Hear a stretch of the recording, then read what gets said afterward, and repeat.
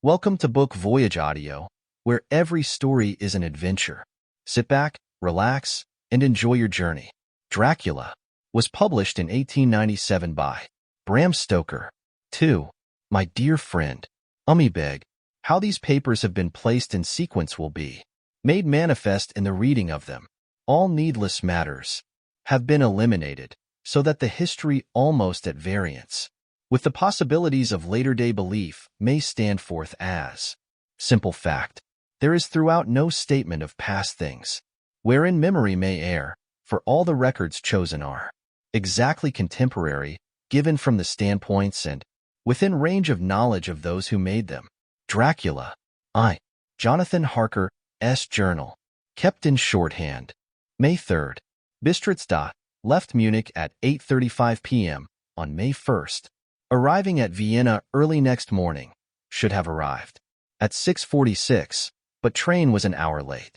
Budapest seems a wonderful place, from the glimpse which I got of it from the train and the little I could walk through the streets. I feared to go very far from the station, as we had arrived late and would start as near the correct time as possible.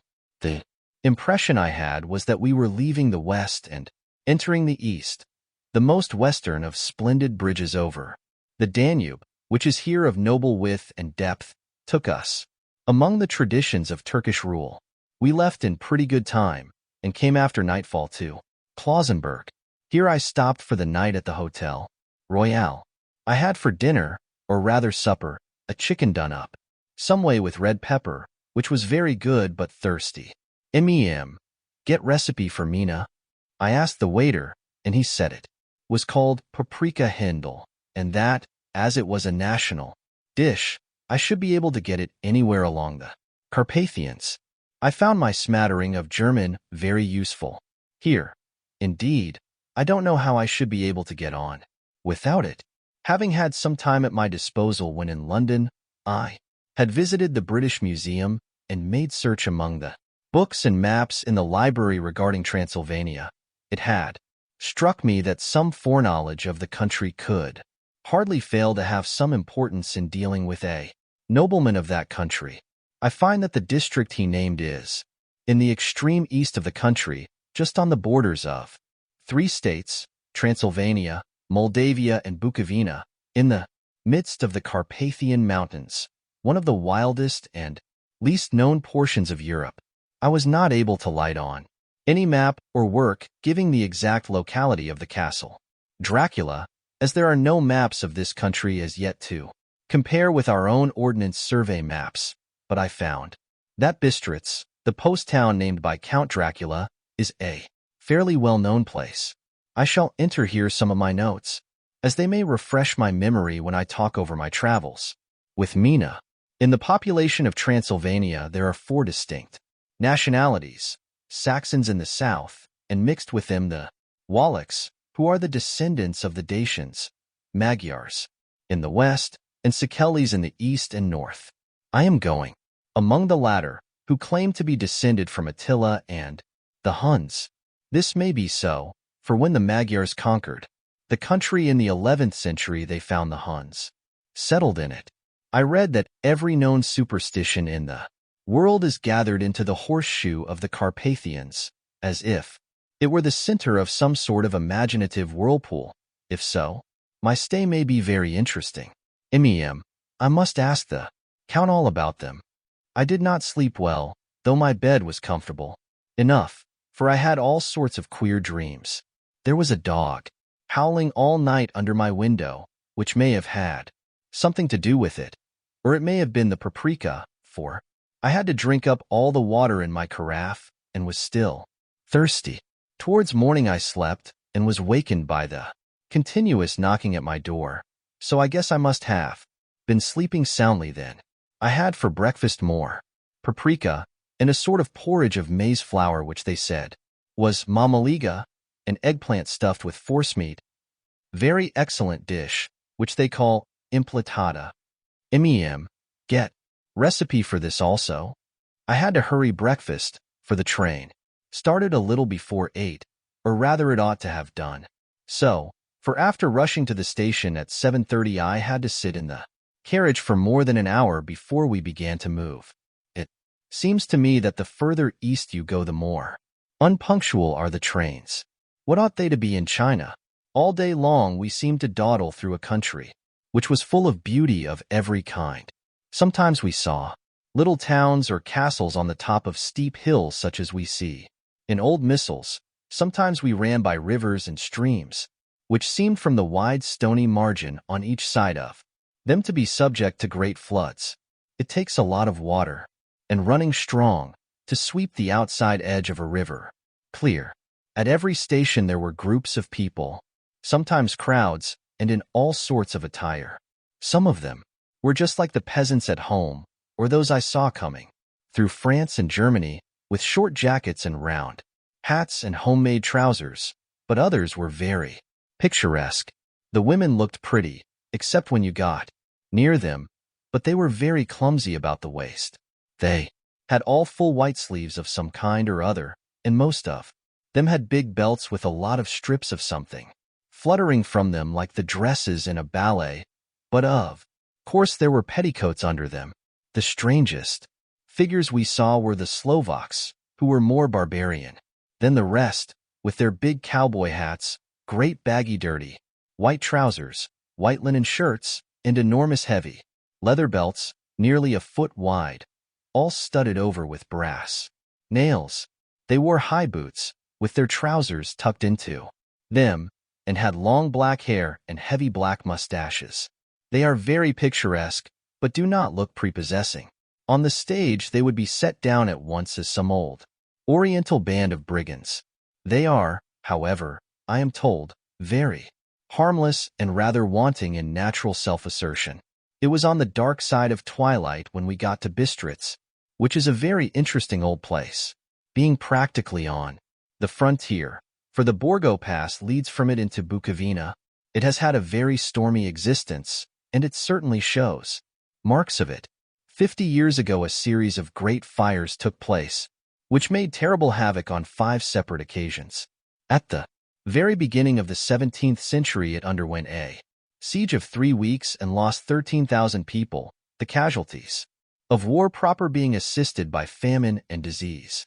Count Dracula had directed me to go to the Golden Krone Hotel, which I found, to my great delight, to be thoroughly old-fashioned, for of course I wanted to see all I could of the ways of the country.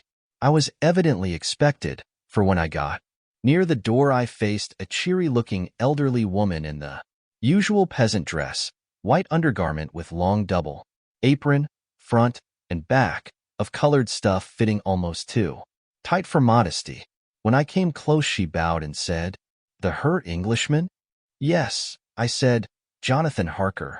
She smiled and gave some message to an elderly man in white shirt sleeves who had followed her to the door. He went, but immediately returned with a letter. "My friend Dot, welcome to the Carpathians. I am anxiously expecting you. Sleep well tonight. At 3. Tomorrow the diligence will start for Bukovina. A place on it is kept for you. At the Borgo Pass my carriage will await you and will bring you to me. I trust that your journey from London has been a happy one, and that you will enjoy your stay in my beautiful land. Your friend, Dracula." May 4th. I found that my landlord had got a letter from the Count, directing him to secure the best place on the coach for me, but on making inquiries as to details he seemed somewhat reticent and pretended that he could not understand my German. This could not be true, because up to then he had understood it perfectly. At least, he answered my questions exactly as if he did. He and his wife, the old lady who had received me, looked at each other in a frightened sort of way. He mumbled out that the money had been sent in a letter, and that was all he knew. When I asked him if he knew Count Dracula and could tell me anything of his castle, both he and his wife crossed themselves and, saying that they knew nothing at all, simply refused to speak further. It was so near the time of starting that I had no time to ask anyone else, for it was all very mysterious, and not by any means comforting. Just before I was leaving, the old lady came up to my room and said in a very hysterical way, "Must you go?" "Oh, young her, must you go?" She was in such an excited state that she seemed to have lost her grip of what German she knew and mixed it all up with some other language which I did not know at all. I was just able to follow her by asking many questions. When I told her that I must go at once and that I was engaged on important business, she asked again, "Do you know what day it is?" I answered that it was the 4th of May. She shook her head as she said again, "Oh yes, I know that. I know that, but do you know what day it is?" On my saying that I did not understand, she went on, "It is the eve of St. George's Day. Do you not know that? Tonight, when the clock strikes midnight, all the evil things in the world will have full sway? Do you know where you are going and what you are going to?" She was in such evident distress that I tried to comfort her, but without effect. Finally, she went down on her knees and implored me not to go, at least to wait a day or two before starting. It was all very ridiculous, but I did not feel comfortable. However, there was business to be done, and I could allow nothing to interfere with it. I therefore tried to raise her up and said, as gravely as I could, that I thanked her, but my duty was imperative, and that I must go. She then rose and dried her eyes, and, taking a crucifix from her neck, offered it to me. I did not know what to do, for, as an English churchman, I have been taught to regard such things as in some measure idolatrous, and yet it seemed so ungracious to refuse an old lady, meaning so well and in such a state of mind. She saw, I suppose, the doubt in my face, for she put the rosary round my neck and said, "For your mother's sake," and went out of the room.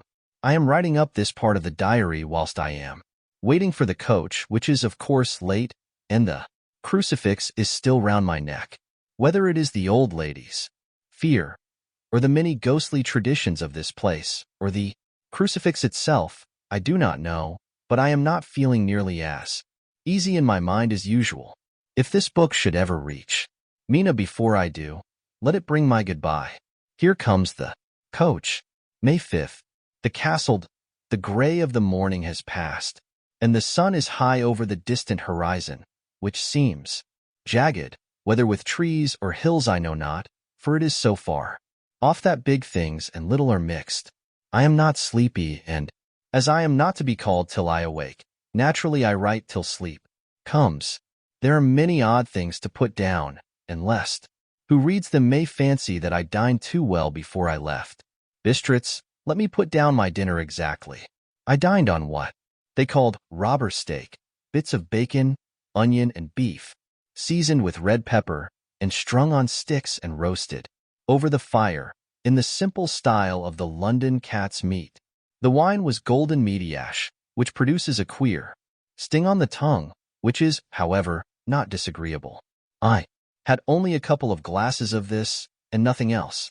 When I got on the coach, the driver had not taken his seat, and I saw him talking with the landlady.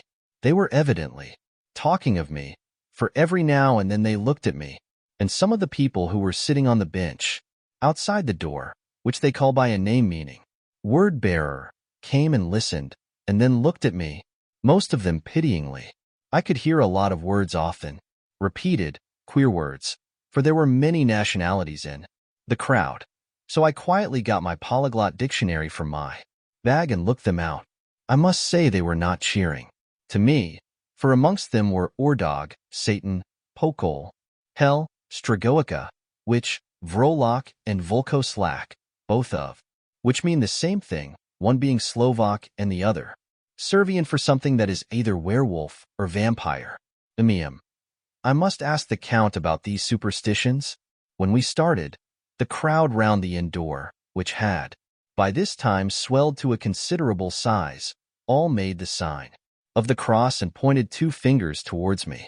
With some difficulty, I got a fellow passenger to tell me what they meant. He would not answer at first, but on learning that I was English, he explained that it was a charm or guard against the evil eye. This was not very pleasant for me, just starting for an unknown place to meet an unknown man. But everyone seemed so kind-hearted, and so sorrowful and so sympathetic that I could not but be touched. I shall never forget the last glimpse which I had of the inn-yard and its crowd of picturesque figures, all crossing themselves as they stood round the wide archway with its background of rich foliage of oleander and orange trees in green tubs, clustered in the center of the yard.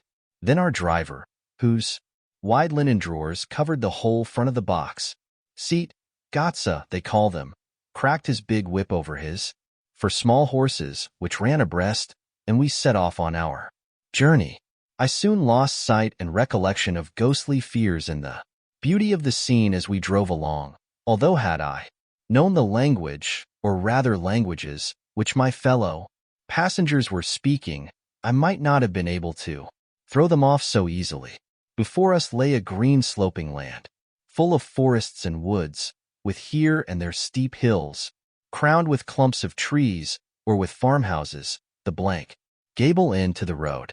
There was everywhere a bewildering mass of fruit blossom, apple, plum, pear, cherry, and as we drove by I could see the green grass under the trees, spangled with the fallen petals. In and out amongst these green hills of what they call here the middle land ran the road, losing itself as it swept round the grassy curve, or was shut out by the straggling ends of pine woods, which here and there ran down the hillsides like tongues of flame. The road was rugged, but still we seemed to fly over it with a feverish haste. I could not understand then what the haste meant, but the driver was evidently bent on losing no time. In reaching Borgo-Prund, I was told that this road is in summertime excellent, but that it had not yet been put in order after the winter snows.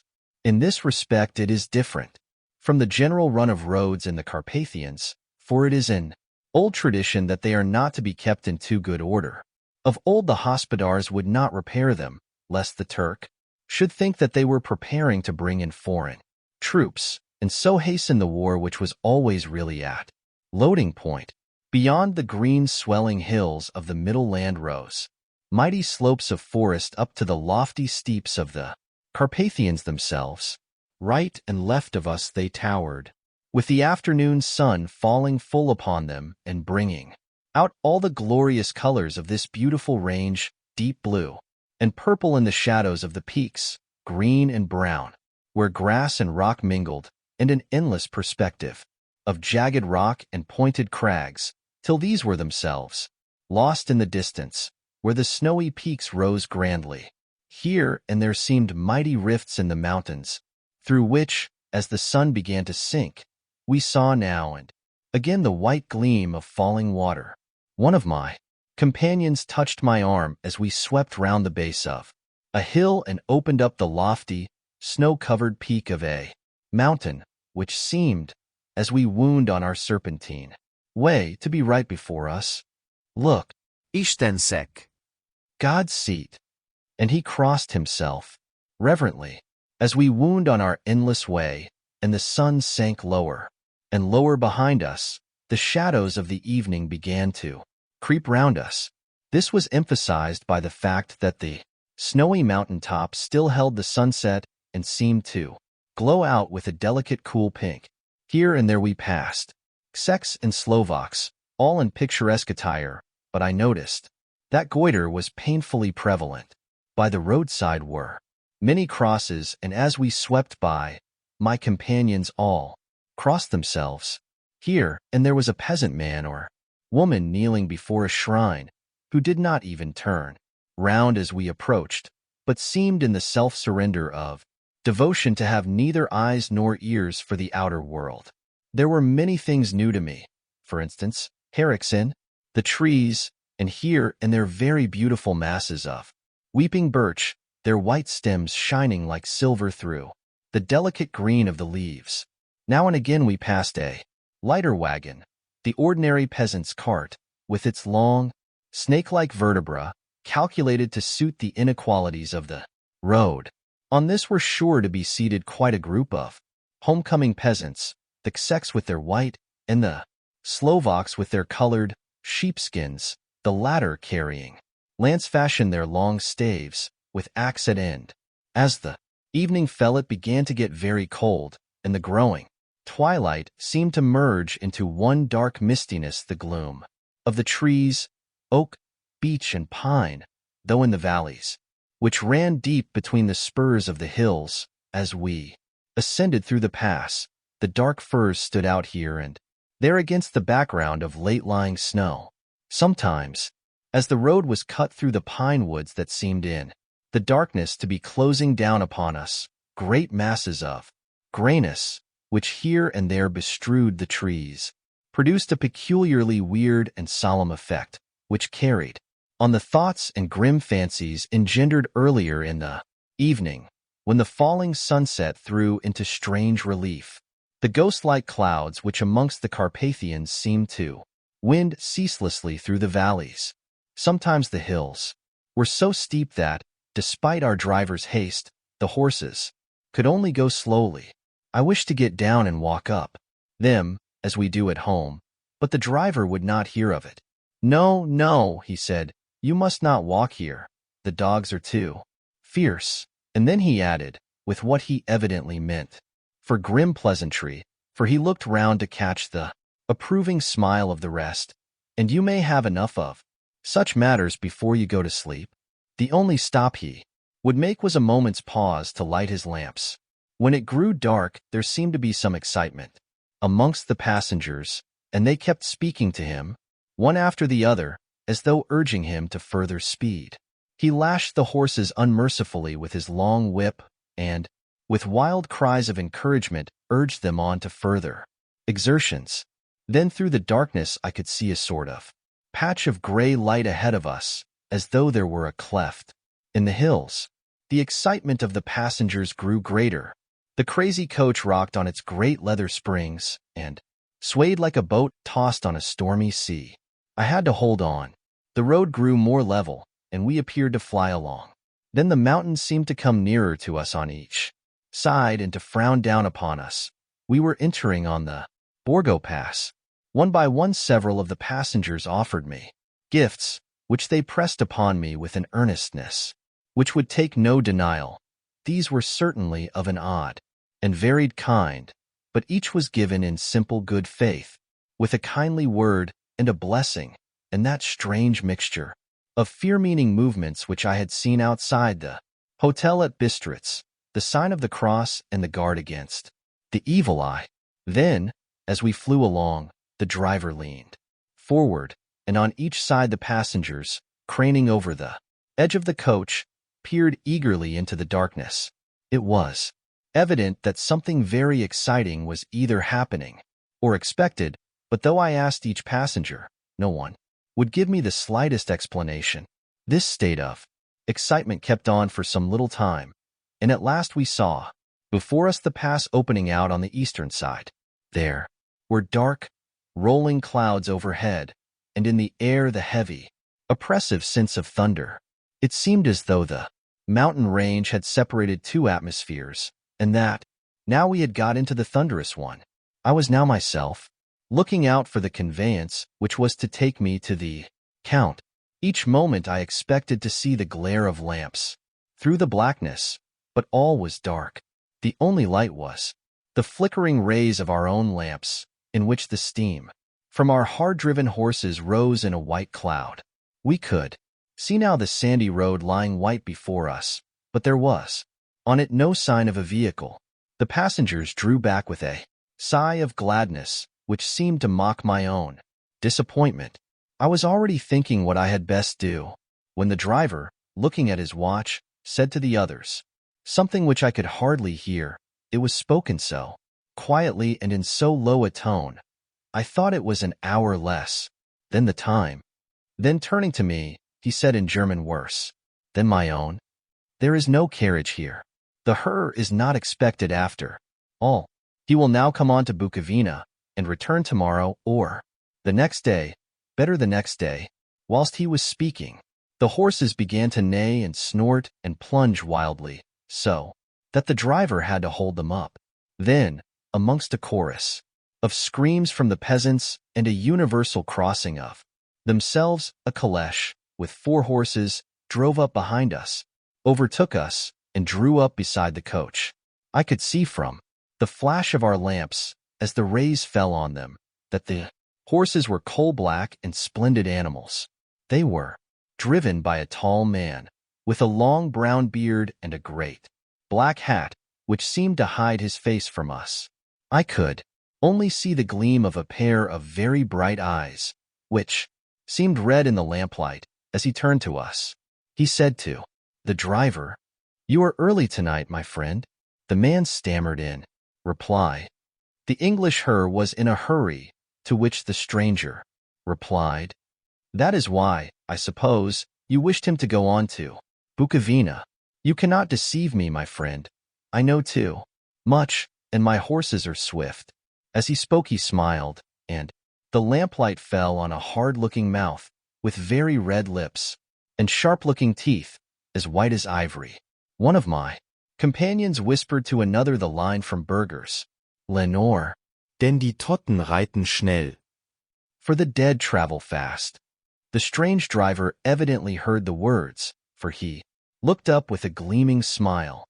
The passenger turned his face away, at the same time putting out his 2 fingers and crossing himself. "Give me the hare's luggage," said the driver, and with exceeding alacrity my bags were handed out and put in the caleche. Then I descended from the side of the coach, as the caleche was close alongside, the driver helping me with a hand which caught my arm in a grip of steel. His strength must have been prodigious. Without a word he shook his reins, the horses turned, and we swept into the darkness of the pass. As I looked back I saw the steam from the horses of the coach by the light of the lamps, and projected against it the figures of my late companions, crossing themselves. Then the driver cracked his whip and called to his horses, and off they swept on their way to Bukovina. As they sank into the darkness I felt a strange chill, and a lonely feeling came over me, but a cloak was thrown over my shoulders, and a rug across my knees, and the driver said in excellent German, "The night is chill, Mainher, and my master the Count bade me take all care of you. There is a flask of Slivovitz, plum brandy of the country, underneath the seat, if you should require it." I did not take any, but it was a comfort to know it was there all the same. I felt a little strangely, and not a little frightened. I think had there been any alternative, I should have taken it, instead of prosecuting that unknown night journey. The carriage went at a hard pace straight along, then we made a complete turn and went along another straight road. It seemed to me that we were simply going over and over the same ground again, and so I took note of some salient point, and found that this was so. I would have liked to have asked the driver what this all meant, but I really feared to do so, for I thought that, placed as I was, any protest would have had no effect in case there had been an intention to delay. By and by, however, as I was curious to know how time was passing, I struck a match and, by its flame, looked at my watch. It was within a few minutes of midnight. This gave me a sort of shock, for I suppose the general superstition about midnight was increased by my recent experiences. I waited with a sick feeling of suspense. Then a dog began to howl somewhere in a farmhouse far down the road, a long, agonized wailing, as if from fear. The sound was taken up by another dog, and then another and another, till, borne on the wind which now sighed softly through the pass, a wild howling began, which seemed to come from all over the country, as far as the imagination could grasp it through the gloom of the night. At the first howl the horses began to strain and rear, but the driver spoke to them soothingly, and they quieted down, but shivered and sweated as though after a runaway from sudden fright. Then, far off in the distance, from the mountains on each side of us began a louder and a sharper howling, that of wolves, which affected both the horses and myself in the same way, for I was minded to jump from the caleche and run, whilst they reared again and plunged madly, so that the driver had to use all his great strength to keep them from bolting. In a few minutes, however, my own ears got accustomed to the sound, and the horses so far became quiet that the driver was able to descend and to stand before them. He petted and soothed them and whispered something in their ears, as I have heard of horse tamers doing, and with extraordinary effect, for under his caresses they became quite manageable again, though they still trembled. The driver again took his seat, and shaking his reins, started off at a great pace. This time, after going to the far side of the pass, he suddenly turned down a narrow roadway which ran sharply to the right. Soon we were hemmed in with trees, which in places arched right over the roadway till we passed as through a tunnel, and again great frowning rocks guarded us boldly on either side. Though we were in shelter, we could hear the rising wind, for it moaned and whistled through the rocks, and the branches of the trees crashed together as we swept along. It grew colder and colder still, and fine, powdery snow began to fall, so that soon we and all around us were covered with a white blanket. The keen wind still carried the howling of the dogs, though this grew fainter as we went on our way. The baying of the wolves sounded nearer and nearer, as though they were closing round on us from every side. I grew dreadfully afraid, and the horses shared my fear. The driver, however, was not in the least disturbed. He kept turning his head to left and right, but I could not see anything through the darkness. Suddenly, away on our left, I saw a faint flickering blue flame. The driver saw it at the same moment.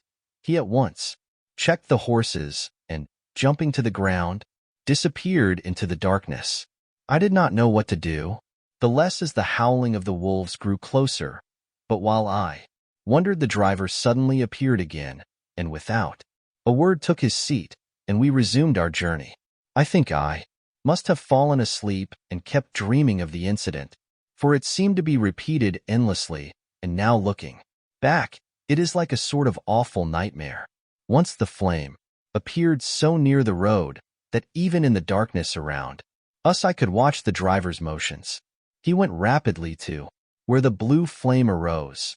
It must have been very faint, for it did not seem to illumine the place around it at all, and, gathering a few stones, formed them into some device. Once, there appeared a strange optical effect. When he stood between me and the flame, he did not obstruct it, for I could see its ghostly flicker all the same. This startled me, but as the effect was only momentary, I took it that my eyes deceived me, straining through the darkness. Then for a time, there were no blue flames, and we sped onwards through the gloom, with the howling of the wolves around us, as though they were following in a moving circle. At last there came a time when the driver went further afield than he had yet gone, and during his absence, the horses began to tremble worse than ever, and to snort and scream with fright. I could not see any cause for it, for the howling of the wolves had ceased altogether, but just then, the moon, sailing through the black clouds, appeared behind the jagged crest of a beetling, pine-clad rock, and by its light I saw around us a ring of wolves, with white teeth and lolling red tongues, with long, sinewy limbs and shaggy hair. They were 100 times more terrible in the grim silence which held them than even when they howled. For myself, I felt a sort of paralysis of fear. It is only when a man feels himself face to face with such horrors that he can understand their true import. All at once the wolves began to howl as though the moonlight had had some peculiar effect on them. The horses jumped about and reared, and looked helplessly round with eyes that rolled in a way painful to see, but the living ring of terror encompassed them on every side, and they had perforce to remain within it. I called to the coachman to come, for it seemed to me that our only chance was to try to break out through the ring and to aid his approach. I shouted and beat the side of the caleche, hoping by the noise to scare the wolves from that side, so as to give him a chance of reaching the trap. How he came there, I know not, but I heard his voice raised in a tone of imperious command, and looking towards the sound, saw him stand in the roadway, as he swept his long arms, as though brushing Aside some impalpable obstacle, the wolves fell back and, back further still. Just then a heavy cloud passed across the face of the moon, so that we were again in darkness. When I could see again, the driver was climbing into the caleche, and the wolves had disappeared. This was also strange and uncanny that a dreadful fear came upon me, and I was afraid to speak or move. The time seemed interminable as we swept on our way, now in almost complete darkness, for the rolling clouds obscured the moon. We kept on ascending, with occasional periods of quick descent, but in the main always ascending. Suddenly, I became conscious of the fact that the driver was in the act of pulling up the horses in the courtyard of a vast ruined castle, from whose tall black windows came no ray of light, and whose broken battlements showed a jagged line against the moonlit sky. 2. Jonathan Harker's journal continued. May 5th. I must have been asleep, for certainly if I had been fully awake, I must have noticed the approach of such a remarkable place. In the gloom, the courtyard looked of considerable size, and as several dark ways led from it under great round arches, it perhaps seemed bigger than it really is. I have not yet been able to see it by daylight. When the caleche stopped, the driver jumped down and held out his hand to assist me to alight. Again I could not but notice his prodigious strength. His hand actually seemed like a steel vice that could have crushed mine if he had chosen. Then he took out my traps and placed them on the ground beside me as I stood close to a great door, old and studded with large iron nails, and set in a projecting doorway of massive stone. I could see even in the dim light that the stone was massively carved, but that the carving had been much worn by time and weather. As I stood, the driver jumped again into his seat and shook the reins. The horses started forward, and trap and all disappeared down one of the dark openings. I stood in silence where I was, for I did not know what to do. Of bell or knocker there was no sign.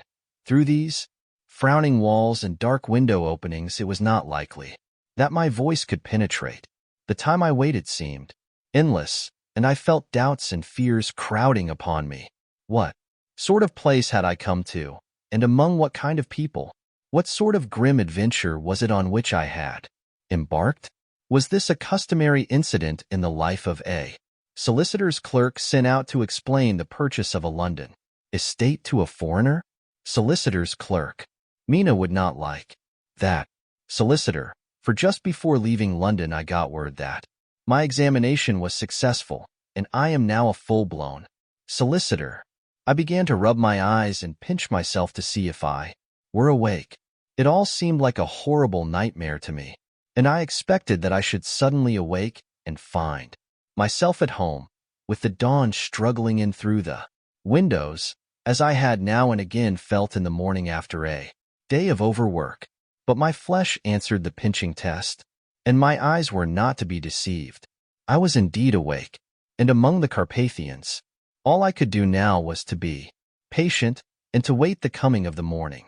Just as I had come to this conclusion, I heard a heavy step approaching behind the great door, and saw through the chinks the gleam of a coming light. Then there was the sound of rattling chains and the clanking of massive bolts drawn back. A key was turned with the loud grating noise of long disuse, and the great door swung back. Within stood a tall old man, clean-shaven save for a long white mustache, and clad in black from head to foot, without a single speck of color about him anywhere. He held in his hand an antique silver lamp, in which the flame burned without chimney or globe of any kind, throwing long, quivering shadows as it flickered in the draught of the open door. The old man motioned me in with his right hand with a courtly gesture, saying in excellent English, but with a strange intonation, "Welcome to my house. Enter freely and of your own will." He made no motion of stepping to meet me, but stood like a statue, as though his gesture of welcome had fixed him into stone. The instant, however, that I had stepped over the threshold, he moved impulsively forward, and holding out his hand grasped mine with a strength which made me wince, an effect which was not lessened by the fact that it seemed as cold as ice, more like the hand of a dead than a living man. Again he said, "Welcome to my house. Come freely, go safely, and leave something of the happiness you bring." The strength of the handshake was so much akin to that which I had noticed in the driver, whose face I had not seen, that for a moment I doubted if it were not the same person to whom I was speaking. So to make sure, I said interrogatively, "Count Dracula?" He bowed in a courtly way as he replied, "I am Dracula, and I bid you welcome, Mr. Harker, to my house. Come in.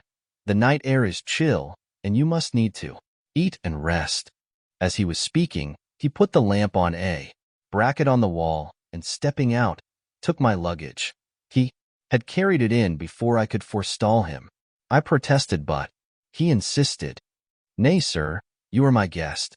It is late, and my people are not available. Let me see to your comfort myself."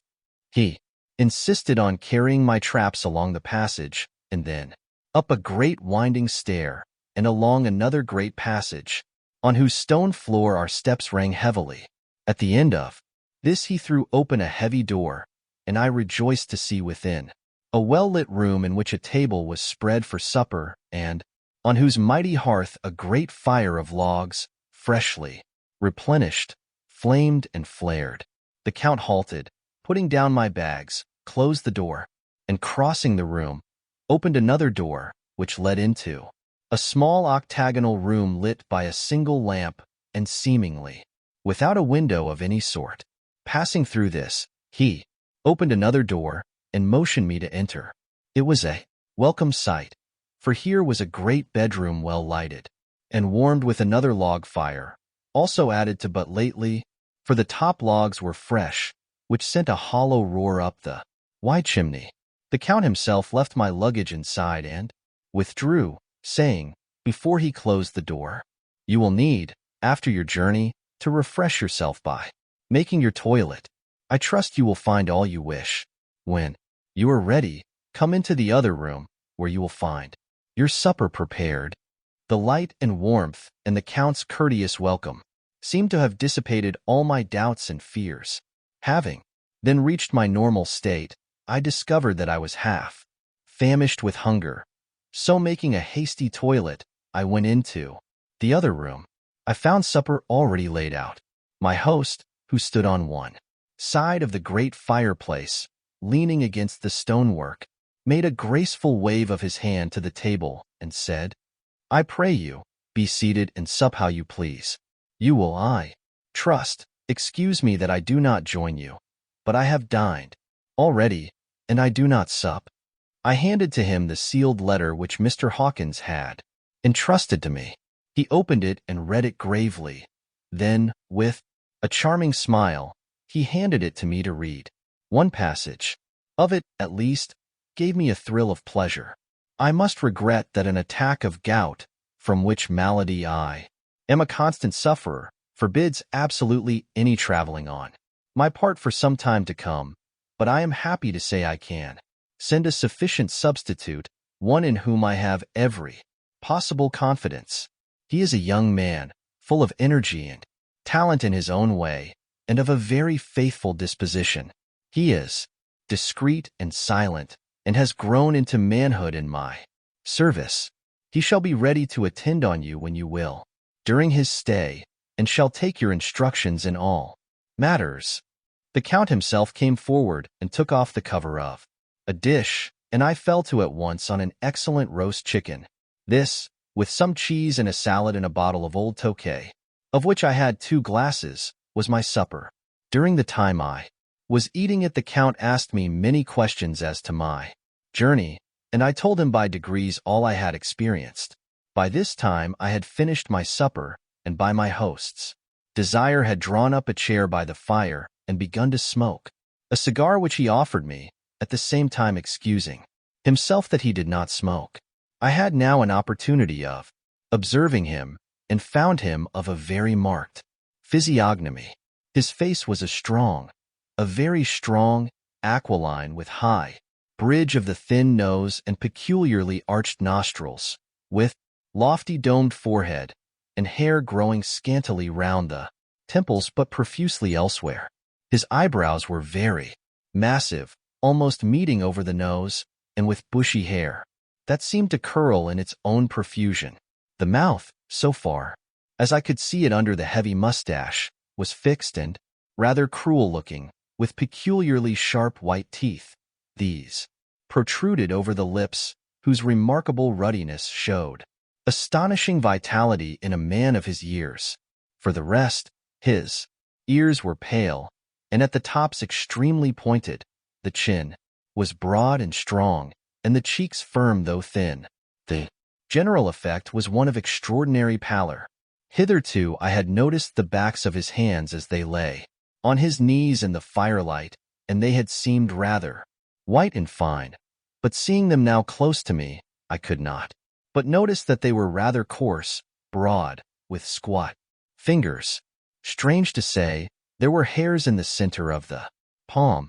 The nails were long and fine, and cut to a sharp point. As the Count leaned over me and his hands touched me, I could not repress a shudder.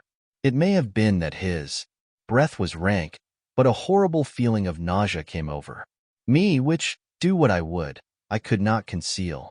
The Count, evidently noticing it, drew back, and with a grim sort of smile, which showed more than he had yet done his protuberant teeth, sat himself down again on his own side of the fireplace. We were both silent for a while, and as I looked towards the window, I saw the first dim streak of the coming dawn. There seemed a strange stillness over everything, but as I listened, I heard, as if from down below in the valley, the howling of many wolves. The Count's eyes gleamed, and he said, "Listen to them, the children of the night. What music they make!" Seeing, I suppose, some expression in my face. Strange to him, he added, "Ah, sir, you dwellers in the city cannot enter into the feelings of the hunter." Then he rose and said, "But you must be tired. Your bedroom is all ready, and tomorrow you shall sleep as late as you will. I have to be away till the afternoon, so sleep well and dream well." With a courteous bow, he opened for me himself the door to the octagonal room, and I entered my bedroom. I am all in a sea of wonders. I doubt, I fear, I think strange things, which I dare not confess to my own soul. God keep me, if only for the sake of those dear to me. May 7th. It is again early morning, but I have rested and enjoyed the last 24 hours. I slept till late in the day, and awoke of my own accord. When I had dressed myself, I went into the room where we had supped, and found a cold breakfast laid out, with coffee kept hot by the pot being placed on the hearth. There was a card on the table on which was written, "I have to be absent for a while. Do not wait for me. D." I set to and enjoyed a hearty meal. When I had done, I looked for a bell so that I might let the servants know I had finished, but I could not find one. There are certainly odd deficiencies in the house, considering the extraordinary evidences of wealth which are round me. The table service is of gold, and so beautifully wrought that it must be of immense value.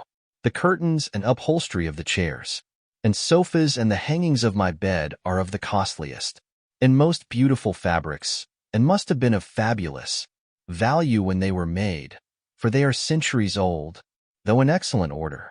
I saw something like them in Hampton Court, but there they were worn and frayed and moth-eaten.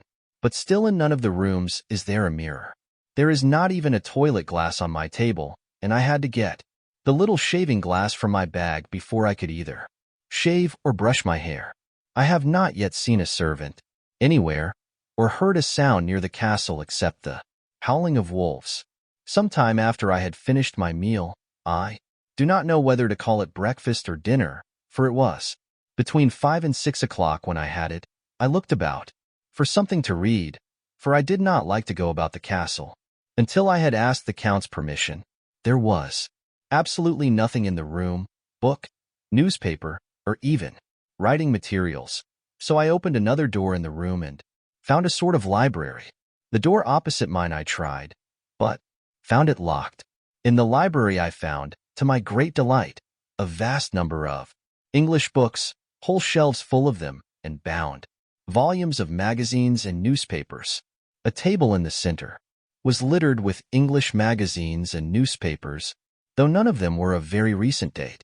The books were of the most varied kind: history, geography, politics, political economy, botany, geology, law, all relating to England and English life and customs and manners.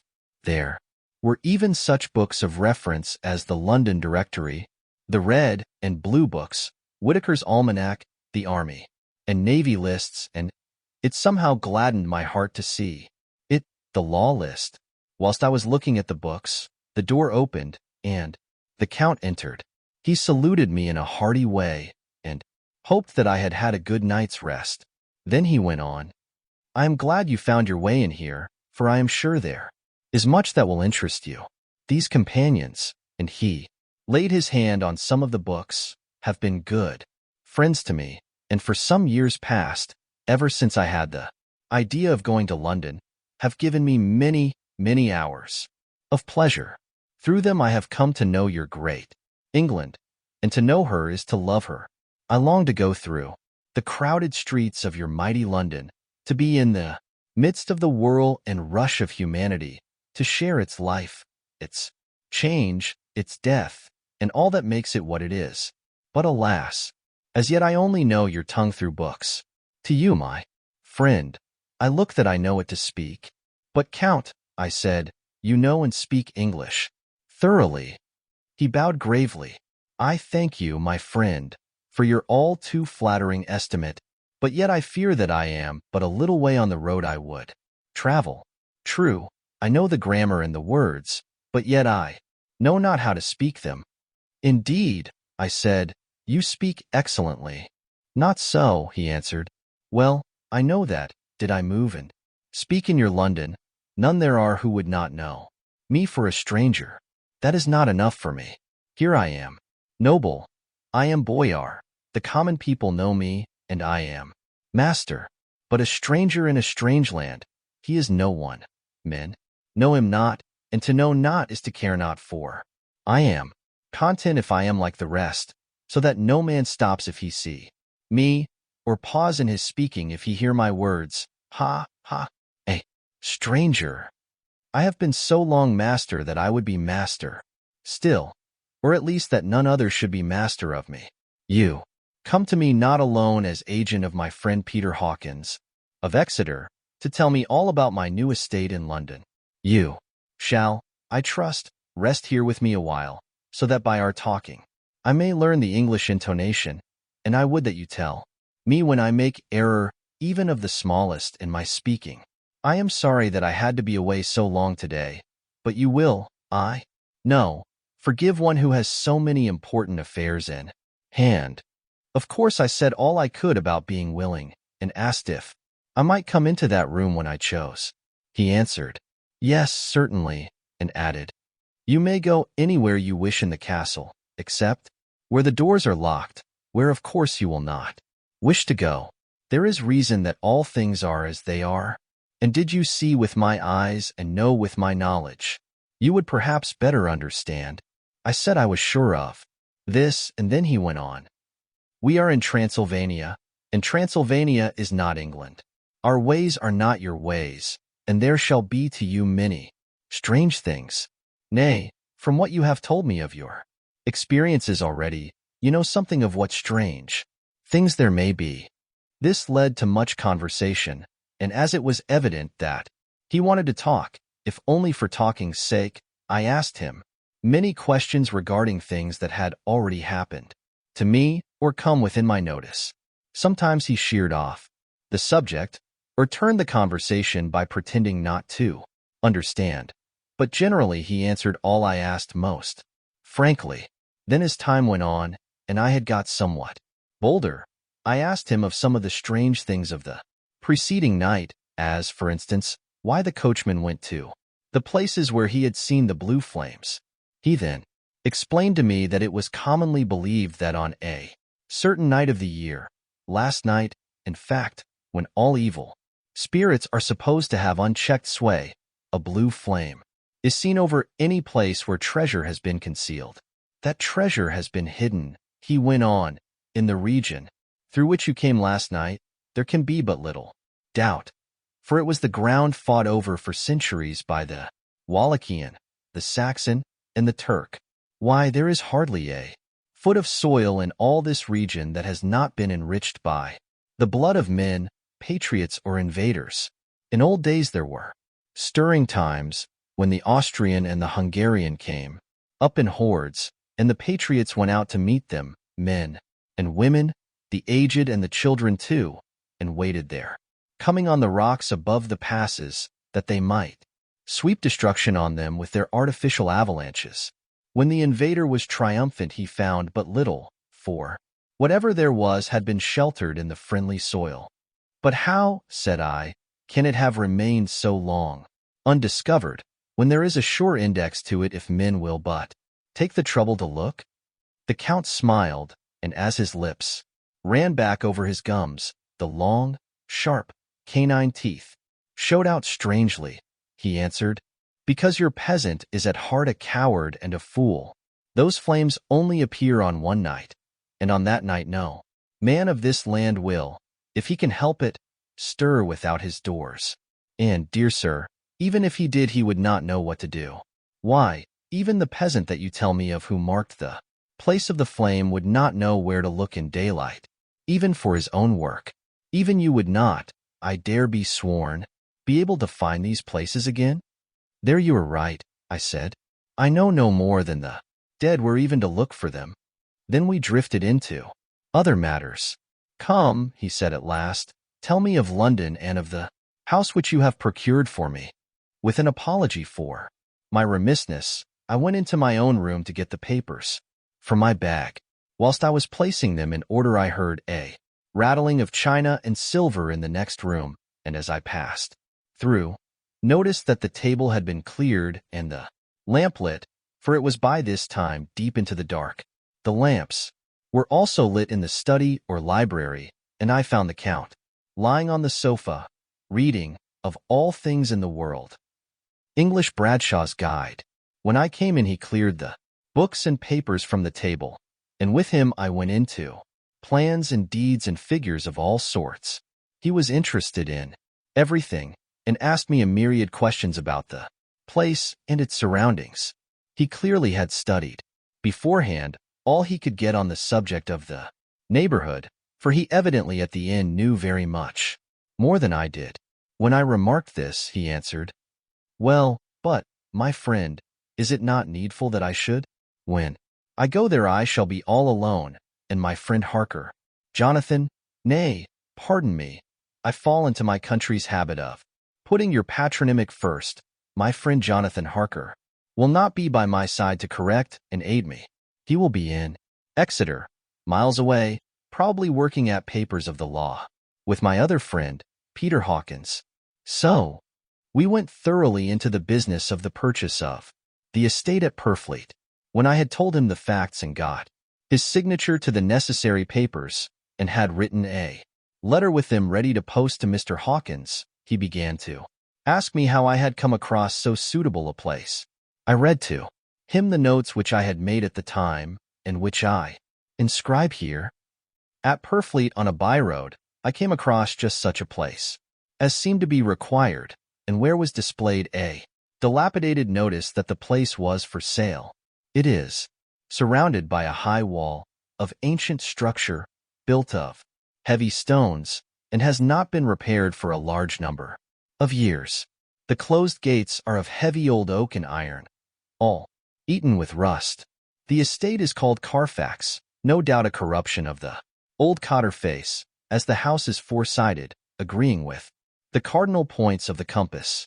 It contains in all some 20 acres, quite surrounded by the solid stone wall above mentioned.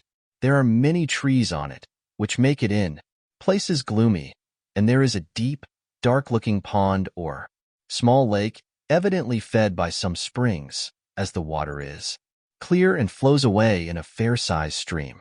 The house is very large and of all periods back, I should say, to medieval times, for one part is of stone immensely thick, with only a few windows high up and heavily barred with iron. It looks like part of a keep, and is close to an old chapel or church. I could not enter it, as I had not the key of the door leading to it from the house, but I have taken with my Kodak views of it from various points.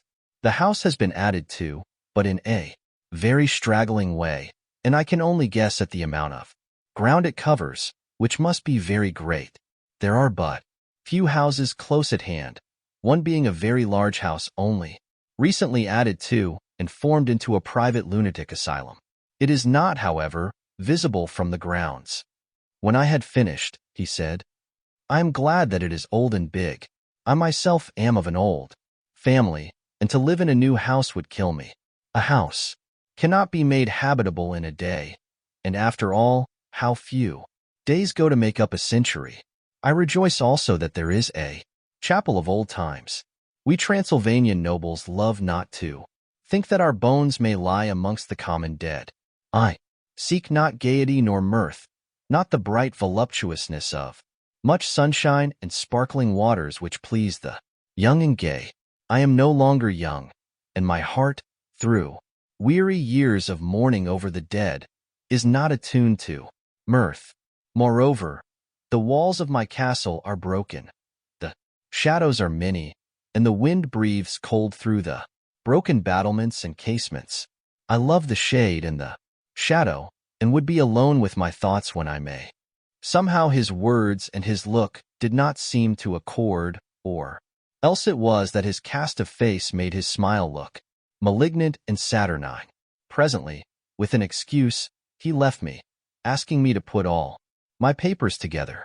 He was some little time away, and I began to look at some of the books around me. One was an atlas, which I found opened naturally at England, as if that map had been much used. On looking at it, I found in certain places little rings marked, and on examining these I noticed that one was near London on the east side, manifestly where his new estate was situated. The other two were Exeter and Whitby on the Yorkshire coast. It was the better part of an hour when the Count returned. Aha, he said, still at your books? Good. But you must not work always. Come, I am informed that your supper is ready. He took my arm, and we went into the next room, where I found an excellent supper ready on the table. The Count again excused himself, as he had dined out on his being away from home, but he sat as on the previous night, and chatted whilst I ate. After supper I smoked, as on the last evening, and the Count stayed with me, chatting and asking questions on every conceivable subject, hour after hour. I felt that it was getting very late indeed, but I did not say anything, for I felt under obligation to meet my host's wishes in every way. I was not sleepy, as the long sleep yesterday had fortified me, but I could not help experiencing that chill which comes over one at the coming of the dawn, which is like, in its way, the turn of the tide. They say that people who are near death die generally at the change to the dawn or at the turn of the tide. Anyone who has, when tired, and tied as it were to his post, experienced this change in the atmosphere can well believe it. All at once we heard the crow of a cock coming up with preternatural shrillness through the clear morning air. Count Dracula, jumping to his feet, said, Why, there is the morning again. How remiss I am to let you stay up so long. You must make your conversation regarding my dear new country of England less interesting, so that I may not forget how time flies by us. And with a courtly bow, he quickly left me. I went into my own room and drew the curtains, but there was little to notice. My window opened into the courtyard. All I could see was the warm gray of quickening sky. So I pulled the curtains again, and have written of this day. May 8th. I began to fear as I wrote in this book that I was getting too diffuse, but now I am glad that I went into detail from the first, for there is something so strange about this place and all in it that I cannot but feel uneasy. I wish I were safe out of it, or that I had never come. It may be that this strange night existence is telling on me, but would that were all. If there were anyone to talk to, I could bear it, but there is no one. I have only the Count to speak with, and I fear I am myself the only living soul within the place. Let me be prosaic so far as facts can be. It will help me to bear up, and imagination must not run riot with me. If it does, I am lost. Let me say at once how I stand, or seem to. I only slept a few hours when I went to bed, and feeling that I could not sleep any more, got up. I had hung my shaving glass by the window, and was just beginning to shave. Suddenly I felt a hand on my shoulder, and heard the Count's voice saying to me, "Good morning." I started, for it amazed me that I had not seen him since the reflection of the glass covered the whole room behind me. In starting, I had cut myself slightly, but did not notice it at the moment. Having answered the Count's salutation, I turned to the glass again to see how I had been mistaken. This time there could be no error, for the man was close to me and I could see him over my shoulder. But there was no reflection of him in the mirror. The whole room behind me was displayed, but there was no sign of a man in it, except myself. This was startling, and, coming on the top of so many strange things, was beginning to increase that vague feeling of uneasiness, which I always have when the Count is near. But at the instant I saw that the cut had bled a little, and the blood was trickling over my chin, I laid down the razor, turning as I did so half round to look for some sticking plaster. When the Count saw my face, his eyes blazed with a sort of demoniac fury, and he suddenly made a grab at my throat. I drew away, and his hand touched the string of beads which held the crucifix. It made an instant change in him, for the fury passed so quickly that I could hardly believe that it was ever there. "Take care," he said. "Take care how you cut yourself. It is more dangerous than you think in this country." Then, seizing the shaving glass, he went on, "And this is the wretched thing that has done the mischief. It is a foul bauble of man's vanity. Away with it!" And opening the heavy window with one wrench of his terrible hand, he flung out the glass, which was shattered into 1,000 pieces on the stones of the courtyard far below. Then he withdrew without a word. It is very annoying, for I do not see how I am to shave, unless in my watch case or the bottom of the shaving pot, which is fortunately of metal. When I went into the dining room, breakfast was prepared, but I could not find the Count anywhere. So I breakfasted alone. It is strange that as yet I have not seen the Count eat or drink. He must be a very peculiar man. After breakfast I did a little exploring in the castle. I went out on the stairs and found a room looking towards the south. The view was magnificent, and from where I stood there was every opportunity of seeing it. The castle is on the very edge of a terrible precipice. A stone falling from the window would fall 1,000 feet without touching anything. As far as the eye can reach is a sea of green treetops, with occasionally a deep rift where there is a chasm. Here and there are silver threads where the rivers wind in deep gorges through the forests. But I am not in heart to describe beauty, for when I had seen the view I explored further. Doors, doors, doors, everywhere, and all locked and bolted. In no place safe from the windows in the castle walls is there an available exit. The castle is a veritable prison, and I am a prisoner. 3. Jonathan Harker's journal continued. When I found that I was a prisoner, a sort of wild feeling came over me. I rushed up and down the stairs, trying every door and peering out of every window I could find. But after a little, the conviction of my helplessness overpowered all other feelings. When I look back after a few hours, I think I must have been mad for the time, for I behaved much as a rat does in a trap. When, however, the conviction had come to me that I was helpless, I sat down quietly as I have ever done anything in my life, and began to think over what was best to be done. I am thinking still, and as yet have come to no definite conclusion. Of one thing only am I certain, that it is no use making my ideas known to the Count. He knows well that I am imprisoned, and as he has done it himself, and has doubtless his own motives for it, he would only deceive me if I trusted him fully with the facts. So far as I can see, my only plan will be to keep my knowledge and my fears to myself, and my eyes open.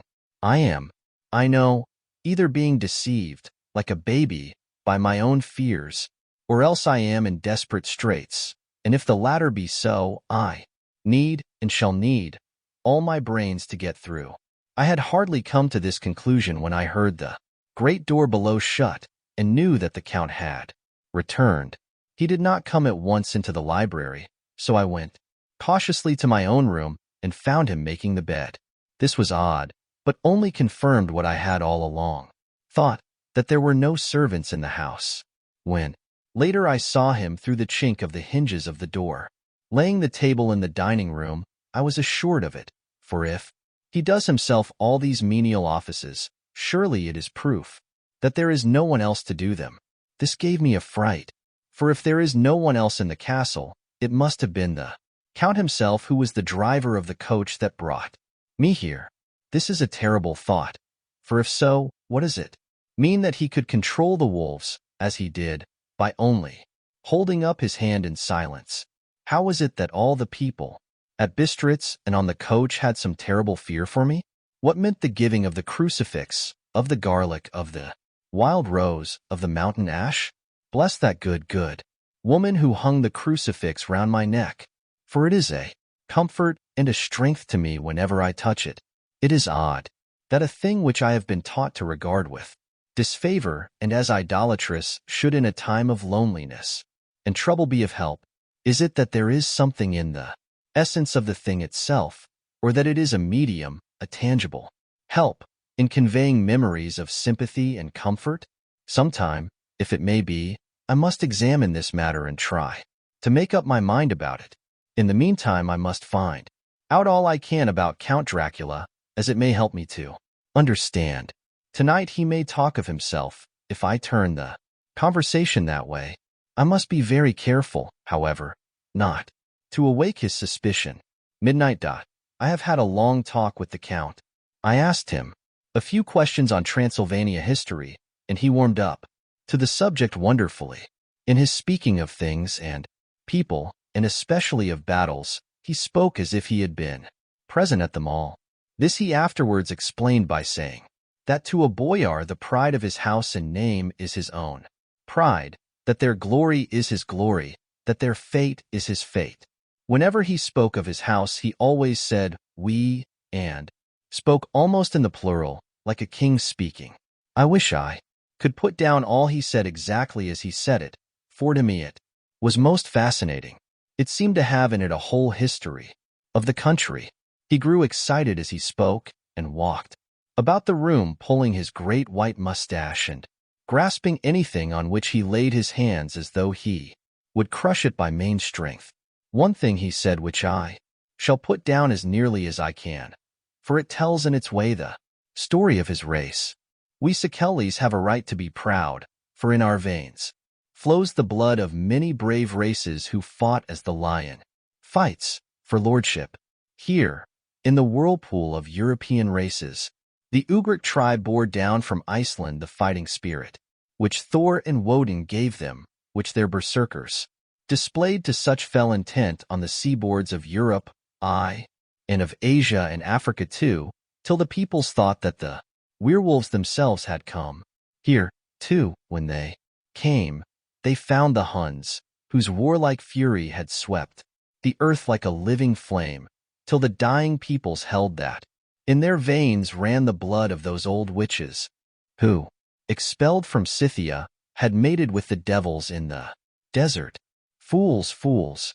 What devil or what witch was ever so great as Attila, whose blood is in these veins? He held up his arms. Is it a wonder that we were a conquering race, that we were proud, that when the Magyar, the Lombard, the Avar, the Bulgar, or the Turk poured his thousands on our frontiers, we drove them back? Is it strange that when Arpad and his legions swept through the Hungarian fatherland. He found us here when he reached the frontier, that the Honfoglas was completed there, and when the Hungarian floods swept eastward, the Szekelys were claimed as kindred by the victorious Magyars, and to us for centuries was trusted the guarding of the frontier of Turkeyland. And, more than that, endless duty of the frontier guard, for, as the Turks say, water sleeps, and enemy is sleepless. Who more gladly than we throughout the four nations received the bloody sword, or at its warlike call flocked quicker to the standard of the king? When was redeemed that great shame of my nation, the shame of Kosovo, when the flags of the Wallach and the Magyar went down beneath the crescent? Who was it but one of my own race who as voivode crossed the Danube and beat the Turk on his own ground? This was a Dracula indeed.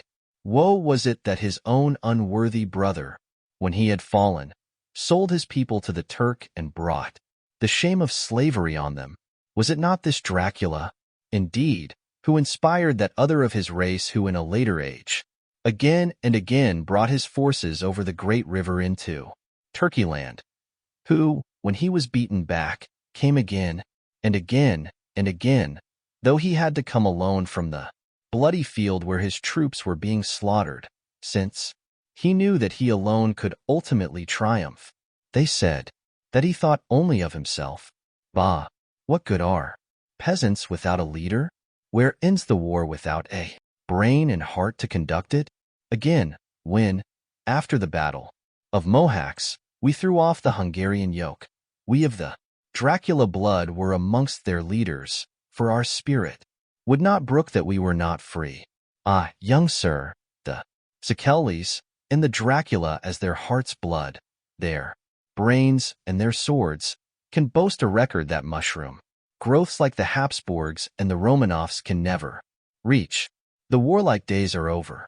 Blood is too precious a thing in these days of dishonorable peace, and the glories of the great races are as a tale that is told.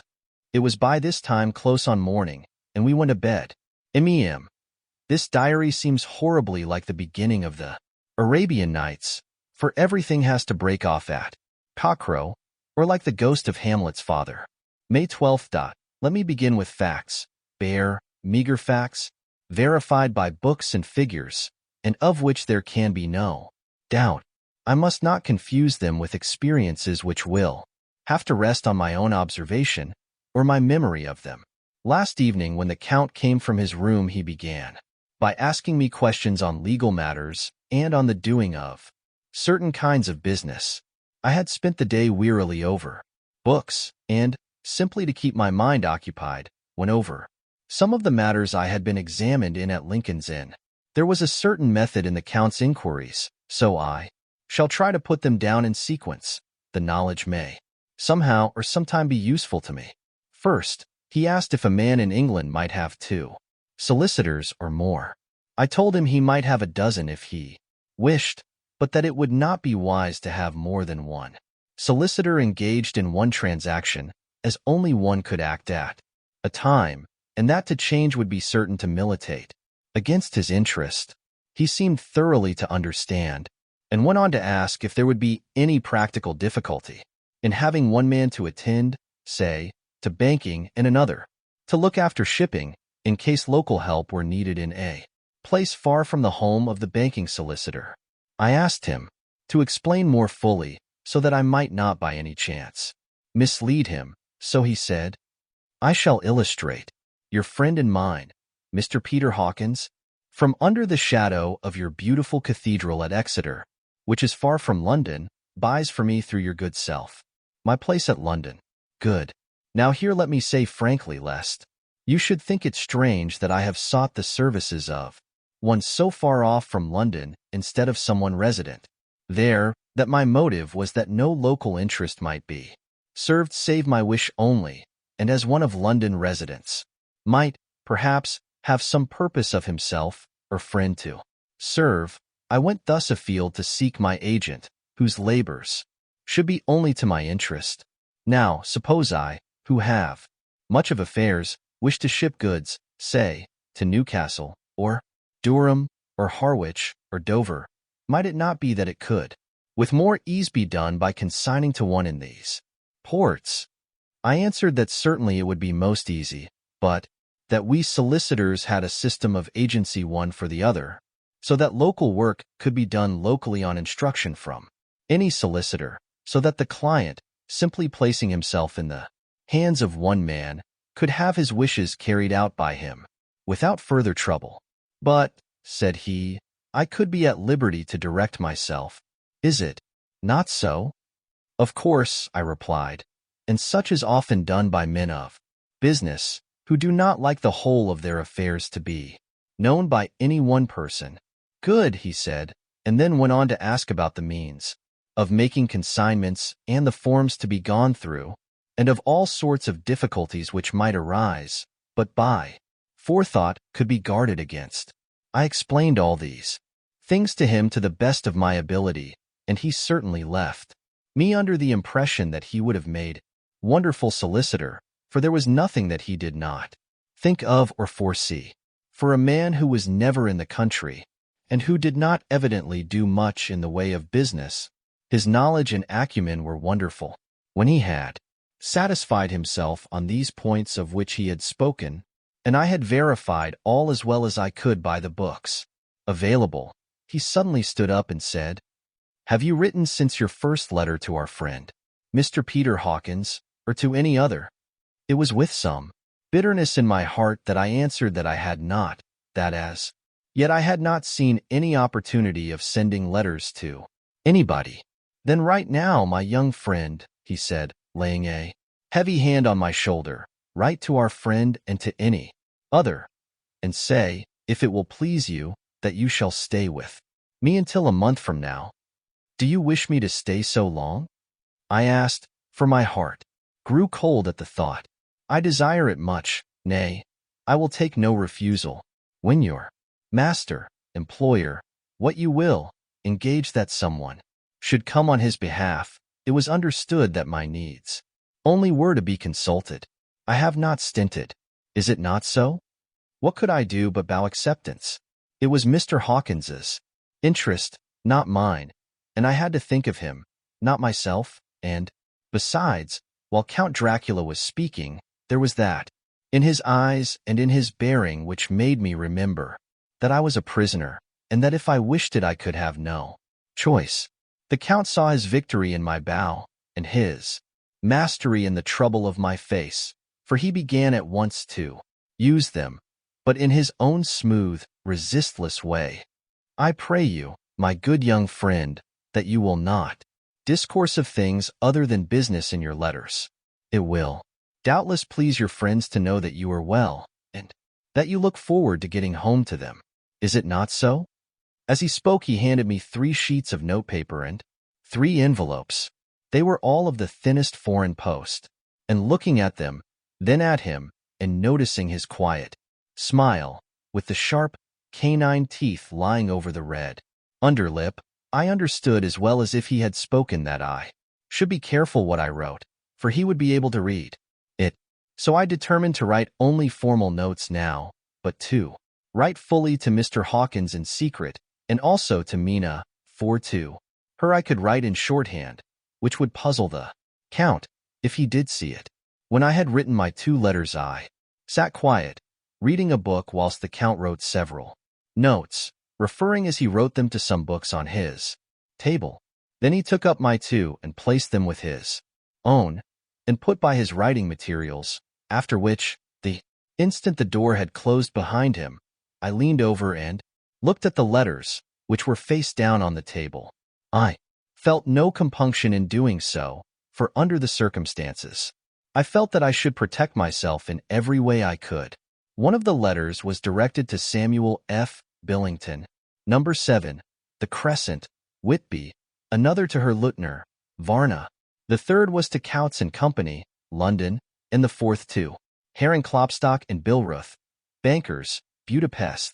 The 2nd and 4th were unsealed.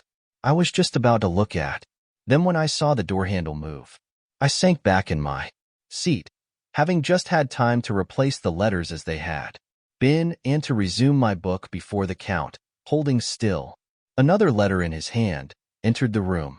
He took up the letters on the table and stamped them carefully, and then, turning to me, said, "I trust you will forgive me, but I have much work to do in private this evening. You will, I hope, find all things as you wish."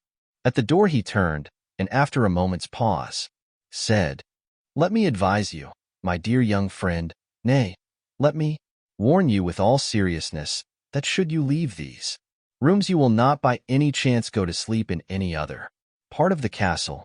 It is old, and has many memories, and there are bad dreams for those who sleep unwisely.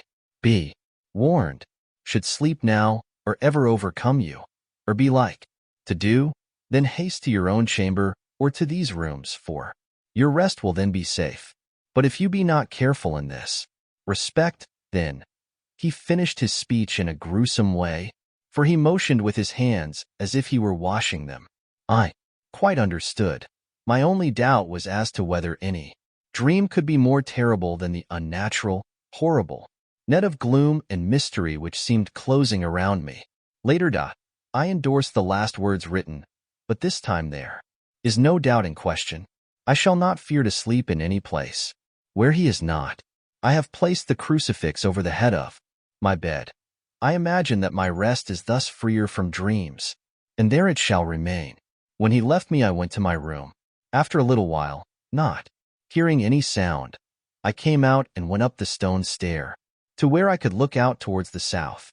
There was some sense of freedom in the vast expanse, inaccessible though it was to me, as compared with the narrow darkness of the courtyard. Looking out on this, I felt that I was indeed in prison, and I seemed to want a breath of fresh air, though it were of the night.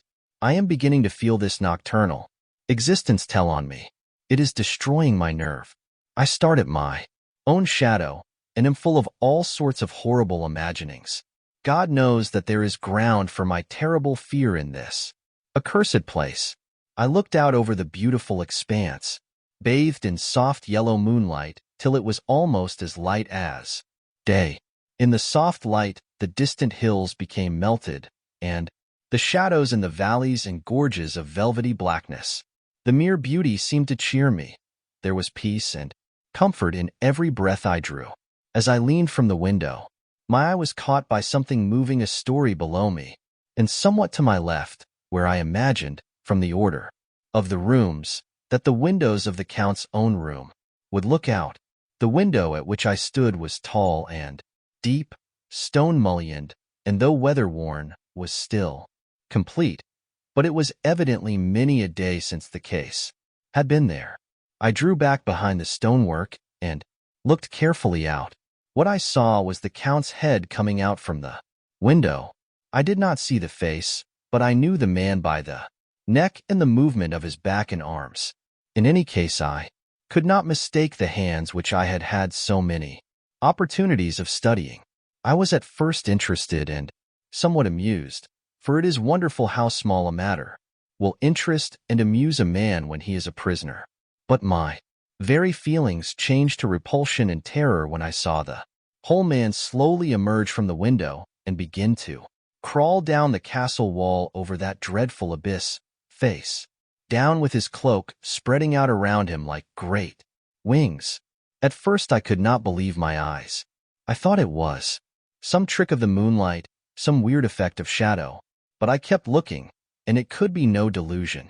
I saw the fingers and toes grasp the corners of the stones, worn clear of the mortar by the stress of years, and by thus using every projection and inequality move downwards with considerable speed, just as a lizard moves along a wall. What manner of man is this, or what manner of creature is it in the semblance of man? I feel the dread of this horrible place overpowering me. I am in fear, in awful fear, and there is no escape for me. I am encompassed about with terrors that I dare not think of. May 15th. Once more have I seen the Count go out in his lizard fashion. He moved downwards in a sidelong way, some 100 feet down, and a good deal to the left. He vanished into some hole or window, When his head had disappeared, I leaned out to try and see more, but without avail. The distance was too great to allow a proper angle of sight. I knew he had left the castle now, and thought to use the opportunity to explore more than I had dared to do as yet. I went back to the room, and taking a lamp, tried all the doors. They were all locked, as I had expected, and the locks were comparatively new, but I went down the stone stairs to the hall where I had entered originally. I found I could pull back the bolts easily enough and unhook the great chains, but the door was locked and the key was gone. That key must be in the Count's room. I must watch should his door be unlocked, so that I may get it and escape. I went on to make a thorough examination of the various stairs and passages, and to try the doors that opened from them. 1 or 2 small rooms near the hall were open, but there was nothing to see in them except old furniture, dusty with age and moth-eaten. At last, however, I found one door at the top of the stairway which, though it seemed to be locked, gave a little under pressure. I tried it harder and found that it was not really locked, but that the resistance came from the fact that the hinges had fallen somewhat and the heavy door rested on the floor. Here was an opportunity which I might not have again, so I exerted myself, and with many efforts forced it back so that I could enter. I was now in a wing of the castle further to the right than the rooms I knew, and a story lower down. From the windows I could see that the suite of rooms lay along to the south of the castle, the windows of the end room looking out both west and south. On the latter side, as well as to the former, there was a great precipice. The castle was built on the corner of a great rock, so that on 3 sides it was quite impregnable, and great windows were placed here where sling, or bow, or culverin could not reach, and consequently light and comfort, impossible to a position which had to be guarded, were secured. To the west was a great valley, and then, rising far away, great jagged mountain fastnesses, rising peak on peak, the sheer rocks studded with mountain ash and thorn, whose roots clung in cracks and crevices and crannies of the stone. This was evidently the portion of the castle occupied by the ladies in bygone days, for the furniture had more air of comfort than any I had seen. The windows were curtainless, and the yellow moonlight, flooding in through the diamond panes, enabled one to see even colors, whilst it softened the wealth of dust which lay over all and disguised in some measure the ravages of time and the moth. My lamp seemed to be of little effect in the brilliant moonlight, but I was glad to have it with me, for there was a dread loneliness in the place which chilled my heart and made my nerves tremble. Still, it was better than living alone in the rooms which I had come to hate from the presence of the Count, and after trying a little to school my nerves, I found a soft quietude come over me. Here I am, sitting at a little oak table where in old times possibly some fair lady sat to pen, with much thought and many blushes, her ill-spelt love letter, and writing in my diary in shorthand all that has happened since I closed it last. It is 19th century, up to date with a vengeance. And yet, unless my senses deceive me, the old centuries had, and have, powers of their own which mere modernity cannot kill. Later, the morning of May 16th, God preserve my sanity, for to this I am reduced. Safety and the assurance of safety are things of the past. Whilst I live on here, there is but one thing to hope for, that I may not go mad, if indeed I be not mad already. If I be sane, then surely it is maddening to think that of all the foul things that lurk in this hateful place, the Count is the least dreadful to me, that to him alone I can look for safety, even though this be only whilst I can serve his purpose. Great God, merciful God, let me be calm, for out of that way lies madness indeed. I begin to get new lights on certain things which have puzzled me. Up to now I never quite knew what Shakespeare meant when he made Hamlet say, "My tablets, quick, my tablets, 'tis meet that I put it down," etc. For now, feeling as though my own brain were unhinged or as if the shock had come which must end in its undoing. I turned to my diary for repose. The habit of entering accurately must help to soothe me. The Count's mysterious warning frightened me at the time. It frightens me more now when I think of it, for in future he has a fearful hold upon me. I shall fear to doubt what he may say. When I had written in my diary and had fortunately replaced the book and pen in my pocket, I felt sleepy. The Count's warning came into my mind, but I took a pleasure in disobeying it. The sense of sleep was upon me, and with it, the obstinacy which sleep brings as outrider. The soft moonlight soothed, and the wide expanse without gave a sense of freedom which refreshed me. I determined not to return tonight to the gloom-haunted rooms, but to sleep here, where, of old, ladies had sat and sung and lived sweet lives whilst their gentle breasts were sad for their menfolk. Away in the midst of remorseless wars, I drew a great couch out of its place near the corner, so that as I lay, I could look at the lovely view to east and south, and unthinking of and uncaring for the dust, composed myself for sleep. I suppose I must have fallen asleep. I hope so, but I fear, for all that followed was startlingly real, so real that now sitting here in the broad, full sunlight of the morning, I cannot in the least believe that it was all sleep. I was not alone. The room was the same, unchanged in any way since I came into it. I could see along the floor, in the brilliant moonlight, my own footsteps marked where I had disturbed the long accumulation of dust. In the moonlight, opposite me were three young women, ladies by their dress and manner. I thought at the time that I must be dreaming when I saw them, for, though the moonlight was behind them, they threw no shadow on the floor. They came close to me and looked at me for some time, and then whispered together.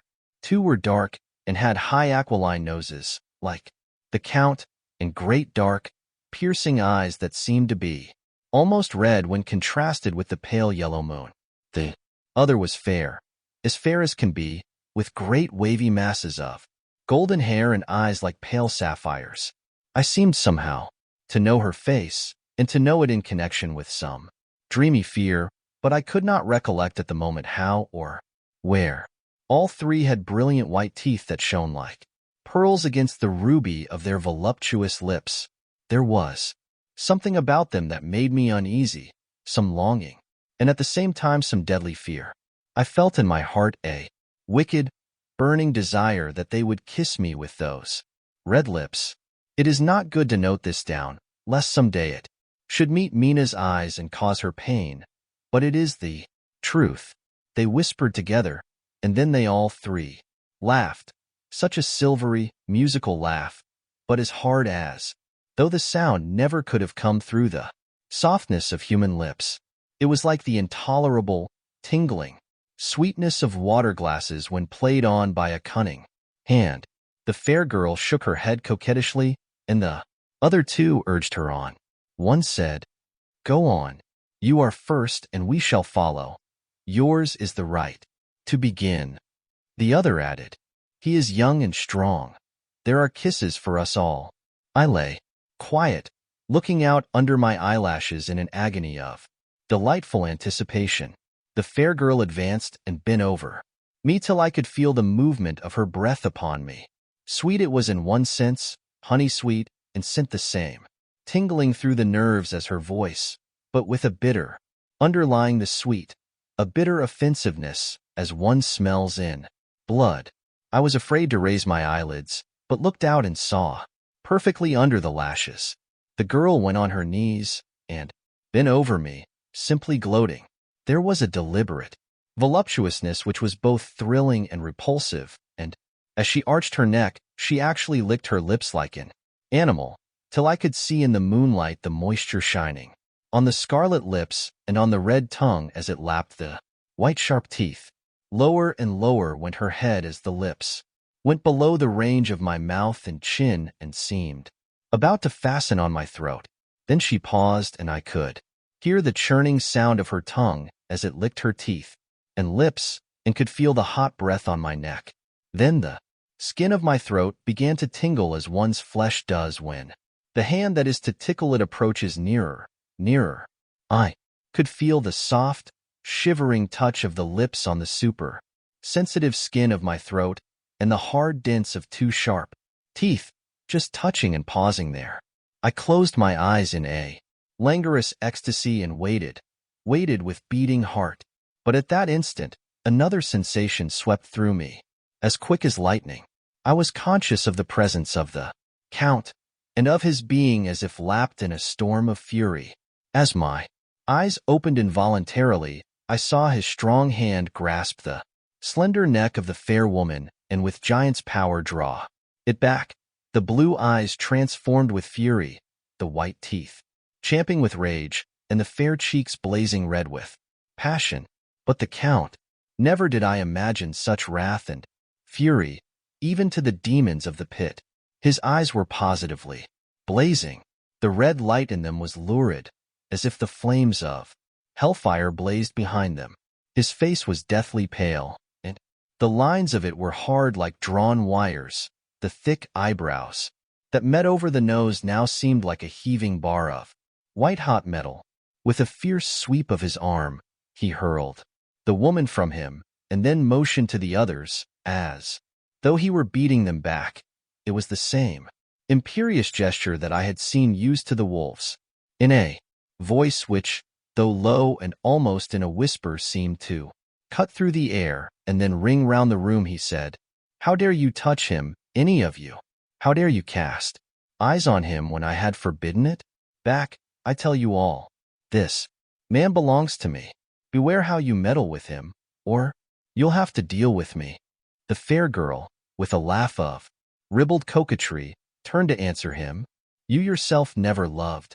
You never love." On this the other women joined, and such a mirthless, hard, soulless laughter rang through the room that it almost made me faint. To hear, it seemed like the pleasure of fiends. Then the Count turned, after looking at my face attentively, and said, in a soft whisper, "Yes, I too can love. You yourselves can tell it from the past. Is it not so? Well, now I promise you that when I am done with him, you shall kiss him at your will. Now go, go. I must awaken him, for there is work to be done." "Are we to have nothing tonight?" said one of them with a low laugh, as she pointed to the bag which he had thrown upon the floor, and which moved as though there were some living thing within it. For answer he nodded his head. One of the women jumped forward and opened it. If my ears did not deceive me, there was a gasp and a low wail, as of a half-smothered child. The women closed round, whilst I was aghast with horror, but as I looked they disappeared, and with them the dreadful bag. There was no door near them, and they could not have passed me without my noticing. They simply seemed to fade into the rays of the moonlight, and pass out through the window, for I could see outside the dim, shadowy forms for a moment before they entirely faded away. Then the horror overcame me, and I sank down, unconscious. 4. Jonathan Harker's journal continued. I awoke in my own bed. If it be that I had not dreamt, the Count must have carried me here. I tried to satisfy myself on the subject, but could not arrive at any unquestionable result. To be sure, there were certain small evidences, such as that my clothes were folded and laid by in a manner which was not my habit. My watch was still unwound, and I am rigorously accustomed to wind it the last thing before going to bed, and many such details. But these things are no proof, for they may have been evidences that my mind was not as usual, and, from some cause or another, I had certainly been much upset. I must watch for proof. Of one thing I am glad. If it was that the Count carried me here and undressed me, he must have been hurried in his task, for my pockets are intact. I am sure this diary would have been a mystery to him which he would not have brooked. He would have taken or destroyed it. As I look round this room, although it has been to me so full of fear, it is now a sort of sanctuary, for nothing can be more dreadful than those awful women who are, waiting to suck my blood. May 18th. I have been down to look at that room again in daylight, for I must know the truth. When I got to the doorway at the top of the stairs, I found it closed. It had been so forcibly driven against the jamb that part of the woodwork was splintered. I could see that the bolt of the lock had not been shot, but the door is fastened from the inside. I fear it was no dream, and must act on this surmise. May 19th. I am surely in the toils. Last night the Count asked me in the suavest tones to write 3 letters, one saying that my work here was nearly done, and that I should start for home within a few days, another that I was starting on the next morning from the time of the letter, and the third that I had left the castle and arrived at Bistritz. I would fain have rebelled, but felt that in the present state of things it would be madness to quarrel openly with the Count whilst I am so absolutely in his power, and to refuse would be to excite his suspicion and to arouse his anger. He knows that I know too much, and that I must not live, lest I be dangerous to him. My only chance is to prolong my opportunities. Something may occur which will give me a chance to escape. I saw in his eyes something of that gathering wrath, which was manifest when he hurled that fair woman from him. He explained to me that posts were few and uncertain, and that my writing now would ensure ease of mind to my friends, and he assured me with so much impressiveness that he would countermand the later letters, which would be held over at Bistritz until due time in case chance would admit of my prolonging my stay, that to oppose him would have been to create new suspicion. I therefore pretended to fall in with his views, and asked him what dates I should put on the letters. He calculated a minute, and then said, the first should be June 12th, the second June 19th, and the third June 29th. I know now the span of my life. God help me. May 28th. There is a chance of escape, or at any rate of being able to sinward home. A band of Scani have come to the castle, and are encamped in the courtyard. These Scani are gypsies. I have notes of them in my book. They are peculiar to this part of the world, though allied to the ordinary gypsies all the world over. There are thousands of them in Hungary and Transylvania who are almost outside all law. They attach themselves as a rule to some great noble or boyar, and call themselves by his name. They are fearless, and without religion, save superstition, and they talk only their own varieties of the Romany tongue. I shall write some letters home, and shall try to get them, to have them posted. I have already spoken them through my window to begin acquaintanceship. They took their hats off and made obeisance and many signs, which, however, I could not understand any more than I could their spoken language. I have written the letters. Mina's is in shorthand, and I simply ask Mr. Hawkins to communicate with her. To her I have explained my situation, but without the horrors which I may only surmise. It would shock and frighten her to death were I to expose my heart to her. Should the letters not carry, then the Count shall not yet know my secret or the extent of my knowledge. I have given the letters. I threw them through the bars of my window with a gold piece, and made what signs I could to have them posted. The man who took them pressed them to his heart and bowed, and then put them in his cap. I could do no more. I stole back to the study and began to read. As the Count did not come in, I have written here. The Count has come. He sat down beside me and said in his smoothest voice as he opened 2 letters, the Scani has given me these, of which, though I know not whence they come, I shall, of course, take care. See. He must have looked at it. One is from you and to my friend Peter Hawkins. The other, here he caught sight of the strange symbols as he opened the envelope, and the dark look came into his face, and his eyes blazed wickedly. The other is a vile thing, an outrage upon friendship and hospitality. It is not signed. Well, so it cannot matter to us. And he calmly held letter and envelope in the flame of the lamp till they were consumed. Then he went on. The letter to Hawkins that I shall, of course, send on since it is yours. Your letters are sacred to me. Your pardon, my friend, that unknowingly I did break the seal. Will you not cover it again? He held out the letter to me, and with a courteous bow handed me a clean envelope. I could only redirect it and hand it to him in silence. When he went out of the room, I could hear the key turn softly. A minute later, I went over and tried it, and the door was locked.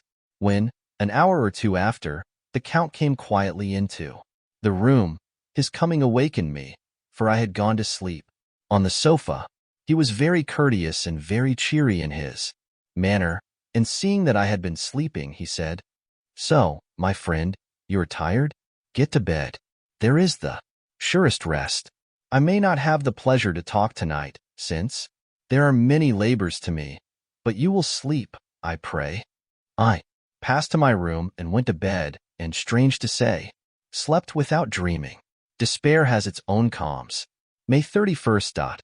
This morning when I woke, I thought I would provide myself with some paper and envelopes from my bag, and keep them in my pocket, so that I might write in case I should get an opportunity. But again a surprise, again a shock. Every scrap of paper was gone, and with it all my notes, my memoranda relating to railways and travel, my letter of credit, in fact all that might be useful to me were I once outside the castle. I sat and pondered a while, and then some thought occurred to me, and I made search of my portmanteau and in the wardrobe where I had placed my clothes. The suit in which I had traveled was gone, and also my overcoat and rug. I could find no trace of them anywhere. This looked like some new scheme of villainy.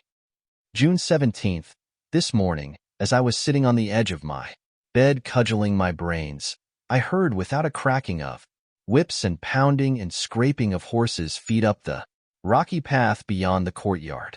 With joy I hurried to the window and saw drive into the yard 2 great lighter wagons, each drawn by 8 sturdy horses, and at the head of each pair a Slovak, with his wide hat, great nail-studded belt, dirty sheepskin, and high boots. They had also their long staves in hand. I ran to the door, intending to descend and try and join them through the main hall, as I thought that way might be opened for them. Again a shock. My door was fastened on the outside. Then I ran to the window and cried to them. They looked up at me stupidly and pointed, but just then the hetman of the Skani came out, and seeing them pointing to my window, said something, at which they laughed. Henceforth, no effort of mine, no piteous cry or agonized entreaty, would make them even look at me. They resolutely turned away. The lighter wagons contained great, square boxes, with handles of thick rope.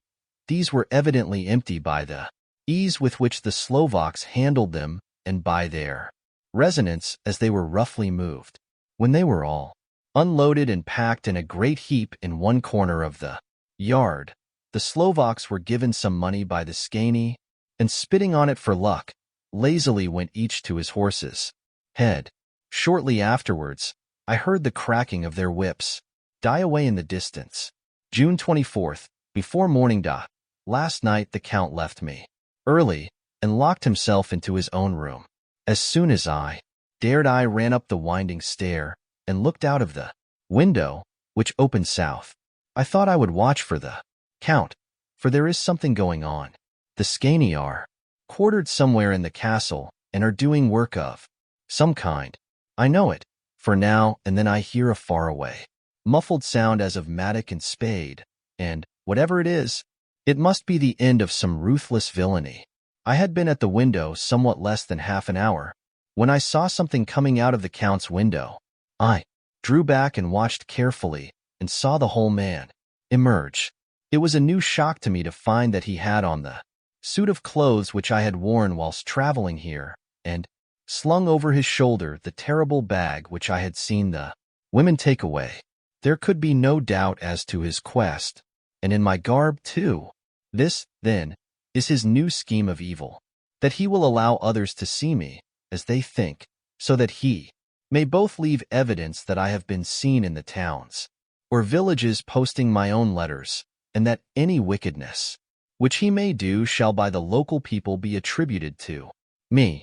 It makes me rage to think that this can go on, and whilst I am shut up here, a veritable prisoner, but without that protection of the law, which is even a criminal's right and consolation, I thought I would watch for the Count's return, and for a long time sat doggedly at the window.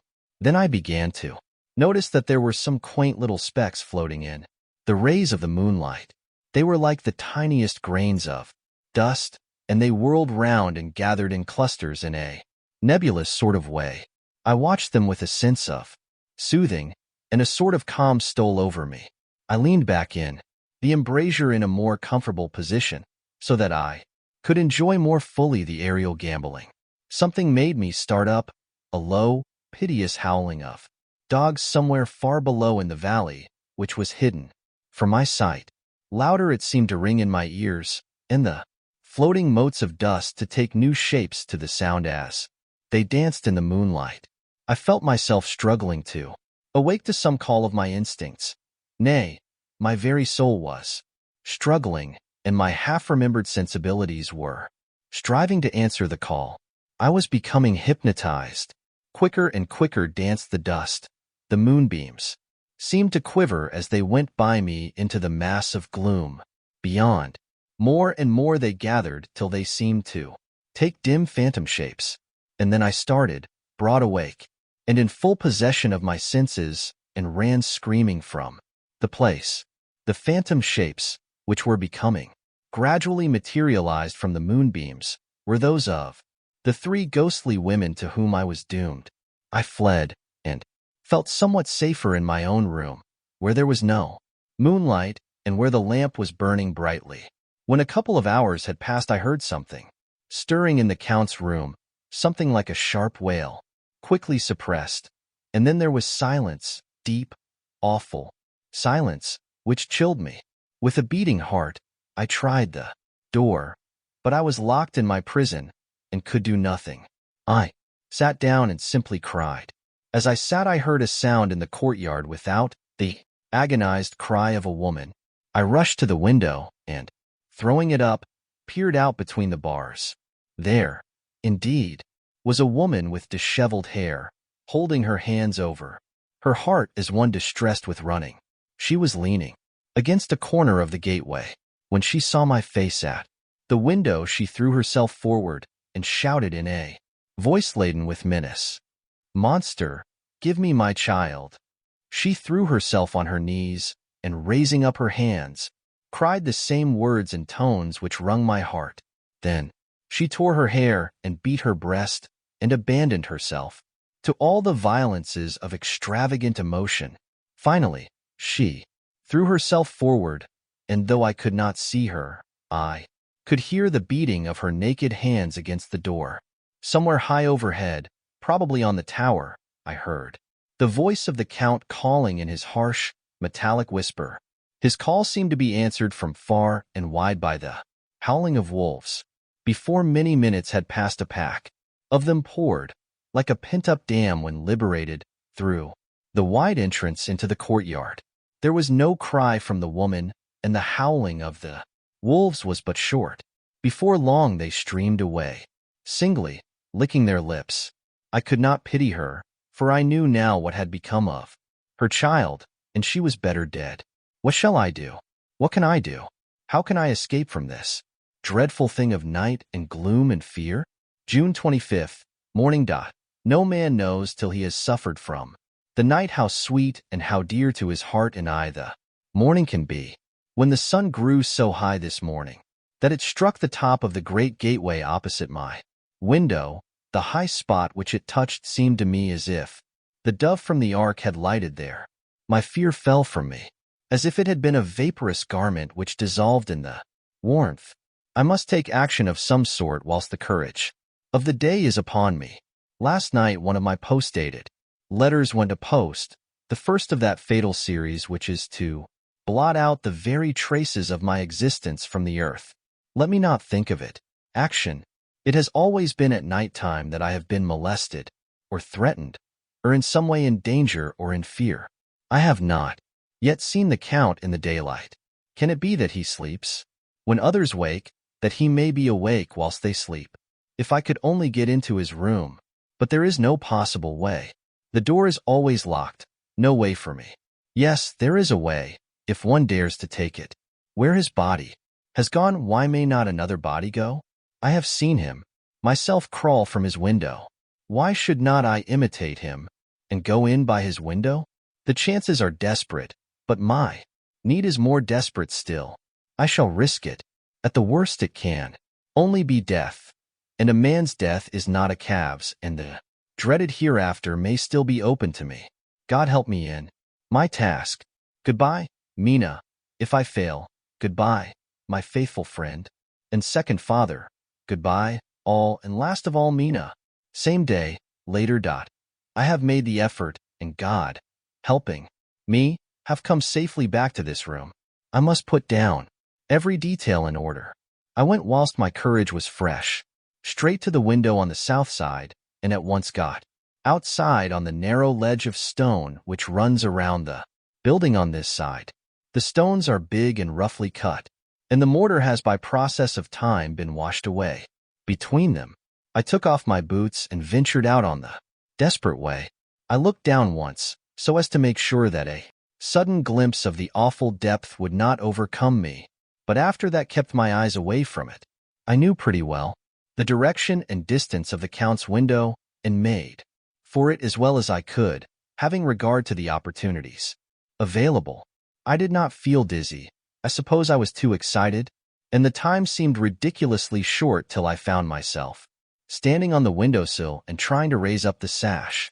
I was filled with agitation, however, when I bent down and slid feet foremost and through the window.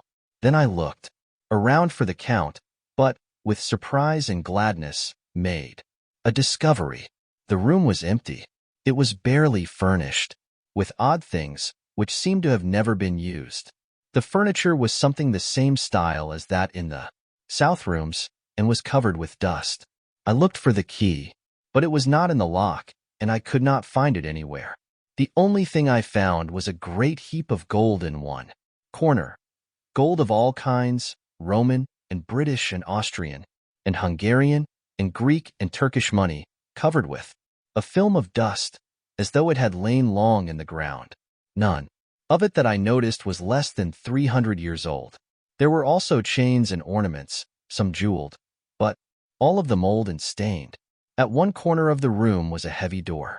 I tried it, for, since I could not find the key of the room or the key of the outer door, which was the main object of my search, I must make further examination, or all my efforts would be in vain. It was open, and led through a stone passage to a circular stairway, which went steeply down. I descended, minding carefully where I went, for the stairs were dark, being only lit by loopholes in the heavy masonry. At the bottom there was a dark, tunnel-like passage, through which came a deathly, sickly odor, the odor of old earth newly turned. As I went through the passage, the smell grew closer and heavier. Last I pulled open a heavy door which stood ajar, and found myself in an old, ruined chapel which had evidently been used as a graveyard. The roof was broken, and in two places were steps leading to vaults, but the ground had recently been dug over, and the earth placed in great wooden boxes, manifestly those which had been brought by the Slovaks. There was nobody about, and I made search for any further outlet, but there was none. Then I went over every inch of the ground, so as not to lose a chance. I went down even into the vaults, where the dim light struggled, although to do so was a dread to my very soul. Into two of these I went, but saw nothing except fragments of old coffins and piles of dust. In the third, however, I made a discovery. There, in one of the great boxes, of which there were 50 in all, on a pile of newly dug earth, lay the Count. He was either dead or asleep, I could not say which, for the eyes were open and stony, but without the glassiness of death, and the cheeks had the warmth of life through all their pallor. The lips were as red as ever, but there was no sign of movement, no pulse, no breath, no beating of the heart. I bent over him and tried to find any sign of life, but in vain. He could not have lain there long, for the earthy smell would have passed away in a few hours. By the side of the box was its cover, pierced with holes here and there. I thought he might have the keys on him, but when I went to search I saw the dead eyes, and in them, dead though they were, such a look of hate, though unconscious of me or my presence, that I fled from the place, and leaving the Count's room by the window, crawled again up the castle wall. Regaining my room, I threw myself panting upon the bed and tried to think. June 29th. Today is the date of my last letter, and the Count has taken steps to prove that it was genuine, for again I saw him leave the castle by the same window, and in my clothes. As he went down the wall lizard fashion, I wished I had a gun or some lethal weapon, that I might destroy him, but I fear that no weapon wrought alone by man's hand would have any effect on him. I dared not wait to see him return, for I feared to see those weird sisters. I came back to the library and read there till I fell asleep. I was awakened by the Count, who looked at me as grimly as a man can look as he said, "Tomorrow, my friend, we must part. You return to your beautiful England, I to some work which may have such an end that we may never meet. Your letter home has been dispatched. Tomorrow I shall not be here, but all shall be ready for your journey. In the morning come the Scani, who have some labors of their own here, and also come some Slovaks. When they have gone, my carriage shall come for you, and shall bear you to the Borgo Pass to meet the diligence from Bukovina to Bistritz. But I am in hopes that I shall see more of you at Castle Dracula." I suspected him and determined to test his sincerity. Sincerity! It seems like a profanation of the word to write it in connection with such a monster, so asked him point-blank, "Why may I not go tonight?" "Because, dear sir, my coachman and horses are away on a mission, but I would walk with pleasure. I want to get away at once." He smiled, such a soft, smooth, diabolical smile that I knew there was some trick behind his smoothness. He said, "And your baggage?" "I do not care about it. I can send for it some other time." The Count stood up and said, with a sweet courtesy which made me rub my eyes, it seemed so real, "You English have a saying which is close to my heart, for its spirit is that which rules our boyars. Welcome the coming, speed the parting guest. Come with me, my dear young friend. Not an hour shall you wait in my house against your will, though sad am I at your going, and that you so suddenly desire it." Come. With a stately gravity, he, with the lamp, preceded me down the stairs and along the hall. Suddenly he stopped. Hark! Close at hand came the howling of many wolves. It was almost as if the sound sprang up at the rising of his hand, just as the music of a great orchestra seems to leap under the baton of the conductor. After a pause of a moment, he proceeded, in his stately way, to the door, drew back the ponderous bolts, unhooked the heavy chains, and began to draw it open. To my intense astonishment, I saw that it was unlocked. Suspiciously, I looked all round, but could see no key of any kind. As the door began to open, the howling of the wolves without grew louder and angrier, their red jaws with champing teeth, and their blunt-clawed feet as they leaped, came in through the opening door. I knew then that to struggle at the moment against the Count was useless. With such allies as these at his command, I could do nothing. But still the door continued slowly to open, and only the Count's body stood in the gap. Suddenly it struck me that this might be the moment and means of my doom. I was to be given to the wolves, and at my own instigation. There was a diabolical wickedness in the idea great enough for the Count, and as a last chance I cried out, "Shut the door. I shall wait till morning," and covered my face with my hands to hide my tears of bitter disappointment. With one sweep of his powerful arm, the Count threw the door shut, and the great bolts clanged, and echoed through the hall as they shot back into their places. In silence, we returned to the library, and after a minute or two I went to my own room. The last I saw of Count Dracula was his kissing his hand to me, with a red light of triumph in his eyes, and with a smile that Judas in hell might be proud of. When I was in my room and about to lie down, I thought I heard a whispering at my door. I went to it softly and listened. Unless my ears deceived me, I heard the voice of the Count. Back to your own place. Your time is not yet come. Wait, have patience. Tonight is mine. Tomorrow night is yours. There was a low, sweet ripple of laughter, and in a rage I threw open the door and saw without the three terrible women licking their lips. As I appeared, they all joined in a horrible laugh and ran away. I came back to my room and threw myself on my knees. It is then so near the end? Tomorrow, Lord, help me, and those to whom I am dear. June 30th, morning. These may be the last words I ever write.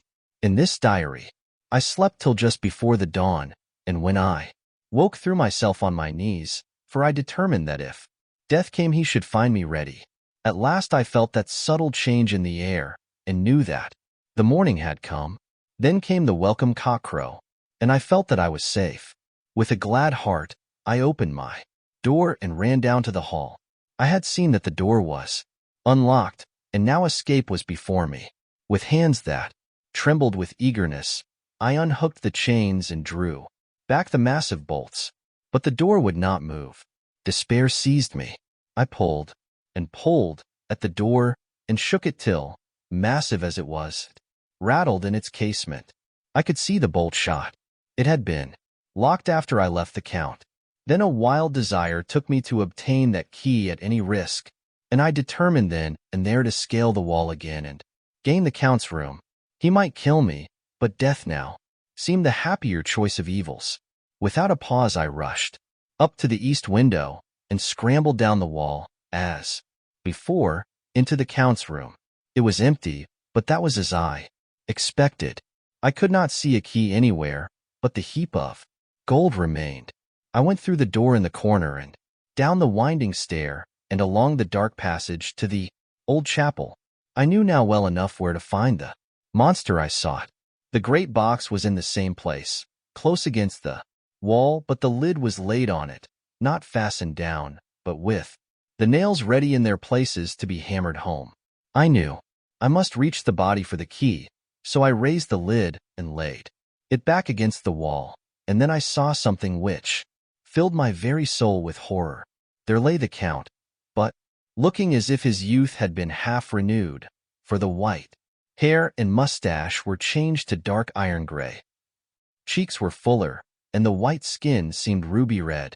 Underneath, the mouth was redder than ever, for on the lips were gouts of fresh blood, which trickled from the corners of the mouth and ran over the chin and neck. Even the deep, burning eyes seemed set amongst swollen flesh, for the lids and pouches underneath were bloated. It seemed as if the whole awful creature were simply gorged with blood. He lay like a filthy leech, exhausted with his repletion. I shuddered as I bent over to touch him, and every sense in me revolted at the contact, but I had to search, or I was lost. The coming night might see my own body a banquet in a similar way to those horrid three. I felt all over the body, but no sign could I find of the key. Then I stopped and looked at the Count. There was a mocking smile on the bloated face which seemed to drive me mad. This was the being I was helping to transfer to London, where, perhaps, for centuries to come, he might, amongst its teeming millions, satiate his lust for blood and create a new and ever-widening circle of semi-demons to batten on the helpless. The very thought drove me mad. A terrible desire came upon me to rid the world of such a monster. There was no lethal weapon at hand, but I seized a shovel which the workmen had been using to fill the cases, and lifting it high, struck with the edge downward at the hateful face. But as I did so, the head turned, and the eyes fell full upon me with all their blaze of basiliskårer. The sight seemed to paralyze me, and the shovel turned in my hand and glanced from the face, merely making a deep gash above the forehead.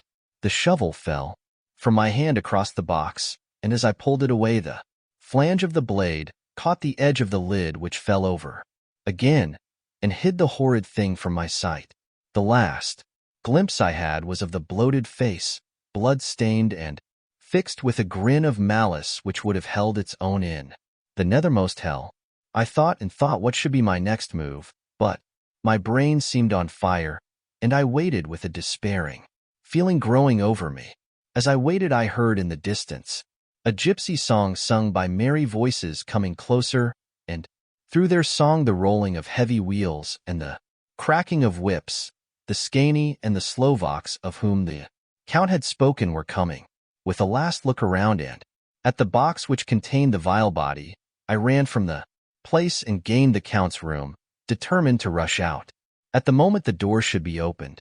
With strained ears, I listened and heard downstairs the grinding of the key in the great lock and the falling back of the heavy door.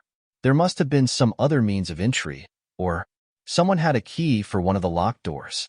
Then there came the sound of many feet tramping and dying away in some passage which sent up a clanging echo. I turned to run down again towards the vault, where I might find the new entrance. But at the moment there seemed to come a violent puff of wind, and the door to the winding stair blew to with a shock that set the dust from the lintels flying. When I ran to push it open, I found that it was hopelessly fast. I was again a prisoner, and the net of doom was closing round me more closely. As I write, there is in the passage below a sound of many tramping feet and the crash of weights being set down heavily, doubtless the boxes, with their freight of earth. There is a sound of hammering. It is the box being nailed down. Now I can hear the heavy feet tramping again along the hall, with many other idle feet coming behind them. The door is shut, and the chains rattle. There is a grinding of the key in the lock. I can hear the key withdraw. Then another door opens and shuts. I hear the creaking of lock and bolt. Hark! In the courtyard and down the rocky way the roll of heavy wheels, the crack of whips, and the chorus of the Skani as they pass into the distance. I am alone in the castle with those awful women. Mina is a woman, and there is naught in common. They are devils of the pit. I shall not remain alone with them. I shall try to scale the castle wall farther than I have yet attempted. I shall take some of the gold with me, lest I want it later. I may find a way from this dreadful place, and then away for home, away to the quickest and nearest train, away from this cursed spot, from this cursed land, where the devil and his children still walk with earthly feet. At least God's mercy is better than that of these monsters, and the precipice is steep and high. At its foot a man may sleep as a man. Goodbye all. Mina. V. Letter from Miss Mina Murray to Miss Lucy Westenra. May 9th. My dearest Lucy, forgive my long delay in writing, but I have been simply overwhelmed with work. The life of an assistant schoolmistress is sometimes trying. I am longing to be with you and by the sea, where we can talk together freely and build our castles in the air. I have been working very hard lately because I want to keep up with Jonathan's studies, and I have been practicing shorthand very assiduously. When we are married, I shall be able to be useful to Jonathan, and if I can stenograph well enough, I can take down what he wants to say in this way and write it out for him on the typewriter, at which also I am practicing very hard. He and I sometimes write letters in shorthand, and he is keeping a stenographic journal of his travels abroad. When I am with you, I shall keep a diary in the same way. I don't mean one of those 2 pages to the week with Sunday squeezed and corner diaries, but a sort of journal which I can write in whenever I feel inclined. I do not suppose there will be much of interest to other people, but it is not intended for them. I may show it to Jonathan some day if there is in it anything worth sharing, but it is really an exercise book. I shall try to do what I see lady journalists do, interviewing and writing. descriptions, and trying to remember conversations. I am told that, with a little practice, one can remember all that goes on or that one hears said during a day. However, we shall see. I will tell you of my little plans when we meet. I have just had a few hurried lines from Jonathan from Transylvania. He is well, and will be returning in about a week. I am longing to hear all his news. It must be so nice to see strange countries. I wonder if Jonathan and I, shall ever see them together. There is the 10 o'clock bell ringing. Goodbye. Your loving Mina. Tell me all the news when you write. You have not told me anything for a long time. I hear rumors, and especially of a tall, handsome, curly-haired man. Letter, Lucy Westenra to Mina Murray. 17, Chatham Street, Wednesday. My dearest Mina, I must say you tax me very unfairly with being a bad correspondent. I wrote to you twice since we parted, and your last letter was only your second. Besides, I have nothing to tell you. There is really nothing to interest you. Town is very pleasant just now, and we go a good deal to picture galleries and for walks and rides in the park. As to the tall, curly-haired man, I suppose it was the one who was with me at the last pop. Someone has evidently been telling tales. That was Mr. Holmwood. He often comes to see us, and he and Mama get on very well together. They have so many things to talk about in common. We met some time ago a man that would just do for you, if you were not already engaged to Jonathan. He is an excellent part one, being handsome, well off, and of good birth. He is a doctor and really clever. Just fancy. He is only 29, and he has an immense lunatic asylum all under his own care. Mr. Holmwood introduced him to me, and he called here to see us, and often comes now. I think he is one of the most resolute men I ever saw, and yet the most calm. He seems absolutely imperturbable. I can fancy what a wonderful power he must have over his patients. He has a curious habit of looking one straight in the face, as if trying to read one's thoughts.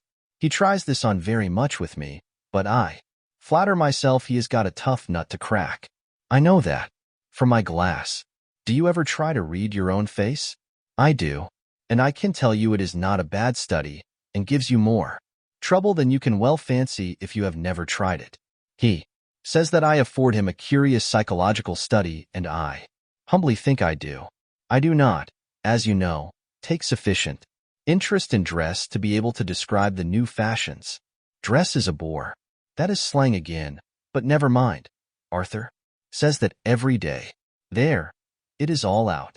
Mina, we have told all our secrets to each other since we were children. We have slept together and eaten together and laughed and cried together. And now, though I have spoken, I would like to speak more. Oh, Mina, couldn't you guess? I love him.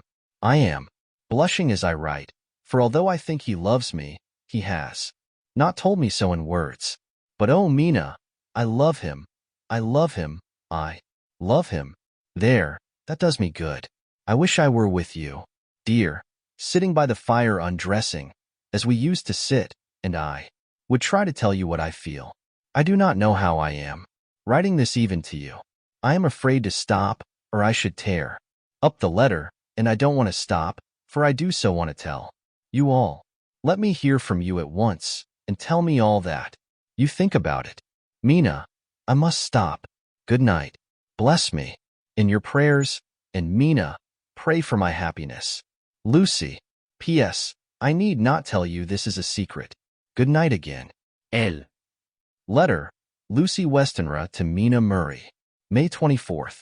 My dearest Mina, thanks and thanks and thanks again for your sweet letter. It was so nice to be able to tell you, and to have your sympathy. My dear, it never rains but it pours. How true the old proverbs are.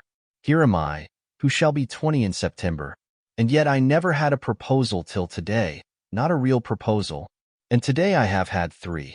Just fancy, 3 proposals in one day. Isn't it awful? I feel sorry, really and truly sorry, for 2 of the poor fellows. Oh, Mina, I am so happy that I don't know what to do with myself. And 3 proposals. But 4. Goodness sake, don't tell any of the girls, or they would be getting all sorts of extravagant ideas and imagining themselves injured and slighted if in their very first day at home they did not get 6 at least. Some girls are so vain. You and I, Mina dear, who are engaged and are going to settle down soon soberly into old married women, can despise vanity. Well, I must tell you about the 3, but you must keep it a secret, dear, from everyone, except, of course, Jonathan. You will tell him, because I would, if I were in your place, certainly tell Arthur. A woman ought to tell her husband everything. Don't you think so, dear? And I must be fair. Men like women, certainly their wives, to be quite as fair as they are, and women, I am afraid, are not always quite as fair as they should be. Well, my dear, number 1 came just before lunch. I told you of him, Dr. John Seward, the lunatic asylum man, with the strong jaw and the good forehead. He was very cool outwardly, but was nervous all the same. He had evidently been schooling himself as to all sorts of little things, and remembered them, but he almost managed to sit down on his silk hat, which men don't generally do when they are cool, and then when he wanted to appear at ease, he kept playing with a lancet in a way that made me nearly scream. He spoke to me, Mina, very straightforwardly.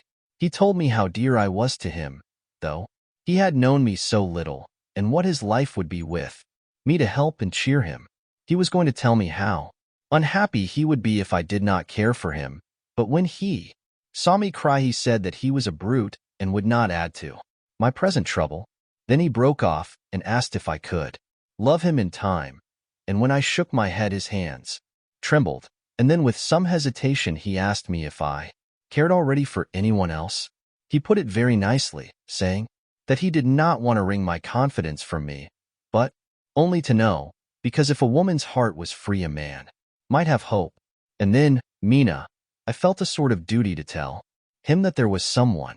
I only told him that much, and then he stood up, and he looked very strong and very grave, as he took both my hands in his and said he hoped I would be happy, and that if I ever wanted a friend I must count him one of my best. Oh, Mina dear, I can't help crying, and you must excuse this letter being all blotted. Being proposed to is all very nice and all that sort of thing, but it isn't at all a happy thing when you have to see a poor fellow whom you know loves you honestly, going away and looking all broken-hearted, and to know that, no matter what he may say at the moment, you are passing quite out of his life. My dear, I must stop here at present. I feel so miserable, though. I am so happy. Evening. Arthur has just gone, and I feel in better spirits than when I left off, so I can go on telling you about the day. Well, my dear, number 2 came after lunch.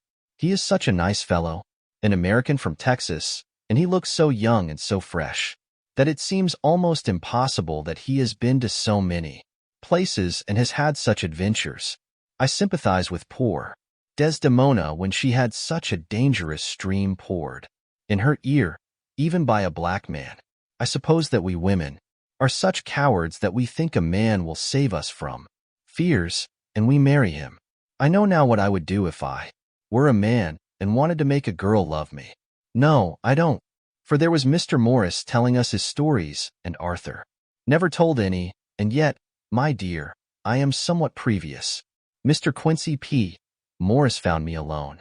It seems that a man always does find a girl alone. No, he doesn't, for Arthur tried twice to make a chance, and I helping him all I could. I am not ashamed to say it now. I must tell you beforehand that Mr. Morris doesn't always speak slang. That is to say, he never does so to strangers or before them, for he is really well educated and has exquisite manners. But he found out that it amused me to hear him talk American slang, and whenever I was present, and there was no one to be shocked, he said such funny things. I am afraid, my dear, he has to invent it all, for it fits exactly into whatever else he has to say. But this is a way slang has. I do not know myself.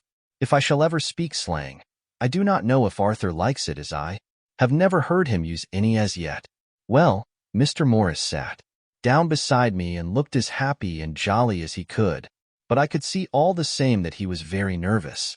He took my hand in his and said ever so sweetly, "Miss Lucy, I know I ain't good enough to regulate the fixins of your little shoes, but I guess if you wait till you find a man that is you will go join them 7 young women with the lamps when you quit, won't you just hitch up alongside of me and let us go down the long road together, driving in double harness?"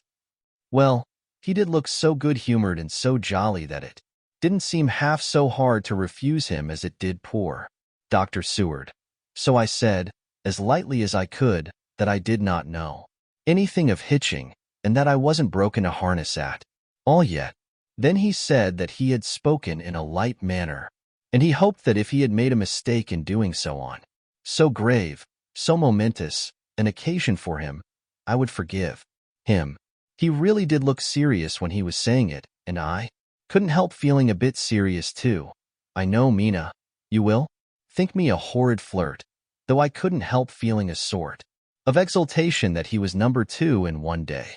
And then, my dear, before I could say a word, he began pouring out a perfect torrent of lovemaking, laying his very heart and soul at my feet. He looked so earnest over it that I shall never again think that a man must be playful always and never earnest, because he is merry at times. I suppose he saw something in my face which checked him, for he suddenly stopped and said with a sort of manly fervor that I could have loved him for if I had been free. "Lucy, you are an honest-hearted girl, I know. I should not be here speaking to you as I am now if I did not believe you. Clean grit, right through to the very depths of your soul. Tell me, like one good fellow to another, is there anyone else that you care for? And if there is, I'll never trouble you a hair's breadth again, but will be, if you will let me, a very faithful friend. My dear Mina, why are men so noble when we women are so little worthy of them?" Here was I almost making fun of this great-hearted, true gentleman. I burst into tears.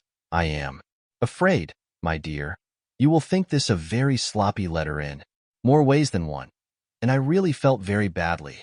Why can't they let a girl marry 3 men, or as many as want her, and save all this trouble? But this is heresy, and I must not say it. I am glad to say that, though I was crying, I was able to look into Mr. Morris's brave eyes, and I told him out straight, yes, there is someone I love, though he has not told me yet that he even loves me. I was right to speak to him so frankly, for quite a light came into his face, and he put out both his hands and took mine. I think I put them into his, and said in a hearty way, "That's my brave girl.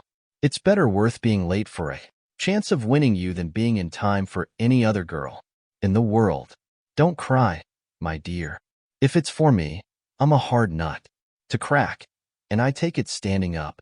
If that other fellow doesn't know his happiness, well, he'd better look for it soon, or he'll have to deal with me. Little girl, your honesty and pluck have made me a friend, and that's rarer than a lover. It's more unselfish anyhow. My dear, I'm going to have a pretty lonely walk between this and kingdom come. Won't you give me one kiss?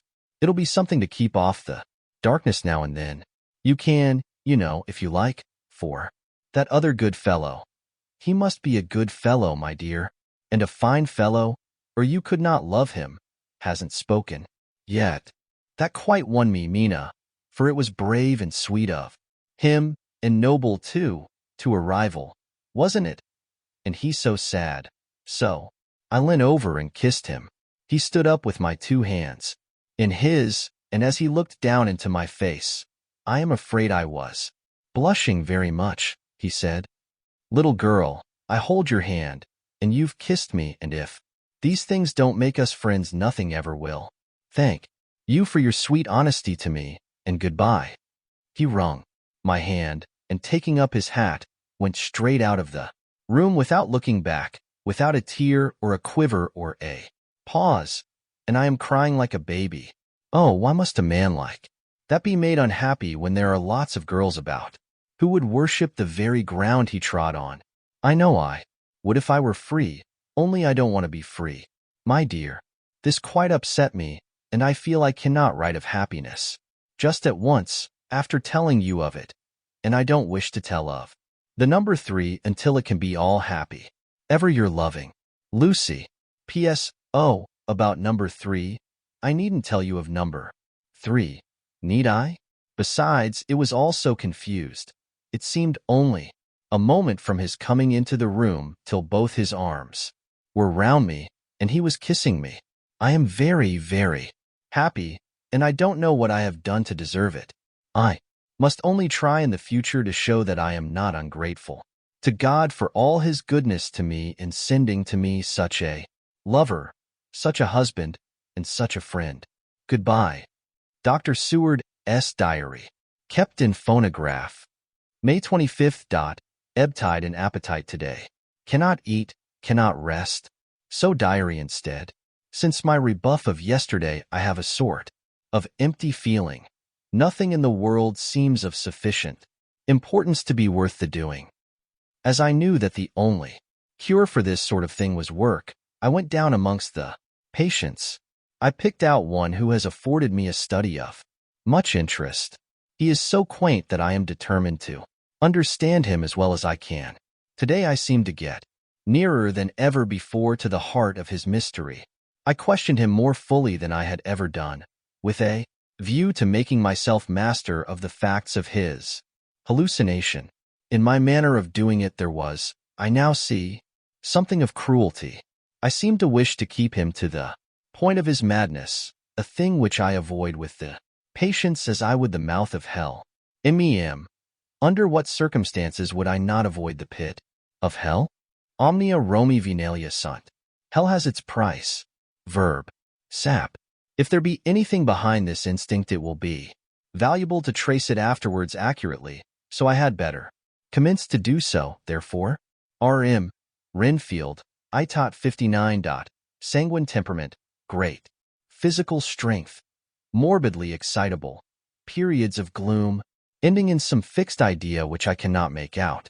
I presume that the sanguine temperament itself and the disturbing influence end in a mentally accomplished finish. A possibly dangerous man, probably dangerous if unselfish. In selfish men, caution is as secure an armor for their foes as for themselves.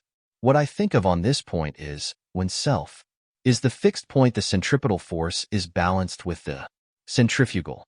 When duty, a cause, etc., is the fixed point, the latter force is paramount, and only accident or a series of accidents can balance it. Letter, Quincy P. Morris to Hon. Arthur Holmwood. May 25th. My dear Art, we've told yarns by the campfire in the prairies, and dressed one another's wounds after trying a landing at the Marquesas, and drunk healths on the shore of Titicaca. There are more yarns to be told, and other wounds to be healed, and another health to be drunk. Won't you let this be at my campfire tomorrow night? I have no hesitation in asking you, as I know a certain lady is engaged to a certain dinner party, and that you are free. There will only be one other, our old pal at the Korea, Jack Seward. He's coming too, and we both want to mingle our weeps over the wine cup, and to drink a health with all our hearts to the happiest man in all the wide world, who has won the noblest heart that God has made, and the best worth winning. We promise you a hearty welcome, and a loving greeting, and a health as true as your own right hand. We shall both swear to leave you at home if you drink too deep to a certain pair of eyes. Come. Yours, as ever and always, Quincy P. Morris. Telegram from Arthur Holmwood to Quincy P. Morris. May 26th. Count me in every time. I bear messages which will make both your ears tingle. Art. 6. Mina Murray, S. Journal. July 24th. Whitby. Lucy met me at the station, looking sweeter and lovelier than ever, and we drove up to the house at the Crescent in which they have rooms. This is a lovely place. The little river, the Esk, runs through a deep valley, which broadens out as it comes near the harbor. A great viaduct runs across, with high piers, through which the view seems somehow further away than it really is. The valley is beautifully green, and it is so steep that when you are on the highland on either side you look right across it, unless you are near enough to see down. The houses of the old town, the side away from us, are all red-roofed and seem piled up, one over the other anyhow, like the pictures we see of Nuremberg. Right over the town is the ruin of Whitby Abbey, which was sacked by the Danes, and which is the scene of part of Marmion, where the girl was built up in the wall. It is a most noble ruin, of immense size, and full of beautiful and romantic bits. There is a legend that a white lady is seen in one of the windows. Between it and the town there is another church, the parish one, round which is a big graveyard, all full of tombstones. This is to my mind the nicest spot in Whitby, for it lies right over the town and has a full view of the harbor and all up the bay to where the headland called Kettleness stretches out into the sea. It descends so steeply over the harbor that part of the bank has fallen away, and some of the graves have been destroyed. In one place part of the stonework of the graves stretches out over the sandy pathway far below. There are walks, with seats beside them, through the churchyard, and people go and sit there all day long looking at the beautiful view and enjoying the breeze. I shall come and sit here very often myself and work. Indeed, I am writing now with my book on my knee and listening to the talk of 3 old men who are sitting beside me. They seem to do nothing all day, but sit up here and talk. The harbor lies below me, with, on the far side, one long granite wall stretching out into the sea, with a curve outwards at the end of it, in the middle of which is a lighthouse. A heavy seawall runs along outside of it. On the near side, the seawall makes an elbow crooked inversely, and its end too has a lighthouse. Between the 2 piers, there is a narrow opening into the harbor, which then suddenly widens. It is nice at high water, but when the tide is out it shoals away to nothing, and there is merely the stream of the Esk, running between banks of sand, with rocks here and there. Outside the harbor on this side there rises for about half a mile a great reef, the sharp edge of which runs straight out from behind the south lighthouse. At the end of it is a buoy, with a bell, which swings in bad weather and sends in a mournful sound on the wind. They have a legend here that when a ship is lost bells are heard out at sea. I must ask the old man about this. He is coming this way. He is a funny old man. He must be awfully old, for his face is all gnarled and twisted like the bark of a tree. He tells me that he is nearly 100, and that he was a sailor in the Greenland fishing fleet when Waterloo was fought. He is, I am afraid, a very skeptical person, for when I asked him about the bells at sea and the white lady at the abbey, he said very brusquely, "I wouldn't fashmissel about them, miss. Them things be all wore out. Mind, I don't say that they never was, but I do say that they wasn't in my time. They be all very well for comers and trippers and the like, but not for a nice young lady like you. Them feet folks from York and Leeds that be always eatin' cured herrins and drinkin' and lookin' out to by cheap jet would creed aught. I wonder, missel, who'd be bothered tellin' lies to them, even the newspapers, which is full of fool talk. I thought he would be a good person to learn interesting things from, so I asked him if he would mind telling me something about the whale fishing in the old days.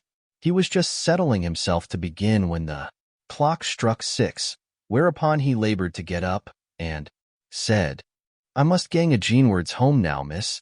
My granddaughter doesn't like to be kept waitin' when the tea is ready, for it takes me time to crammel aboon the grease, for there be a many of 'em, and miss, I lack belly timber sarely." By the clock, he hobbled away, and I could see him hurrying, as well as he could, down the steps. The steps are a great feature on the place. They lead from the town up to the church. There are hundreds of them. I do not know how many, and they wind up in a delicate curve, The slope is so gentle that a horse could easily walk up and down them. I think they must originally have had something to do with the abbey. I shall go home too. Lucy went out visiting with her mother, and as they were only duty calls, I did not go. They will be home by this August 1st. I came up here an hour ago with Lucy, and we had a most interesting talk with my old friend and the two others who always come and join him. He is evidently the Sir Oracle of them, and I should think must have been in his time a most dictatorial person. He will not admit anything, and downfaces everybody. If he can't out-argue them, he bullies them, and then takes their silence for agreement with his views. Lucy was looking sweetly pretty in her white lawn frock. She has got a beautiful color since she has been here. I noticed that the old men did not lose any time in coming up and sitting near her when we sat down. She is so sweet with old people. I think they all fell in love with her on the spot. Even my old man succumbed and did not contradict her, but gave me double share instead. I got him on the subject of the legends, and he went off at once into a sort of sermon. I must try to remember it and put it down. It be all fool talk, lock, stock, and barrel. That's what it be. And nowt else. These bands and waffs and boghosts and barguests and bogles and all anent them is only fit to set bairns and dizzy women abelderin. They be nowt but air blebs.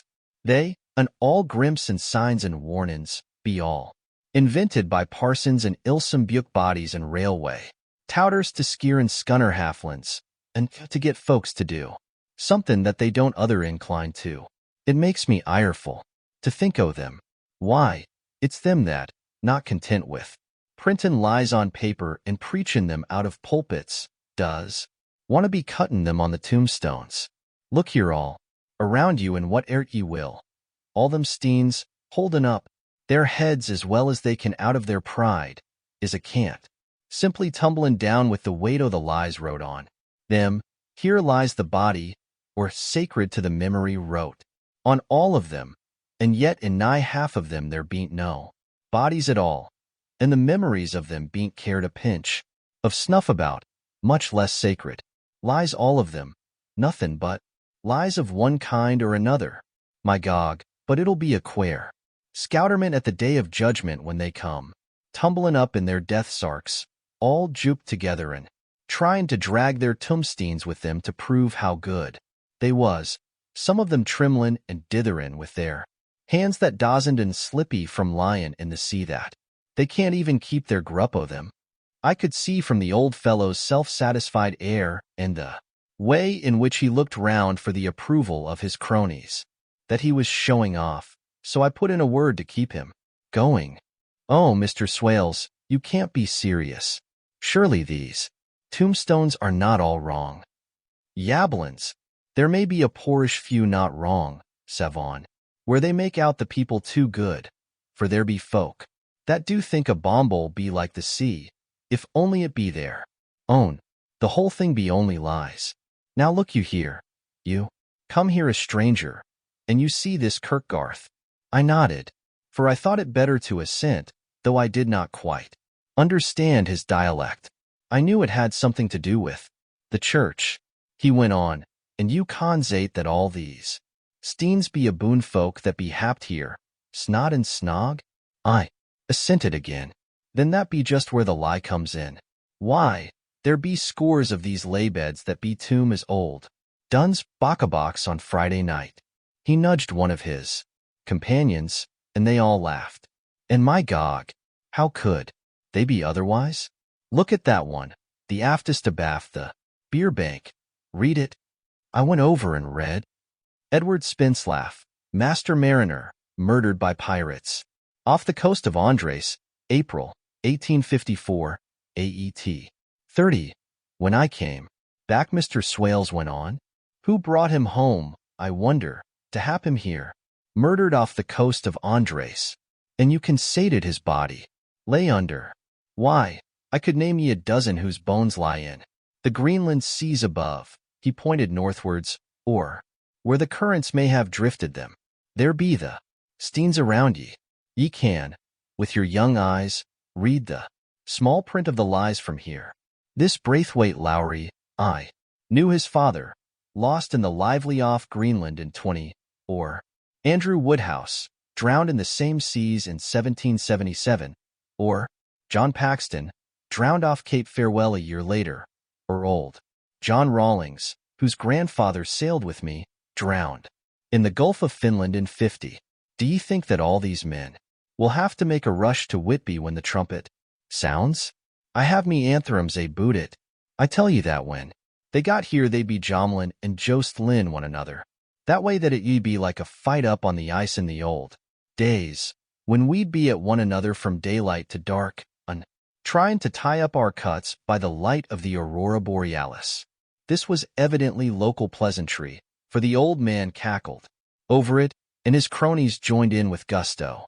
But, I said, surely you are not quite correct, for you start on the assumption that all the poor people or their spirits will have to take their tombstones with them on the day of judgment.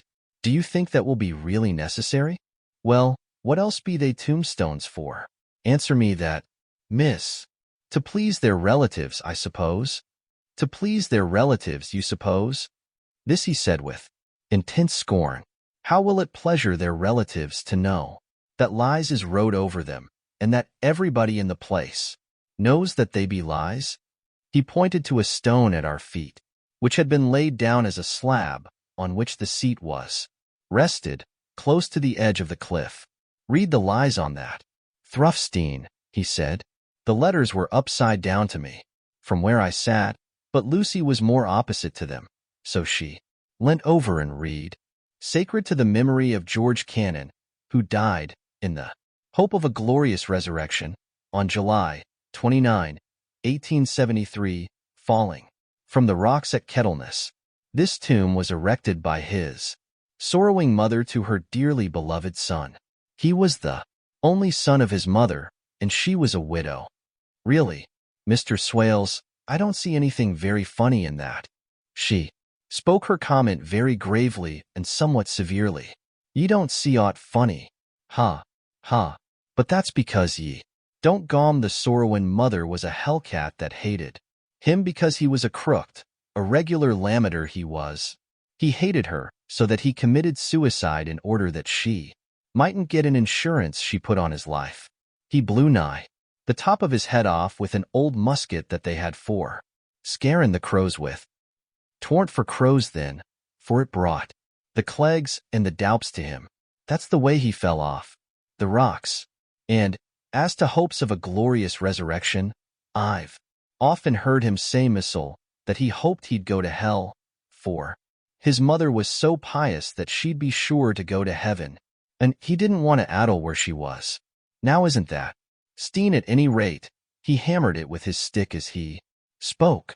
A pack of lies? And won't it make Gabriel Keckle when Geordie comes pantin' up the grease with the tombstone balanced on his hump, and asks it to be took as evidence? I did not know what to say, but Lucy turned the conversation as she said, rising up, "Oh, why did you tell us of this? It is my favorite seat, and I cannot leave it, and now I find I must go on sitting over the grave of a suicide. That won't harm ye, my pretty, and it may make poor Geordie gladsome to have so trim a lass sittin' on his lap. That won't hurt ye. Why, I've sat here off and on for nigh 20 years past, and it hasn't done me no harm. Don't ye fash about them as lies under ye, or that doesn't lie there, either. It'll be time for ye to be getting scart when ye see the tombstones all run away with, and the place as bare as a stubble field.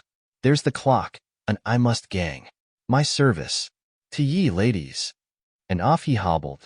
Lucy and I sat a while, and it was all so beautiful before us that we took hands as we sat, and she told me all over again about Arthur and their coming marriage. That made me just a little heartsick, for I haven't heard from Jonathan for a whole month. The same day, I came up here alone, for I am very sad. There was no letter for me. I hope there cannot be anything the matter with Jonathan. The clock has just struck 9. I see the lights scattered all over the town, sometimes in rows, where the streets are, and sometimes singly, they run right up the esk and die away in the curve of the valley. To my left, the view is cut off by a black line of roof of the old house. Next the abbey. The sheep and lambs are bleating in the fields away behind me, and there is a clatter of a donkey's hoofs up the paved road below. The band on the pier is playing a harsh waltz in good time, and further along the quay there is a Salvation Army meeting in a back street. Neither of the bands hears the other, but up here I hear and see them both. I wonder where Jonathan is, and if he is thinking of me. I wish he were here. Dr. Seward's Diary. June 5th. The case of Renfield grows more interesting the more I get to understand the man. He has certain qualities, very largely developed: selfishness, secrecy, and purpose. I wish I could get at what is the object of the latter. He seems to have some settled scheme of his own, but what it is I do not yet know. His redeeming quality is a love of animals, though, indeed, he has such curious turns in it that I sometimes imagine he is only abnormally cruel. His pets are of odd sorts. Just now his hobby is catching flies. He has at present such a quantity that I have had myself to expostulate. To my astonishment, he did not break out into a fury, as I expected, but took the matter in simple seriousness. He thought for a moment, and then said, "May I have 3 days? I shall clear them away." "Of course," I said. "That would do. I must watch him." June 18th. He has turned his mind now to spiders and has got several very big fellows in a box. He keeps feeding them with his flies, and the number of the latter is becoming sensibly diminished, although he has used half his food in attracting more flies from outside to his room. July 1st. His spiders are now becoming as great a nuisance as his flies, and today I told him that he must get rid of them. He looked very sad at this, so I said that he must clear out some of them, at all events. He cheerfully acquiesced in this, and I gave him the same time as before for reduction. He disgusted me much while with him, for when a horrid blowfly, bloated with some carrion food, buzzed into the room, he caught it, held it exultantly for a few moments between his finger and thumb, and before I knew what he was going to do, put it in his mouth and ate it. I scolded him for it, but he argued quietly that it was very good and very wholesome, that it was life, strong life, and gave life to him. This gave me an idea, or the rudiment of one. I must watch how he gets rid of his spiders. He has evidently some deep problem in his mind, for he keeps a little notebook in which he is always jotting down something. Whole pages of it are filled with masses of figures, generally single numbers, added up in batches, and then the totals added in batches. Again, as though he were focusing some account, as the auditors put it. July, there is a method in his madness, and the rudimentary idea in my mind is growing. It will be a whole idea soon, and then, oh, unconscious cerebration. You will have to give the wall to your conscious brother. I kept away from my friend for a few days, so that I might notice if there were any change. Things remain as they were except that he has parted with some of his pets and got a new one. He has managed to get a sparrow and has already partially tamed it. His means of taming is simple, for already the spiders have diminished.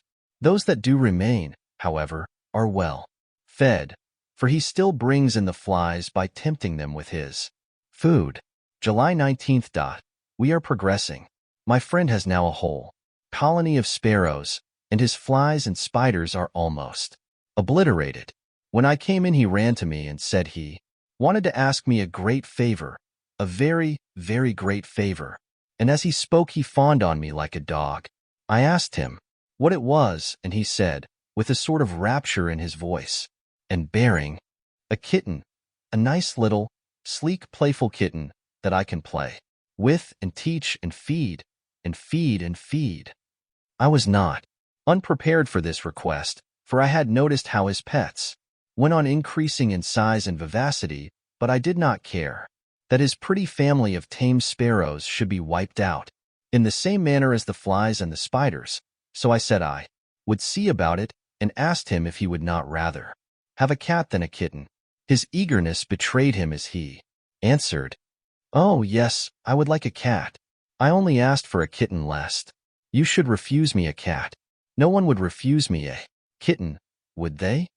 I shook my head and said that at present I feared it would not be possible, but that I would see about it.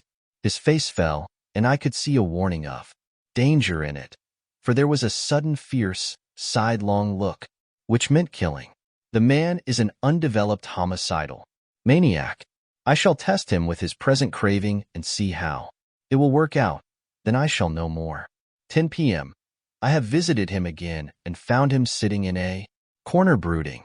When I came in, he threw himself on his knees before me and implored me to let him have a cat, that his salvation depended upon it.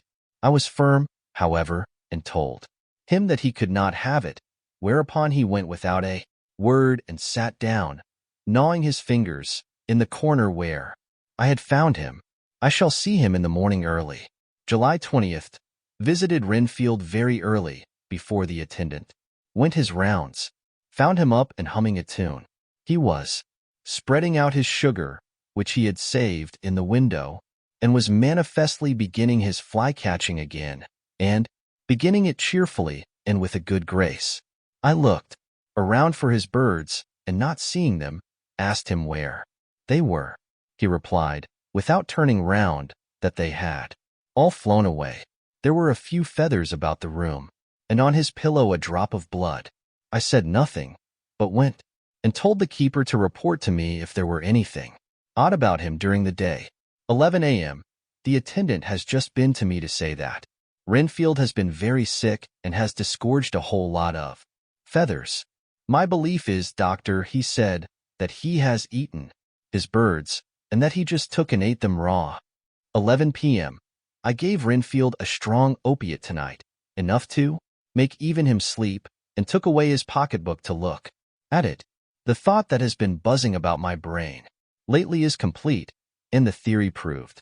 My homicidal maniac is of a peculiar kind. I shall have to invent a new classification for him and call him a zoophagous, life-eating maniac. What he desires is to absorb as many lives as he can, and he has laid himself out to achieve it in a cumulative way. He gave many flies to one spider and many spiders to one bird, and then wanted a cat to eat the many birds. What would have been his later steps? It would almost be worthwhile to complete the experiment. It might be done, if there were only a sufficient cause. Men sneered at vivisection, and yet look at its results today. Why not? Advanced science in its most difficult and vital aspect, the knowledge of the brain? Had I even the secret of one such mind? Did I hold the key to the fancy of even one lunatic? I might advance my own branch of science to a pitch, compared with which Burton Sanderson's physiology or Ferrier's brain knowledge would be as nothing. If only there were a sufficient cause. I must not think too much of this, or I may be tempted. A good cause might turn the scale with me, for may not I too be of an exceptional brain, congenitally? How well the man reasoned. Lunatics always do within their own scope. I wonder at how many lives he values a man, or if at only one. He has closed the account most accurately, and today begun a new record. How many of us begin a new record with each day of our lives? To me it seems only yesterday that my whole life ended with my new hope, and that truly I began a new record. So it will be until the great recorder sums me up and closes my ledger account with a balance to profit or loss. Oh, Lucy, Lucy, I cannot be angry with you, nor can I be angry with my friend whose happiness is yours, but I must only wait on, hopeless, and work, work, work. If I only could have as strong a cause as my poor mad friend there, a good, unselfish cause to make me work, that would be indeed happiness. Mina Murray's Journal. July 26th. I am anxious, and it soothes me to express myself here. It is like whispering to oneself and listening at the same time. And there is also something about the shorthand, Symbols that makes it different from writing. I am unhappy. About Lucy and about Jonathan. I had not heard from Jonathan for some time and was very concerned. But yesterday dear Mr. Hawkins, who is always so kind, sent me a letter from him. I had written asking him if he had heard, and he said the enclosed had just been received. It is only a line dated from Castle Dracula and says that he is just starting for home. That is not like Jonathan. I do not understand it, and it makes me uneasy. Then, too, Lucy, although she is so well, has lately taken to her old habit of walking in her sleep. Her mother has spoken to me about it, and we have decided that I am to lock the door of our room every night. Mrs. Westenra has got an idea that sleepwalkers always go out on roofs of houses and along the edges of cliffs and then get suddenly wakened and fall over with it. Despairing cry that echoes all over the place. Poor dear, she is naturally anxious about Lucy, and she tells me that her husband, Lucy's father, had the same habit, that he would get up in the night and dress himself and go out, if he were not stopped. Lucy is to be married in the autumn, and she is already planning out her dresses and how her house is to be arranged. I sympathize with her, for I do the same, only Jonathan and I will start in life in a very simple way, and shall have to try to make both ends meet. Mr. Holmwood, he is the Honorable Arthur Holmwood, only son of Lord Godalming, is coming up here very shortly, as soon as he can leave town, for his father is not very well, and I think dear Lucy is counting the moments till he comes. She wants to take him up to the seat on the churchyard cliff and show him the beauty of Whitby. I dare say it is the waiting which disturbs her. She will be all right when he arrives. July 27th. No news from Jonathan. I am getting quite uneasy about him, though why I do not know, but I do wish that he would write, if it were only a single line.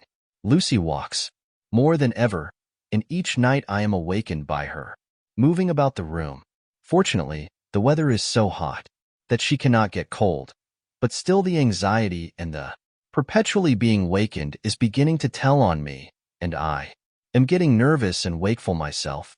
Thank God, Lucy's health keeps up. Mr. Holmwood has been suddenly called to ring to see his father, who has been taken seriously ill. Lucy frets at the postponement of seeing him, but it does not touch her looks. She is a trifle stouter, and her cheeks are a lovely rose pink. She has lost that anemic look which she had. I pray it will all last. August 3rd. Another week gone, and no news from Jonathan. Not even to Mr. Hawkins, from whom I have heard. Oh, I do hope he is not ill. He surely would have written. I look at that last letter of his, but somehow it does not satisfy me. It does not read like him, and yet it is his writing. There is no mistake of that. Lucy has not walked much in her sleep the last week, but there is an odd concentration about her which I do not understand. Even in her sleep she seems to be watching me. She tries the door, and finding it locked, goes about the room searching for the key. August 6th. Another 3 days, and no news. This suspense is getting dreadful. If I only knew where to write to or where to go to, I should feel easier. But no one has heard a word of Jonathan since that last letter. I must only pray to God for patience. Lucy is more excitable than ever, but is otherwise well. Last night was very threatening, and the fishermen say that we are in for a storm. I must try to watch it and learn the weather signs. Today is a gray day, and the sun, as I write, is hidden in thick clouds, high over Kettleness. Everything is gray, except the green grass, which seems like emerald. Amongst it, gray earthy rock, gray clouds, tinged with the sunburst at the far edge, hang over the gray sea, into which the sandpoints stretch like gray fingers. The sea is tumbling in over the shallows and the sandy flats with a roar, muffled in the sea mists drifting inland. The horizon is lost in a gray mist. All is vastness. The clouds are piled up like giant rocks, and there is a brool over the sea that sounds like some presage of doom. Dark figures are on the beach here and there, sometimes half shrouded in the mist, and seem men, like trees walking. The fishing boats are racing for home, and rise and dip in the ground swell as they sweep into the harbor, bending to the scuppers. Here comes old Mr. Swales. He is making straight for me, and I can see, by the way he lifts his hat, that he wants to talk. I have been quite touched by the change in the poor old man. When he sat down beside me, he said in a very gentle way, "I want to say something to you, miss." I could see he was not at ease, so I took his poor old wrinkled hand in mine and asked him to speak fully. So he said, leaving his hand in mine, "I'm afraid, my dearie, that I must have shocked you by all the wicked things I've been saying about the dead and such like for weeks past, but I didn't mean them, and I want ye to remember that when I'm gone. We AUD folks that be daffled, and with 1 foot abaft the crockhole, don't altogether like to think of it, and we don't want to feel scart of it. And that's why I've took to making light of it, so that I'd cheer up my own heart a bit. But, Lord love ye, miss, I ain't afraid of dying, not a bit. Only I don't want to die if I can help it. My time must be nigh at hand now, for I be AUD, and 100 years is too much for any man to expect, and I'm so nigh it that the AUD man is already wet in his scythe. Ye see, I can't get out of the habit of caffin about it all at once. The chaffs will wag as they be used to. Some day soon the angel of death will sound his trumpet for me. But don't ye dull and greet, my dearie, for he saw that I was crying.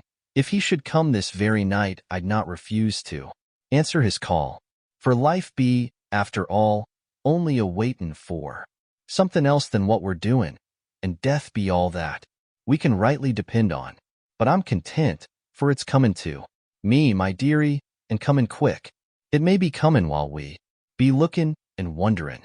Maybe it's in that wind out over the sea that's bringin' with it loss and wreck and sore distress and sad hearts. Look, look, he cried suddenly. There's something in that wind and in the host beyond that sounds and looks and tastes and smells like death. It's in the air. I feel it comin'. Lord, make me answer cheerful when my call comes." He held up his arms devoutly and raised his hat. His mouth moved as though he were praying. After a few minutes' silence, he got up, shook hands with me, and blessed me, and said goodbye, and hobbled off. It all touched me and upset me very much. I was glad when the Coast Guard came along, with his spyglass under his arm. He stopped to talk with me, as he always does, but all the time kept looking at a strange ship. "I can't make her out," he said. "She's a Russian by the look of her, but she's knocking about in the queerest way. She doesn't know her mind a bit. She seems to see the storm coming, but can't decide whether to run up north in the open or to put in here. Look there again. She is steered mighty strangely, for she doesn't mind the hand on the wheel, changes about with every puff of wind. We'll hear more of her before this time tomorrow." 7. Cutting from the Daily Graph, August 8th. Pasted in Mina Murray's journal. From a correspondent. Whitby. One greatest and suddenest storms on record has just been experienced here, with results both strange and unique. The weather had been somewhat sultry, but not to any degree uncommon in the month of August. Saturday evening was as fine as was ever known, and the great body of holidaymakers laid out yesterday for visits to Mulgrave Woods, Robin Hood's Bay, Rig Mill, Runswick, Staithes, and the various trips in the neighborhood of Whitby. The steamers Emma and Scarborough made trips up and down the coast, and there was an unusual amount of tripping, both to and from Whitby. The day was unusually fine till the afternoon, when some of the gossips who frequent the East Cliff churchyard, and from that commanding eminence, watched the wide sweep of sea visible to the north and east, called attention to a sudden show of Mara's tails high in the sky to the northwest. The wind was then blowing from the southwest in the mild degree which in barometrical language is ranked Number 2. Light breeze. The Coast Guard on duty at once made report, and one old fisherman, who for more than half a century has kept watch on weather signs from the East Cliff, foretold in an emphatic manner the coming of a sudden storm. The approach of sunset was so very beautiful, so grand in its masses of splendidly colored clouds, that there was quite an assemblage on the walk along the cliff in the old churchyard to enjoy the beauty. Before the sun dipped below the black mass of Kettleness, standing boldly athwart the western sky, its downward way was marked by myriad clouds of every sunset color, flame, purple, pink, green, violet, and all the tints of gold, with here and their masses not large, but of seemingly absolute blackness in all sorts of shapes, as well outlined as colossal silhouettes. The experience was not lost on the painters, and doubtless some of the sketches of the prelude to the great storm will grace the R.A. and R.I. walls in May next.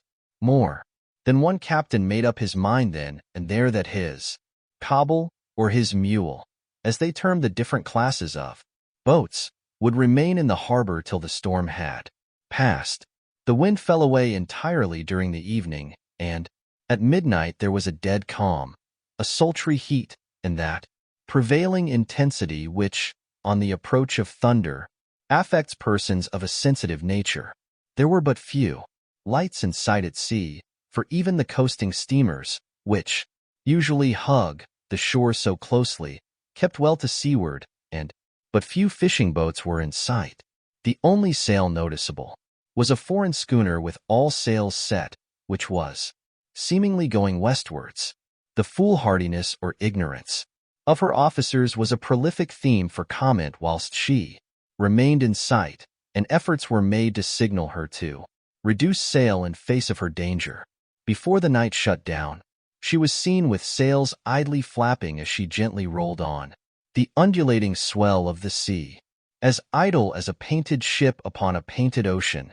Shortly before 10 o'clock the stillness of the air grew quite oppressive, and the silence was so marked that the bleating of a sheep inland, or the barking of a dog in the town was distinctly heard, and the band on the pier, with its lively French air, was like a discord in the great harmony of nature's silence.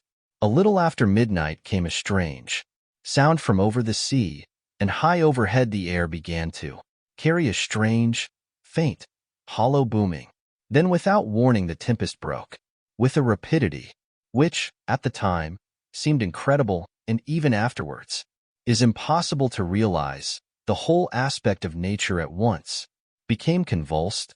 The waves rose in growing fury, each overtopping its fellow, till in a very few minutes the lately glassy sea was like a roaring and devouring monster. White, crested waves beat madly on the level sands and rushed up the shelving cliffs.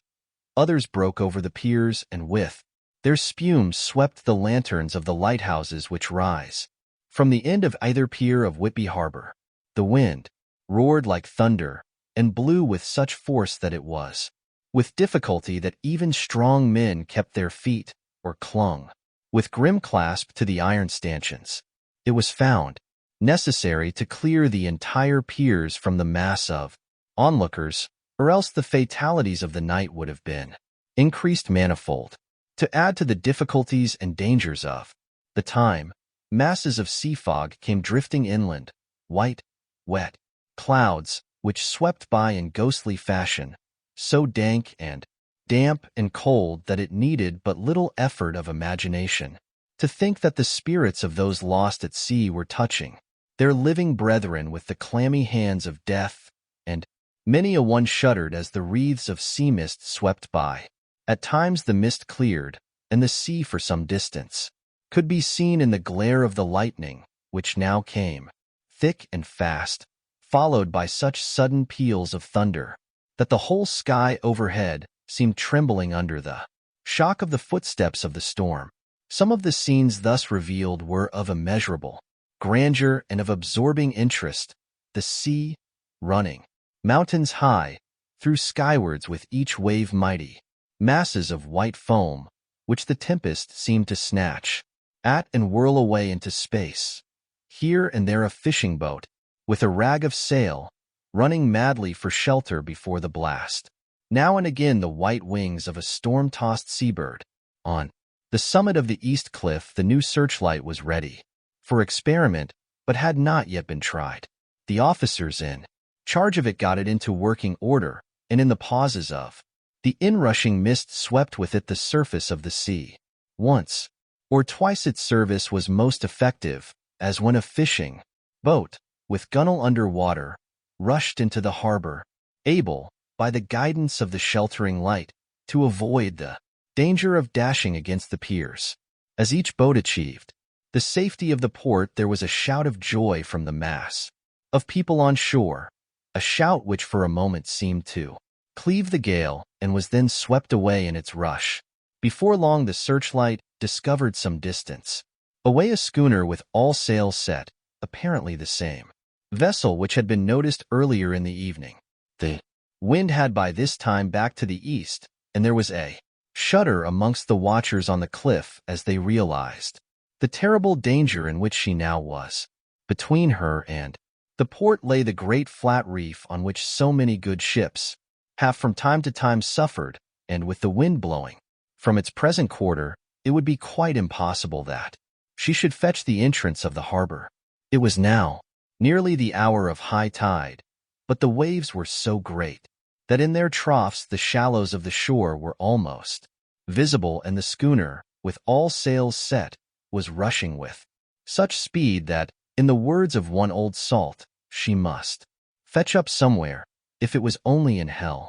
Then came another rush of sea fog, greater than any hitherto, a mass of dank mist, which seemed to close on all things like a gray pall, and left available to men only the organ of hearing, for the roar of the tempest and the crash of the thunder and the booming of the mighty billows came through the damp oblivion even louder than before. The rays of the searchlight were kept fixed on the harbor mouth across the east pier, where the shock was expected, and men waited breathless. The wind suddenly shifted to the northeast, and the remnant of the sea fog melted in the blast, and then, mirabile dictu, between the piers, leaping from wave to wave as it rushed at headlong speed, swept the strange schooner before the blast with all sail set, and gained the safety of the harbor. The searchlight followed her, and a shudder ran through all who saw her, for lashed to the helm was a corpse, with drooping head, which swung horribly to and fro at each motion of the ship. No other form could be seen on deck at all. A great awe came on all as they realized that the ship, as if by a miracle, had found the harbor, unsteered save by the hand of a dead man. However, all took place more quickly than it takes to write these words. The schooner paused not, but rushing across the harbor, pitched herself on that accumulation of sand and gravel washed by many tides and many storms into the southeast corner of the pier, jutting under the east cliff, known locally as Tate Hill Pier. There was of course a considerable concussion as the vessel drove up on the sand heap. Every spar, rope, and stay was strained, and some of the top hammer came crashing down. But, strangest of all, the very instant the shore was touched, an immense dog sprang up on deck from below, as if shot up by the concussion, and running forward, jumped from the bow on the sand, making straight for the steep cliff, where the churchyard hangs over the laneway to the east, piers so steeply that some of the flat tombstones, thruff, steens, or through stones, as they call them in the Whitby vernacular, actually project over where the sustaining cliff has fallen away. It disappeared in the darkness, which seemed intensified just beyond the focus of the searchlight. It so happened that there was no one at the moment on Tate Hill Pier, as all those whose houses are in close proximity were either in bed or were out on the heights above. Thus the Coast Guard on duty on the eastern side of the harbor, who at once ran down to the little pier, was the first to climb on board. The men working the searchlight, after scouring the entrance of the harbor without seeing anything, then turned the light on the derelict and kept it there. The Coast Guard ran aft, and when he came beside the wheel, bent over to examine it and recoiled at once as, though under some sudden emotion. This seemed to pique general curiosity, and quite a number of people began to run. It is a good way round from the West Cliff by the drawbridge to Tate Hill Pier, but your correspondent is a fairly good runner and came well ahead of the crowd. When I arrived, however, I found already assembled on the pier a crowd, whom the Coast Guard and police refused to allow to come on board. By the courtesy of the chief boatman, I was, as your correspondent, permitted to climb on deck, and was one of a small group who saw the dead seaman whilst actually lashed to the wheel. It was no wonder that the Coast Guard was surprised, or even awed, for not often can such a sight have been seen. The man was simply fastened by his hands, tied one over the other, to a spoke of the wheel. Between the inner hand and the wood was a crucifix, the set of beads on which it was fastened being around both wrists and wheel, and all kept fast by the binding cords. The poor fellow may have been seated at one time, but the flapping and buffeting of the sails had worked through the rudder of the wheel and dragged him to and fro, so that the cords with which he was tied had cut the flesh to the bone. Accurate note was made of the state of things, and a doctor, Surgeon J. M. Caffin, of 33 East Elliott Place, who came immediately after me, declared, after making examination, that the man must have been dead for quite 2 days. In his pocket was a bottle, carefully corked, empty save for a little roll of paper, which proved to be the addendum to the log. The Coast Guard said the man must have tied up his own hands, fastening the knots with his teeth. The fact that a Coast Guard was the first on board may save some complications later on in the Admiralty Court, for Coast Guards cannot claim the salvage, which is the right of the first civilian entering on a derelict. Already, however, the legal tongues are wagging, and one young law student is loudly asserting that the rights of the owner are already completely sacrificed, his property being held in contravention of the statutes of mortmain, since the tiller, as emblemship, if not proof, of delegated possession, is held in a dead hand. It is needless to say that the dead steersman has been reverently removed from the place where he held his honorable watch and ward till death, a steadfastness as noble as that of the young Casabianca, and placed in the mortuary to await inquest. Already the sudden storm is passing, and its fierceness is abating. Crowds are scattering homeward, and the sky is beginning to redden over the Yorkshire wolds. I shall send, in time for your next issue, further details of the derelict ship, which found her way so miraculously into harbor in the storm. Whitby, August 9th. The sequel to the strange arrival of the derelict in the storm last night is almost more startling than the thing itself. It turns out that the schooner is a Russian from Varna and is called the Demeter. She is almost entirely in ballast of silver sand, with only a small amount of cargo, a number of great wooden boxes filled with mold. This cargo was consigned to a Whitby solicitor, Mr. S. F. Billington, of 7, the Crescent, who this morning went aboard and formally took possession of the goods consigned to him. The Russian consul, too, acting for the charter party, took formal possession of the ship and paid all harbor dues, etc. Nothing is talked about here today except the strange coincidence. The officials of the Board of Trade have been most exacting in seeing that every compliance has been made with existing regulations. As the matter is to be a 9 days' wonder, they are evidently determined that there shall be no cause of after complaint. A good deal of interest was abroad concerning the dog which landed when the ship struck, and more than a few of the members of the SPCA, which is very strong in Whitby, have tried to befriend the animal. To the general disappointment, however, it was not to be found. It seems to have disappeared entirely from the town. It may be that it was frightened and made its way on to the moors, where it is still hiding in terror. There are some who look with dread on such a possibility, lest later on it should in itself become a danger, for it is evidently a fierce brute. Early this morning a large dog, a half-bred mastiff belonging to a coal merchant close to Tate Hill Pier, was found dead in the roadway opposite to its master's yard. It had been fighting, and manifestly had a savage opponent, for its throat was torn away, and its belly was slit open as if with a savage claw. Later, by the kindness of the Board of Trade Inspector, I have been permitted to look over the logbook of the Demeter, which was in order up to within 3 days, but contained nothing of special interest except as to facts of missing men. The greatest interest, however, is with regard to the paper found in the bottle, which was today produced at the inquest, and a more strange narrative than the two between them unfold it has not been my lot to come across. As there is no motive for concealment, I am permitted to use them, and accordingly send you a rescript, simply omitting technical details of seamanship and supercargo. It almost seems as though the captain had been seized with some kind of mania before he had got well into blue water, and that this had developed persistently throughout the voyage.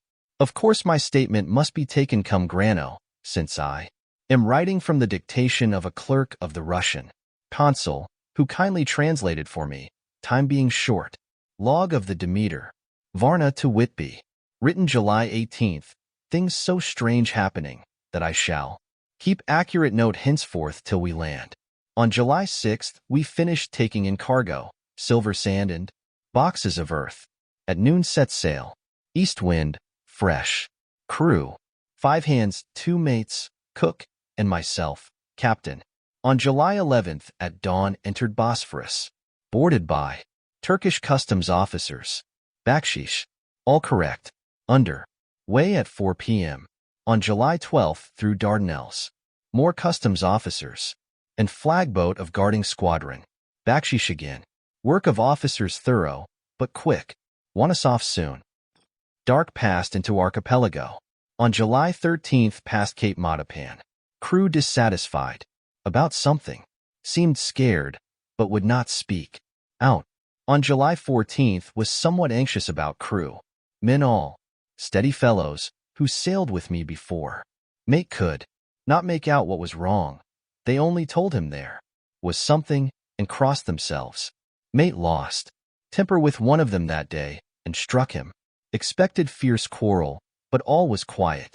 On July 16th, mate reported in the morning that one of crew, Petrovsky, was missing. Could not account for it. Took larboard watch 8 bells last night. Was relieved by Abramov, but did not go to bunk. Men more downcast than ever. All said they expected something of the kind, but would not say more than there was something aboard. Mate getting very impatient with them, feared some trouble ahead. On July 17th, yesterday, one of the men, Olgarin, came to my cabin, and in an awestruck way confided to me that he thought there was a strange man aboard the ship. He said that in his watch he had been sheltering behind the deckhouse, as there was a rainstorm, when he saw a tall, thin man, who was not like any of the crew, come up the companionway and go along the deck forward, and disappear. He followed cautiously, but when he got to bows found no one, and the hatchways were all closed. He was in a panic of superstitious fear, and I am afraid the panic may spread.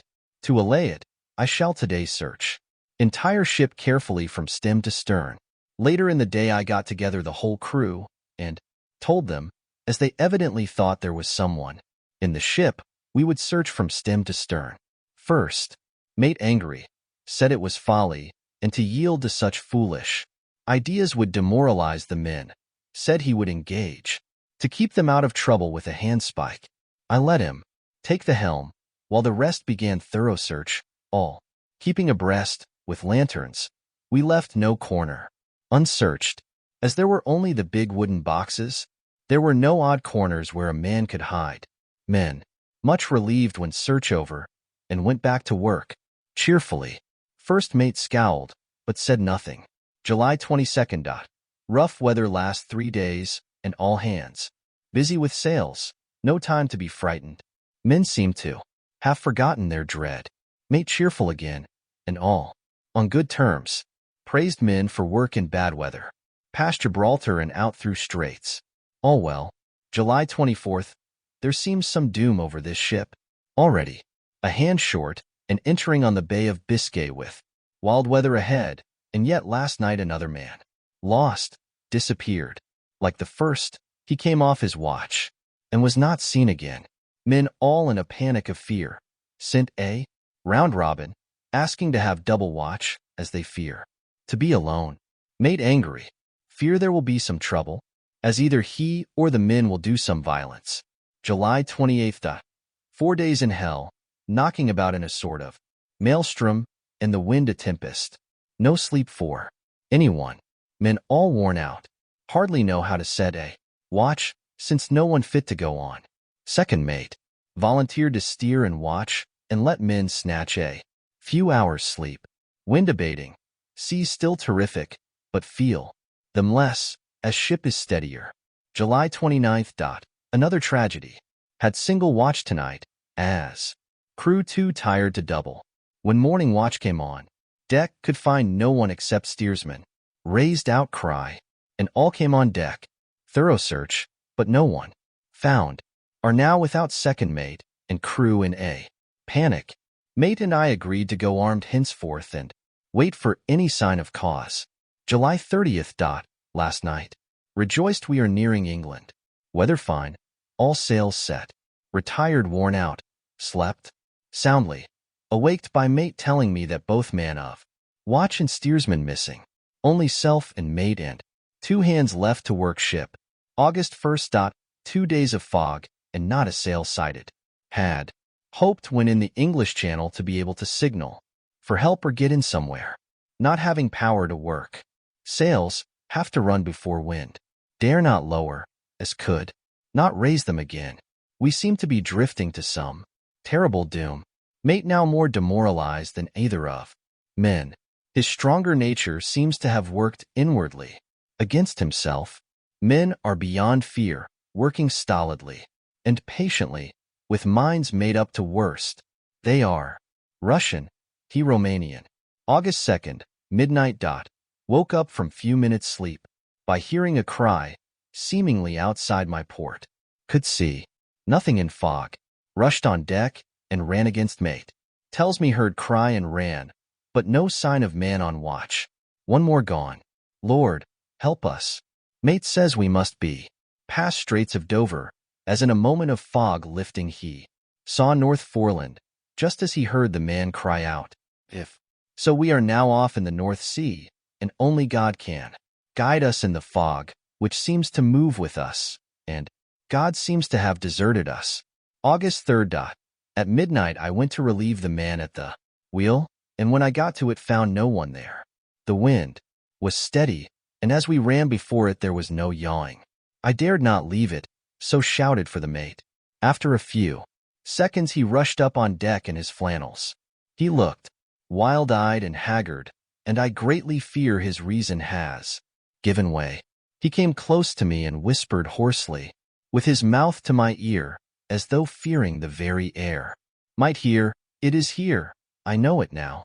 On the watch last night I saw it, like a man, tall and thin, and ghastly pale. It was in the bows, and looking out. I crept behind it, and gave it my knife, but the knife went through it, empty as the air. And as he spoke he took his knife and drove it savagely into space. Then he went on, but it is here, and I'll find it. It is in the hold, perhaps in one of those boxes. I'll unscrew them one by one and see. You work the helm. And, with a warning look and his finger on his lip, he went below. There was springing up a choppy wind, and I could not leave the helm. I saw him come out on deck again with a tool chest and a lantern and go down the forward hatchway. He is mad, stark, raving. Mad, and it's no use my trying to stop him. He can't hurt. Those big boxes, they are invoiced as clay, and to pull them about is as harmless a thing as he can do. So here I Stay, and mind the helm, and write these notes. I can only trust in God and wait till the fog clears. Then if I can't steer to any harbor with the wind that is, I shall cut down sails and lie by, and signal for help. It is nearly all over now, just as I was beginning to hope that the mate would come out calmer, for I heard him knocking away at something in the hold, and work is good for him. There came up the hatchway a sudden, startled scream, which made my blood run cold, and up on the deck he came as if shot from a gun, a raging madman, with his eyes rolling and his face convulsed with fear. Save me! Save me! He cried, and then looked round on the blanket of fog. His horror turned to despair, and in a steady voice he said, You had better come too, Captain, before it is too late. He is there. I know the secret now. The sea will save me from him, and it is all that is left. Before I could say a word or move forward to seize him, he sprang on the bulwark and deliberately threw himself into the sea. I suppose I know the secret, too, now. It was this madman who had got rid of the men, one by one, and now he has followed them himself. God, help me. How am I to account for all these horrors when I get to port? When I get to port, will that ever be? August 4th, still fog, which the sunrise cannot pierce. I know there is sunrise because I am a sailor, why else I know not. I dared not go below. I dared not leave the helm. So here all night I stayed, and in the dimness of the night I saw it, him, God forgive me, but the mate was right to jump overboard. It was better to die like a man. To die like a sailor in blue water no man can object. But I am captain, and I must not leave my ship. But I shall baffle this fiend or monster, for I shall tie my hands to the wheel when my strength begins to fail, and along with them I shall tie that which he it dare not touch. And then, come good wind or foul, I shall save my soul and my honor as a captain. I am growing weaker, and the night is coming on. If he can look me in the face again, I may not have time to act. If we are wrecked, mayhap this bottle may be found, and those who find it may understand. If not, well, then all men shall know that I have been true to my trust. God and the blessed Virgin and the saints help a poor ignorant soul trying to do his duty.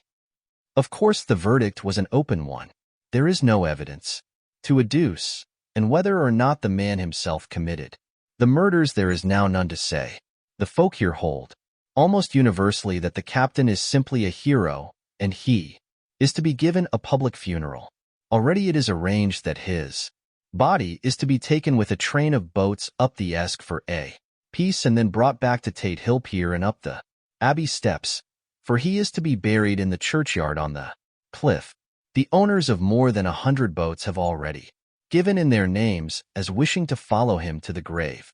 No trace has ever been found of the great dog, at which there is much mourning, for, with public opinion in its present state, he would, I believe, be adopted by the town. Tomorrow will see the funeral, and so will end this one more mystery of the sea. Mina Murray, S. Journal. August 8th. Lucy was very restless all night, and I, too, could not sleep. The storm was fearful, and as it boomed loudly among the chimney pots, it made me shudder. When a sharp puff came, it seemed to be like a distant gun. Strangely enough, Lucy did not wake, but she got up twice and dressed herself. Fortunately, each time I awoke in time and managed to undress her without waking her and got her back to bed. It is a very strange thing, this sleepwalking, for as soon as her will is thwarted in any physical way, her intention, if there be any, disappears, and she yields herself almost exactly to the routine of her life. Early in the morning, we both got up and went down to the harbor to see if anything had happened in the night.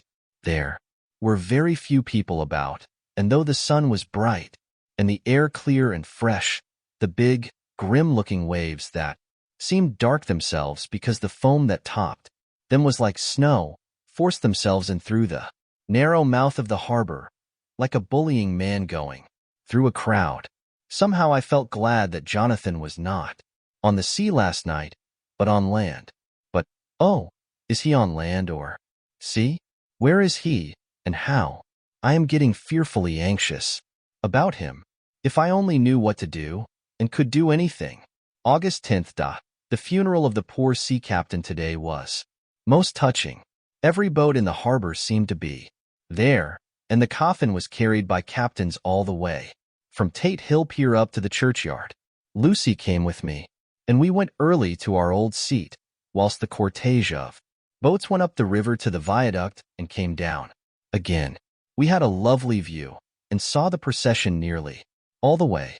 The poor fellow was laid to rest quite near our seat, so that we stood on it when the time came and saw everything. Poor Lucy seemed much upset. She was restless and uneasy all the time, and I cannot but think that her dreaming at night is telling on her. She is quite odd in one thing. She will not admit to me that there is any cause for restlessness, or if there be, she does not understand it herself. There is an additional cause in that poor old Mr. Swales was found dead this morning on our seat, his neck being broken. He had evidently, as the doctor said, fallen back in the seat in some sort of fright, for there was a look of fear and horror on his face that the men said made them shudder. Poor dear old man. Perhaps he had seen death with his dying eyes. Lucy is so sweet and sensitive that she feels influences more acutely than other people do. Just now she was quite upset by a little thing which I did not much heed, though I am myself very fond of animals. One of the men who came up here often to look for the boats was followed by his dog. The dog is always with him. They are both quiet persons, and I never saw the man angry, nor heard the dog bark. During the service the dog would not come to its master, who was on the seat with us, but kept a few yards off, barking and howling. Its master spoke to it, gently, and then harshly, and then angrily, but it would neither come nor cease to make a noise. It was in a sort of fury, with its eyes savage, and all its hairs bristling out like a cat's tail when puss is on the warpath. Finally the man, too, got angry, and jumped down and kicked the dog, and then took it by the scruff of the neck and half dragged and half threw it on the tombstone on which the seat is fixed. The moment it touched the stone, the poor thing became quiet, and fell all into a tremble. It did not try to get away, but crouched down, quivering and cowering, and was in such a pitiable state of terror that I tried, though without effect, to comfort it. Lucy was full of pity, too, but she did not attempt to touch the dog, but looked at it in an agonized sort of way. I greatly fear that she is of too supersensitive a nature to go through the world without trouble. She will be dreaming of this tonight, I am sure. The whole agglomeration of things. The ship steered into port by a dead man, his attitude tied to the wheel with a crucifix and beads, the touching funeral. The dog, now furious and now in terror, will all afford material for her dreams. I think it will be best for her to go to bed tired out, physically, so I shall take her for a long walk by the cliffs to Robin Hood's Bay and back. She ought not to have much inclination for sleepwalking then. 8. Mina Murray, S. Journal. Same day, 11 o'clock p.m. Oh, but I am tired. If it were not that I had made my diary a duty, I should not open it tonight. We had a lovely walk. Lucy, after a while, was in gay spirits, owing, I think, to some dear cows who came nosing towards us in a field close to the lighthouse and frightened the wits out of us. I believe we forgot everything except, of course, personal fear, and it seemed to wipe the slate clean and give us a fresh start. We had a capital severe tea at Robin Hood's Bay in a sweet little old-fashioned inn with a bow window right over the seaweed-covered rocks of the strand. I believe we should have shocked the new woman with our appetites. Men are more tolerant, bless them. Then we walked home with some, or rather many, stoppages to rest, and with our hearts full of a constant dread of wild bulls. Lucy was really tired, and we intended to creep off to bed as soon as we could. The young curate came in, however, and Mrs. Westenra asked him to stay for supper. Lucy and I had both a fight for it with the dusty miller. I know it was a hard fight on my part, and I am quite heroic. I think that some day the bishops must get together and see about breeding up a new class of curates who don't take supper, no matter how they may be pressed to, and who will know when girls are tired. Lucy is asleep and breathing softly. She has more color in her cheeks than usual and looks, oh, so sweet. If Mr. Holmwood fell in love with her seeing her only in the drawing room, I wonder what he would say if he saw her now. Some of the new women writers will someday start an idea that men and women should be allowed to see each other asleep before proposing or accepting. But I suppose the new woman won't condescend in future to accept. She will do the proposing herself, and a nice job she will make of it too. There's some consolation in that. I am so happy tonight because dear Lucy seems better. I really believe she has turned the corner and that we are over her troubles with dreaming. I should be quite happy if I only knew if Jonathan, God bless and keep him. August 11th, 3 a.m., diary again. No sleep now, so I may as well write. I am too agitated to sleep. We have had such an adventure, such an agonizing experience. I fell asleep as soon as I had closed my diary. Suddenly I became broad awake and sat up, with a horrible sense of fear upon me, and of some feeling of emptiness around me. The room was dark, so I could not see Lucy's bed. I stole across and felt for her. The bed was empty. I lit a match and found that she was not in the room. The door was shut, but not locked, as I had left it. I feared to wake her mother, who has been more than usually ill lately, so threw on some clothes and got ready to look for her. As I was leaving the room, it struck me that the clothes she wore might give me some clue to her dreaming intention. Dressing gown would mean house, dress, outside. Dressing gown and dress were both in their places. Thank God, I said to myself, she cannot be far, as she is only in her nightdress. I ran downstairs and looked in the sitting room. Not there. Then I looked in all the other open rooms of the house, with an ever-growing fear chilling my heart. Finally I came to the hall door and found it open. It was not wide open, but the catch of the lock had not caught. The people of the house are careful to lock the door every night, so I feared that Lucy must have gone out as she was. There was no time to think of what might happen. A vague, overmastering fear obscured all details. I took a big, heavy shawl and ran out. The clock was striking one as I was in the crescent, and there was not a soul in sight. I ran along the north terrace, but could see no sign of the white figure, which I expected. At the edge of the west cliff above the pier, I looked across the harbor to the east cliff, in the hope, or fear, I don't know which, of seeing Lucy in our favorite seat. There was a bright full moon, with heavy black, driving clouds, which threw the whole scene into a fleeting diorama of light and shade as they sailed across. For a moment or two I could see nothing, as the shadow of a cloud obscured St. Mary's Church and all around it. Then as the cloud passed I could see the ruins of the abbey coming into view, and as the edge of a narrow band of light as sharp as a sword cut moved along, the church and the churchyard became gradually visible.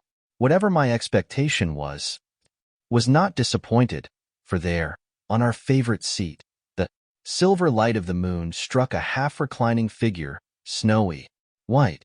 The coming of the cloud was too quick for me to see much, for shadow shut down on light almost immediately, but it seemed to me as though something dark stood behind the seat where the white figure shone, and bent over it. What it was, whether man or beast, I could not tell.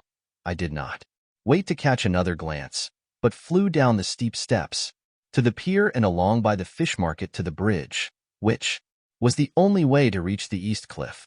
The town seemed as dead, for not a soul did I see. I rejoiced that it was so, for I wanted no witness of poor Lucy's condition. The time and distance seemed endless, and my knees trembled and my breath came labored as I toiled up the endless steps to the abbey. I must have gone fast, and yet it seemed to me as if my feet were weighted with lead, and as though every joint in my body were rusty.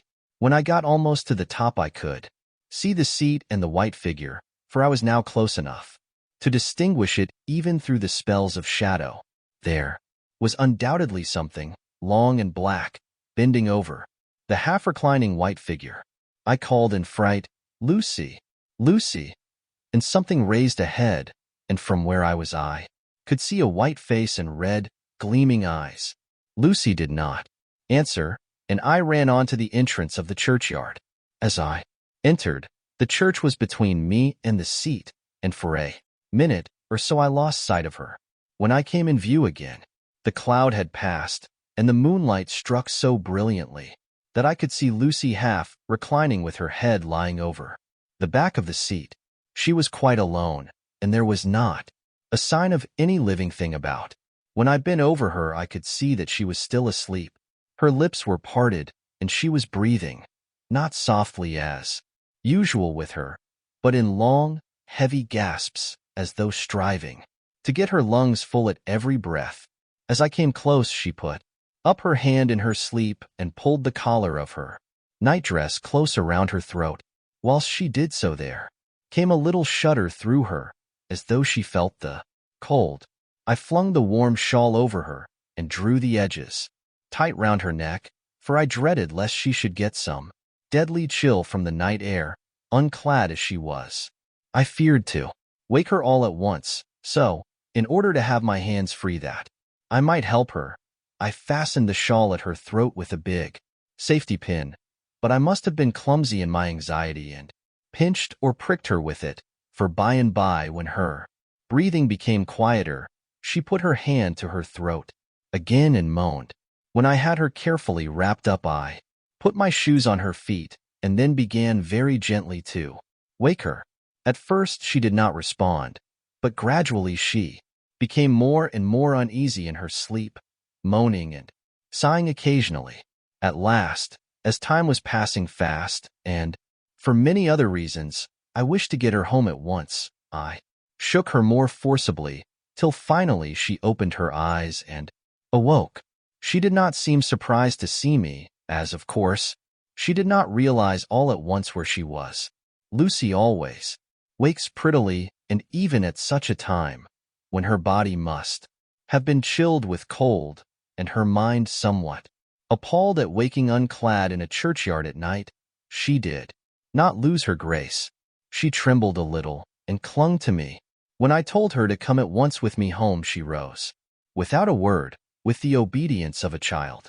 As we passed along, the gravel hurt my feet, and Lucy noticed me wince.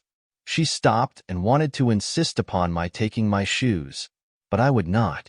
However, when we got to the pathway outside the churchyard, where there was a puddle of water remaining from the storm, I daubed my feet with mud, using each foot in turn on the other, so that as we went home, no one, in case we should meet anyone, should notice my bare feet. Fortune favored us, and we got home without meeting a soul. Once we saw a man, who seemed not quite sober, passing along a street in front of us, but we hid in a door till he had disappeared up an opening such as there are here, steep little closes or wynds, as they call them in Scotland. My heart beat so loud all the time that sometimes I thought I should faint. I was filled with anxiety about Lucy, not only for her health, lest she should suffer from the exposure, but for her reputation in case the story should get wind. When we got in, and had washed our feet, and had said a prayer of thankfulness together, I tucked her into bed. Before falling asleep, she asked, even implored, me not to say a word to anyone, even her mother, about her sleepwalking adventure. I hesitated at first to promise, but on thinking of the state of her mother's health, and how the knowledge of such a thing would fret her, and thinking, too, of how such a story might become distorted, nay, infallibly would, in case it should leak out, I thought it wiser to do so. I hope I did right. I have locked the door, and the key is tied to my wrist, so perhaps I shall not be again disturbed. Lucy is sleeping soundly. The reflex of the dawn is high and far over the sea. Same day, noon. All goes well. Lucy slept till I woke her, and seemed not to have even changed her side. The adventure of the night does not seem to have harmed her.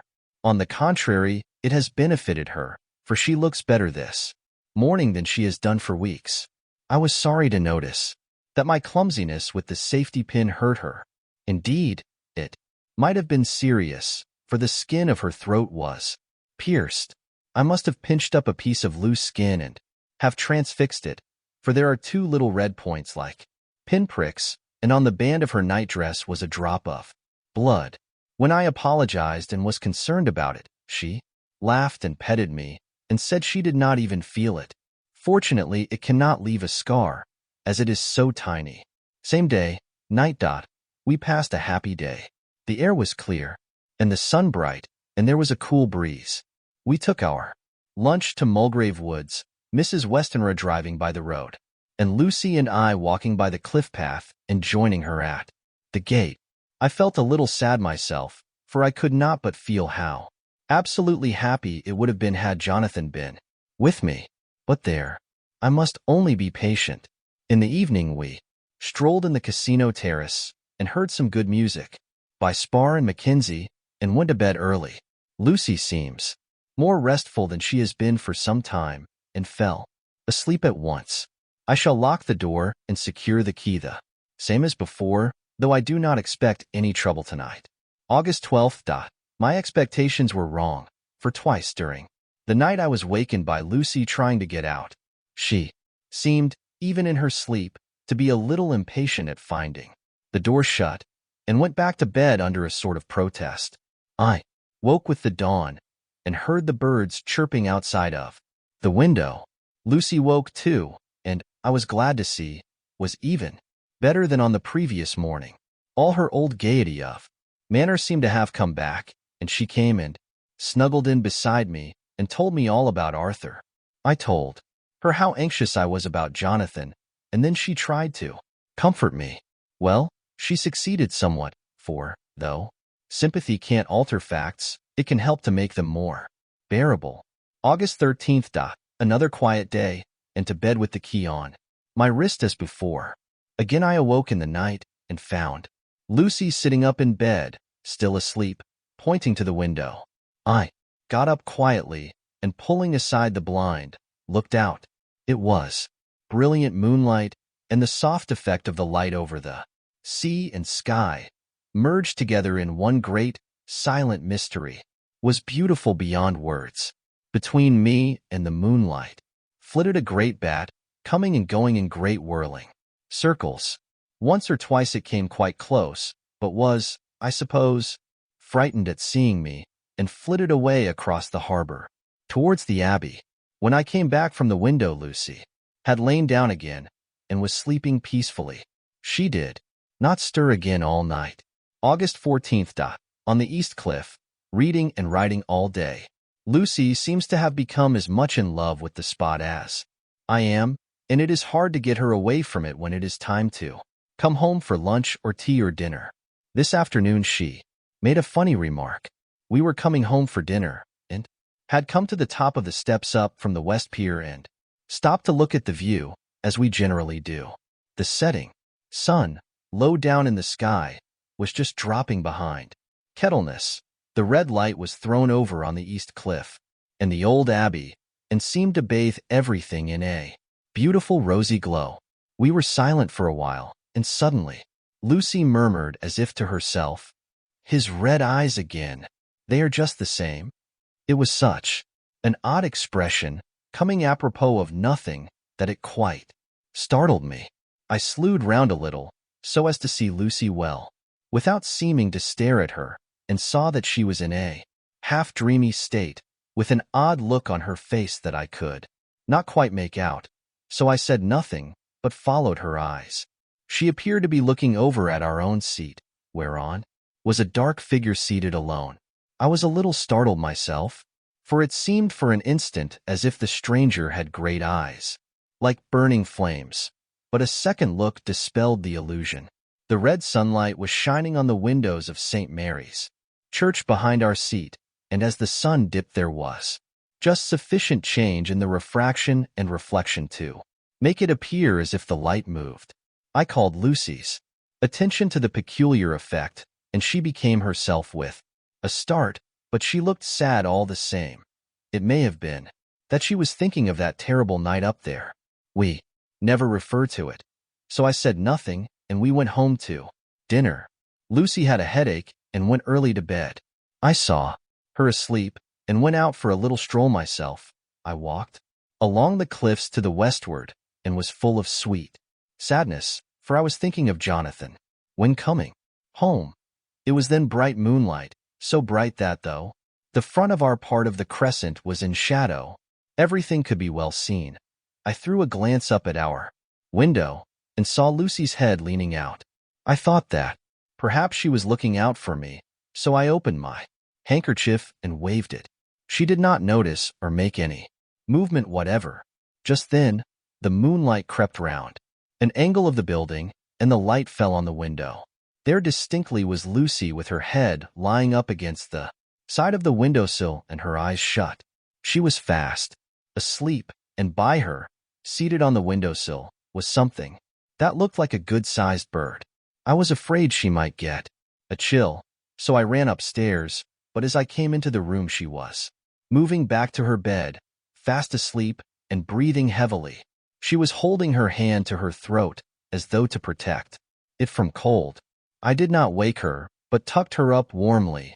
I have taken care that the door is locked and the window securely fastened.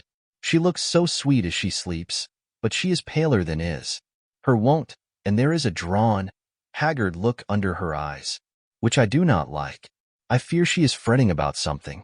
I wish I could find out what it is. August 15th. Rose later than usual. Lucy was languid and tired, and slept on after we had been called. We had a happy surprise at breakfast. Arthur's father is better, and wants the marriage to come off soon. Lucy is full of quiet joy, and her mother is glad and sorry at once. Later on in the day she told me the cause.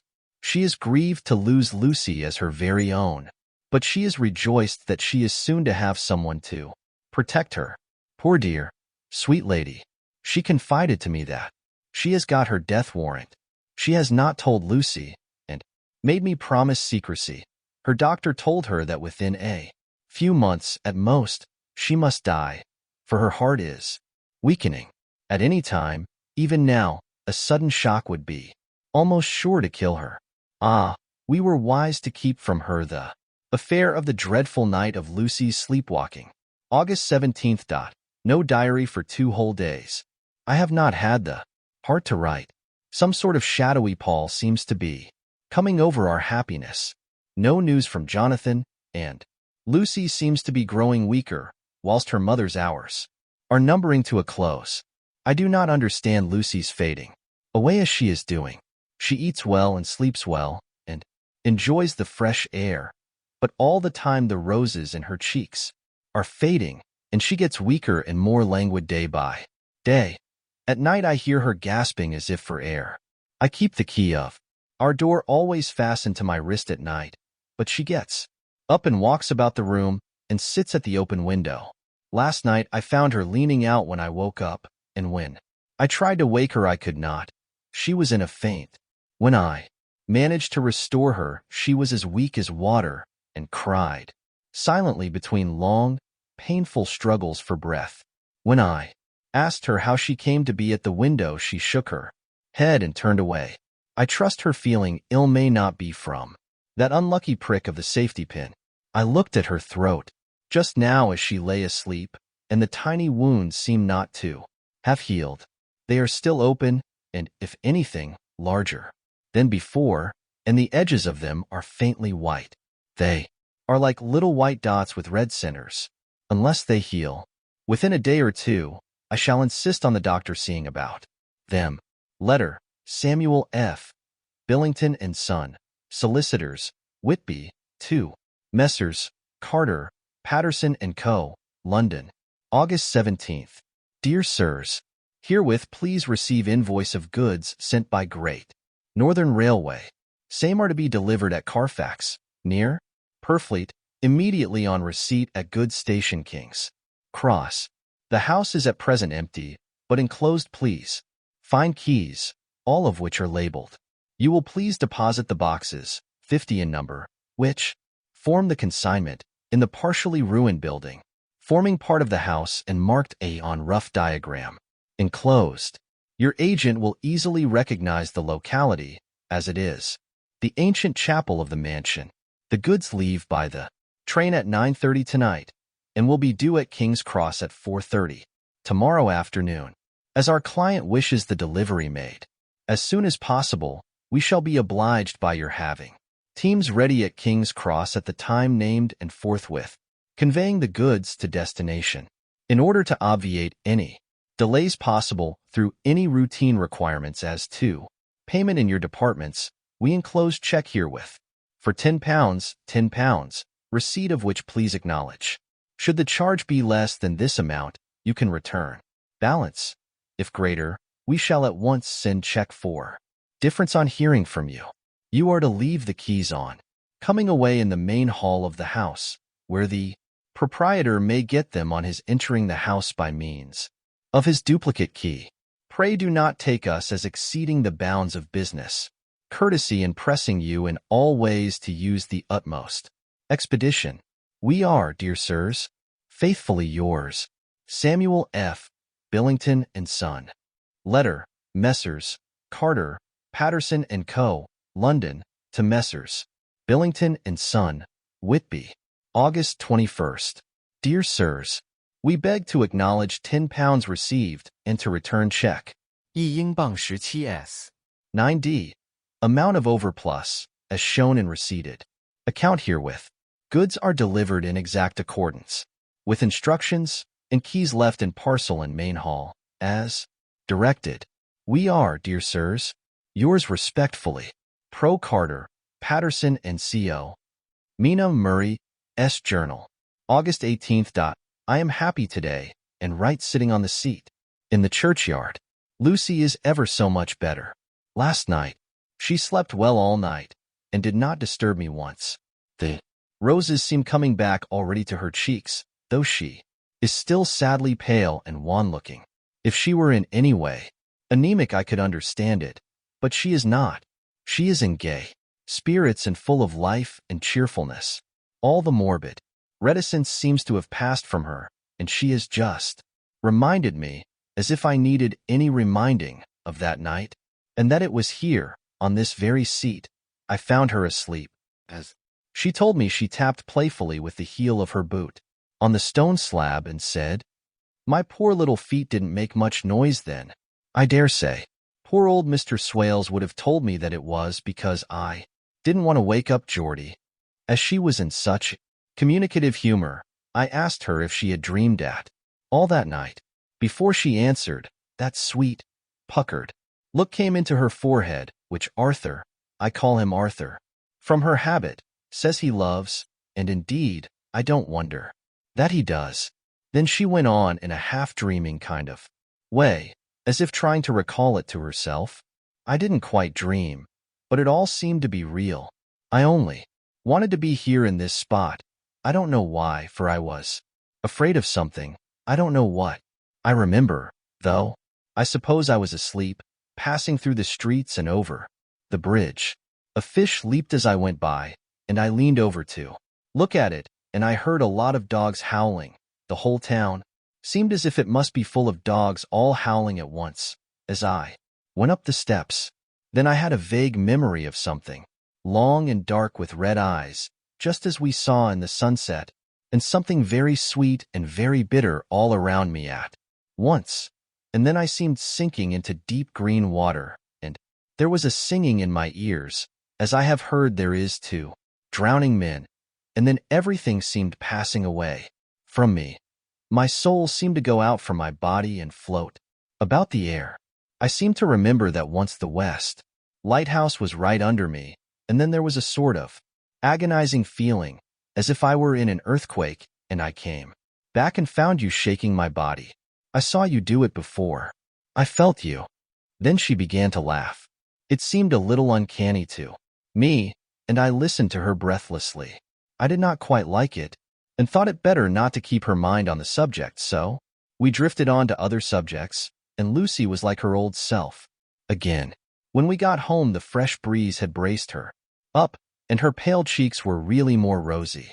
Her mother rejoiced when she saw her, and we all spent a very happy evening together. Eknyagist, joy, joy, joy. Although not all joy. At last, news of Jonathan. The dear fellow has been ill. That is why he did not write. I am not afraid to think it or say it, now that I know. Mr. Hawkins sent me on the letter, and wrote himself, oh, so kindly. I am to leave in the morning and go over to Jonathan, and to help to nurse him if necessary, and to bring him home. Mr. Hawkins says it would not be a bad thing if we were to be married out there. I have cried over the good sister's letter till I can feel it wet against my bosom, where it lies. It is of Jonathan, and must be next my heart, for he is in my heart. My journey is all mapped out, and my luggage ready.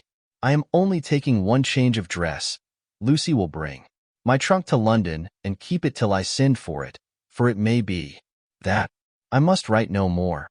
I must keep it to say to Jonathan, my husband. The letter that he has seen and touched must comfort me till we meet. Letter, Sister Agatha, Hospital of St. Joseph and St. Mary, Buda PSDH, to Miss Wilhelmina Murray. August 12th. Dear Madam, I write by desire of Mr. Jonathan Harker, who is himself not strong enough to write, though progressing well, thanks to God and St. Joseph and St. Mary. He has been under our care for nearly 6 weeks, suffering from a violent brain fever. He wishes me to convey his love, and to say that by this post I write for him to Mr. Peter Hawkins, Exeter, to say, with his dutiful respects, that he is sorry for his delay, and that all of his work is completed.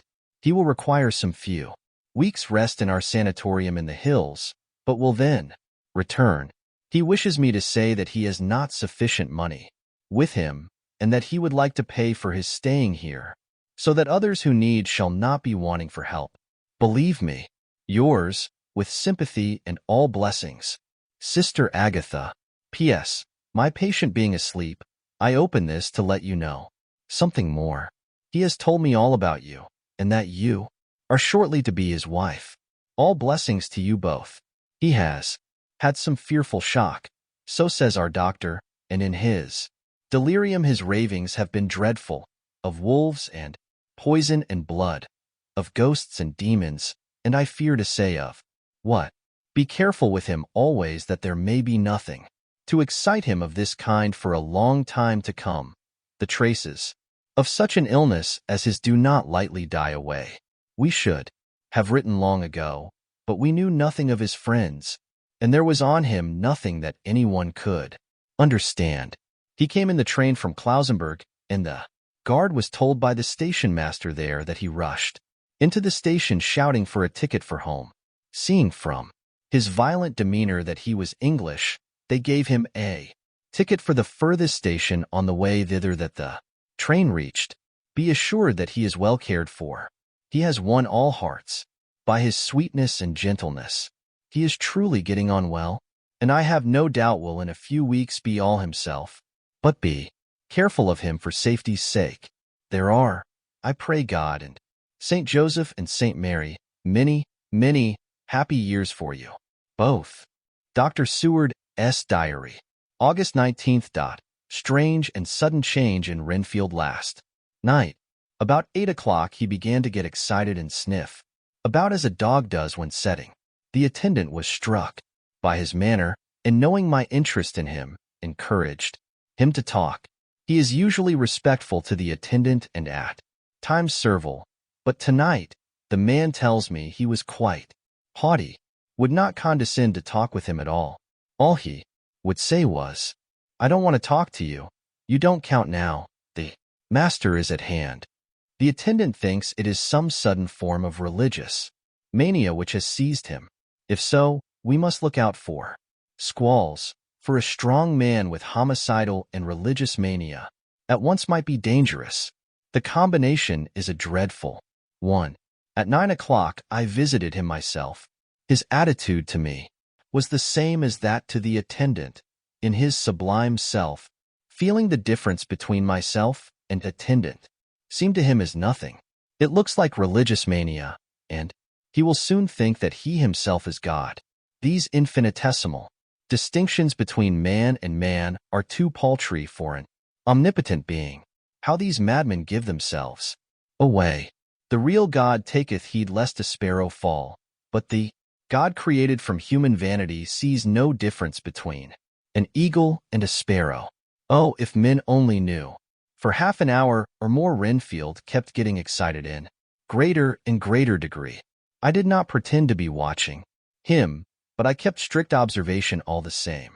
All at once, that shifty look came into his eyes which we always see when a madman has seized an idea, and with it the shifty movement of the head and back which asylum attendants come to know so well. He became quite quiet and went and sat on the edge of his bed resignedly and looked into space with lackluster eyes. I thought I would find out if his apathy were real or only assumed, and tried to lead him to talk of his pets, a theme which had never failed to excite his attention. At first he made no reply, but at length said, testily, "Bother them all. I don't care a pin about them." "What?" I said. "You don't mean to tell me you don't care about spiders?" Spiders at present are his hobby, and the notebook is filling up with columns of small figures. To this, he answered enigmatically, "The bride-maidens rejoice the eyes that wait the coming of the bride. But when the bride draweth nigh, then the maidens shine not to the eyes that are filled." He would not explain himself, but remained obstinately seated on his bed all the time I remained with him. I am weary tonight and low in spirits. I cannot but think of Lucy and how different things might have been if I don't sleep at once. Chloral, the modern Morpheus, c. 2, HCl, 3, OH, 2. Oh, I must be careful not to let it grow into a habit. No, I shall take none tonight. I have thought of Lucy, and I shall not dishonor her by mixing the two. If need be, tonight shall be sleepless. Later. Glad I made the resolution, gladder that I kept to it.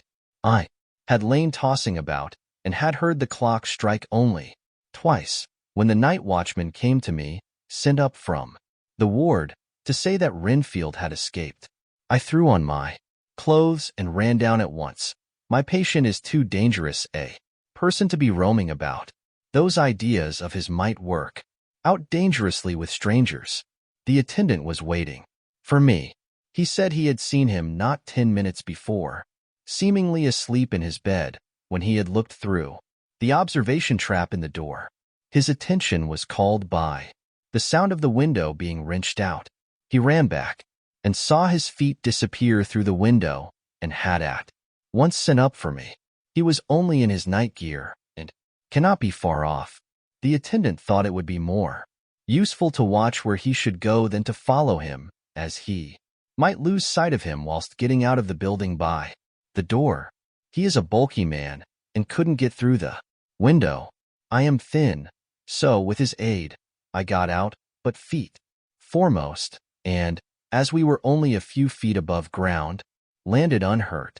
The attendant told me the patient had gone to the left and had taken a straight line, so I ran as quickly as I could.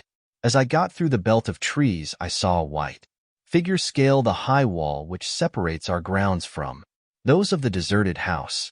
I ran back at once, told the watchman to get 3 or 4 men immediately and follow me into the grounds of Carfax, in case our friend might be dangerous. I got a ladder myself, and crossing the wall, dropped down on the other side. I could see Renfield's figure just disappearing behind the angle of the house, so I ran after him. On the far side of the house I found him pressed close against the old iron-bound oak door of the chapel. He was talking, apparently, to someone, but I was afraid to go near enough to hear what he was saying, lest I might frighten him, and he should run off. Chasing an errant swarm of bees is nothing to following a naked lunatic when the fit of escaping is upon him. After a few minutes, however, I could see that he did not take note of anything around him, and so ventured to draw nearer to him, the more so as my men had now crossed the wall and were closing him in. I heard him say, "I am here to do your bidding, master. I am your slave, and you will reward me, for I shall be faithful. I have worshipped you long and afar off. Now that you are near, I await your commands, and you will not pass me by, will you, dear master, in your distribution of good things?" He is a selfish old beggar anyhow. He thinks of the loaves and fishes even when he believes he is in a real presence. His manias make a startling combination. When we closed in on him, he fought like a tiger. He is immensely strong, for he was more like a wild beast than a man. I never saw a lunatic in such a paroxysm of rage before, and I hope I shall not again. It is a mercy that we have found out his strength and his danger in good time. With strength and determination like his, he might have done wild work before he was caged. He is safe now at any rate. Jack Shepherd himself couldn't get free from the strait waistcoat that keeps him restrained, and he's chained to the wall in the padded room. His cries are at times awful, but the silences that follow are more deadly still, for he means murder in every turn and movement. Just now he spoke coherent words for the first time. "I shall be patient, master. It is coming, coming, coming." So I took the hint and came to. I was too excited to sleep, but this diary has quieted me, and I feel I shall get some sleep tonight. 9. Letter. Mina Harker to Lucy Westenra. Budapest, August 24th. My dearest Lucy, I know you will be anxious to hear all that has happened since we parted at the railway station at Whitby. Well, my dear, I got the Hull all right and caught the boat to Hamburg, and then the train on here. I feel that I can hardly recall anything of the journey, except that I knew I was coming to Jonathan, and that as I should have to do some nursing, I had better get all the sleep I could. I found my dear one.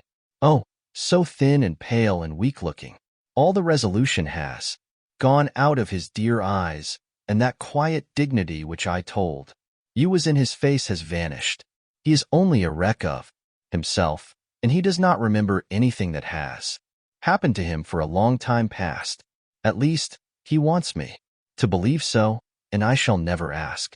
He has had some terrible shock, and I fear it might tax his poor brain if he were to try to recall it. Sister Agatha, who is a good creature and a born nurse, tells me that he raved of dreadful things whilst he was off his head.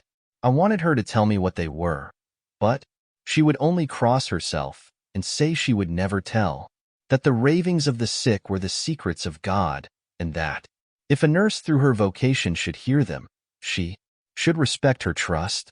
She is a sweet, good soul, and the next day, when she saw I was troubled, she opened up the subject again, and after saying that she could never mention what my poor dear raved about, added, "I can tell you this much, my dear, that it was not about anything which he has done wrong himself, and you, as his wife-to-be, have no cause to be concerned. He has not forgotten you or what he owes to you. His fear was of great and terrible things, which no mortal can treat of. I do believe the dear soul thought I might be jealous lest my poor dear should have fallen in love with any other girl. The idea of my being jealous about Jonathan, and yet, my dear, let me whisper, I felt a thrill of joy through me when I knew that no other woman was a cause of trouble. I am now sitting by his bedside, where I can see his face while he sleeps. He is waking. When he woke, he asked me for his coat, as he wanted to get something from the pocket. I asked Sister Agatha, and she brought all his things. I saw that amongst them was his notebook, and was going to ask him to let me look at it, for I knew then that I might find some clue to his trouble, but I suppose he must have seen my wish in my eyes, for he sent me over to the window, saying he wanted to be quite alone for a moment. Then he called me back, and when I came he had his hand over the notebook, and he said to me very solemnly, "Wilhelmina." I knew then that he was in deadly earnest, for he has never called me by that name since he asked me to marry him. You know, dear, my ideas of the trust between husband and wife. There should be no secret, no concealment. I have had a great shock, and when I try to think of what it is, I feel my head spin round, and I do not know if it was all real or the dreaming of a madman. You know I have had brain fever, and that is to be mad. The secret is here, and I do not want to know it. I want to take up my life here with our marriage. For, my dear, we had decided to be married as soon as the formalities are complete. Are you willing, Wilhelmina, to share my ignorance? Here is the book. Take it and keep it. Read it if you will, but never let me know, unless, indeed, some solemn duty should come upon me to go back to the bitter hours, asleep or awake, sane or mad, recorded here. He fell back exhausted, and I put the book under his pillow and kissed him. I have asked Sister Agatha to beg the Superior to let our wedding be this afternoon, and am waiting her reply. She has come and told me that the chaplain of the English Mission Church has been sent for. We are to be married in an hour, or as soon after as Jonathan awakes. Lucy, the time has come and gone. I feel very solemn, but very, very happy. Jonathan woke a little after the hour, and all was ready, and he sat up in bed, propped up with pillows. He answered his "I will" firmly and strongly. I could hardly speak. My heart was so full that even those words seemed to choke me. The dear sisters were so kind. Please God, I shall never, never forget them, nor the grave and sweet responsibilities I have taken upon me. I must tell you of my wedding present. When the chaplain and the sisters had left me alone with my husband, oh, Lucy, it is the first time I have written the words "my husband" left me alone with my husband. I took the book from under his pillow and wrapped it up in white paper and tied it with a little bit of pale blue ribbon which was round my neck, and sealed it over the knot with sealing wax, and for my seal I used my wedding ring. Then I kissed it and showed it to my husband and told him that I would keep it so, and then it would be an outward and visible sign for us all our lives that we trusted each other, that I would never open it unless it were for his own dear sake or for the sake of some stern duty. Then he took my hand in his, and oh, Lucy, it was the first time he took his wife's hand, and said that it was the dearest thing in all the wide world, and that he would go through all the past again to win it, if need be. The poor dear meant to have set apart of the past, but he cannot think of time yet, and I shall not wonder if at first he mixes up not only the month, but the year. Well, my dear, what could I say? I could only tell him that I was the happiest woman in all the wide world, and that I had nothing to give him except myself, my life, and my trust, and that with these went my love and duty for all the days of my life. And, my dear, when he kissed me and drew me to him with his poor weak hands, it was like a very solemn pledge between us. Lucy, dear, do you know why I tell you all this? It is not only because it is all sweet to me, but because you have been and are very dear to me. It was my privilege to be your friend and guide when you came from the schoolroom to prepare for the world of life. I want you to see now, and with the eyes of a very happy wife, whither duty has led me, so that in your own married life you too may be all happy as I am. My dear, please Almighty God, your life may be all it promises, a long day of sunshine, with no harsh wind, no forgetting duty, no distrust. I must not wish you no pain, for that can never be, but I do hope you will be always as happy as I am now. Goodbye, my dear. I shall post this at once, and perhaps write you very soon again. I must stop, for Jonathan is waking. I must attend to my husband. Your ever-loving Mina Harker. Letter, Lucy Westenra to Mina Harker. Whitby, August 30th. My dearest Mina, Oceans of love and millions of kisses, and may you soon be in your own home with your husband. I wish you could be coming home soon enough to stay with us here. The strong air would soon restore Jonathan. It has quite restored me. I have an appetite like a cormorant, am full of life and sleep. Well, you will be glad to know that I have quite given up walking in my sleep. I think I have not stirred out of my bed for a week. That is when I once got into it at night. Arthur says I am getting fat. By the way, I forgot to tell you that Arthur is here. We have such walks and drives and rides and rowing and tennis and fishing together, and I love him more than ever.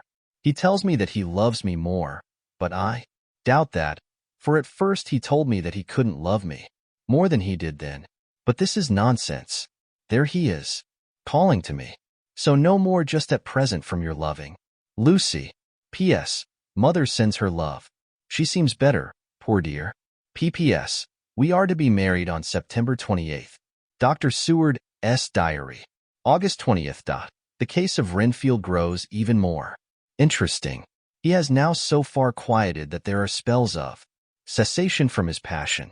For the first week after his attack, he was perpetually violent. Then one night, just as the moon rose, he grew quiet and kept murmuring to himself, "Now I can wait, now I can wait." The attendant came to tell me, so I ran down at once to have a look at him. He was still in the straight waistcoat and in the padded room, but the suffused look had gone from his face, and his eyes had something of their old pleading, I might almost say cringing, softness. I was satisfied with his present condition and directed him to be relieved. The attendants hesitated, but finally carried out my wishes without protest. It was a strange thing that the patient had humor enough to see their distrust, for, coming close to me, he said in a whisper, all the while looking furtively at them, "They think I could hurt you. Fancy me hurting you. The fools." It was soothing, somehow, to the feelings to find myself dissociated, even in the mind of this poor madman from the others, but all the same I do not follow his thought. Am I to take it that I have anything in common with him, so that we are, as it were, to stand together? Or has he to gain from me some good so stupendous that my well-being is needful to him? I must find out later on. Tonight he will not speak. Even the offer of a kitten or even a full-grown cat will not tempt him. He will only say, "I don't take any stock in cats. I have more to think of now, and I can wait. I can wait." After a while I left him. The attendant tells me that he was quiet until just before dawn, and that then he began to get uneasy and at length violent, until at last he fell into a paroxysm which exhausted him, so that he swooned into a sort of coma. 3 nights has the same thing happened, violent all day, then quiet from moonrise to sunrise. I wish I could get some clue to the cause. It would almost seem as if there was some influence which came and went. Happy thought. We shall tonight play sane wits against mad ones. He escaped before without our help. Tonight he shall escape with it. We shall give him a chance and have the men ready to follow in case they are required. August 23rd. The unexpected always happens. How well Disraeli knew life. Our bird, when he found the cage open, would not fly, so all our subtle arrangements were for naught. At any rate, we have proved one thing, that the spells of quietness last a reasonable time. We shall in future be able to ease his bonds for a few hours each day. I have given orders to the night attendant merely to shut him in the padded room when once he is quiet, until an hour before sunrise.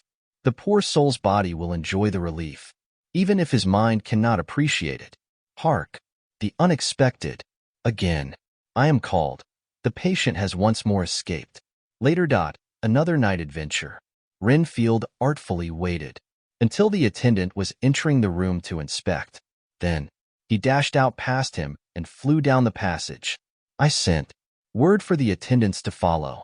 Again he went into the grounds of the deserted house, and we found him in the same place, pressed against the old chapel door. When he saw me, he became furious, and had not the attendants seized him in time, he would have tried to kill me.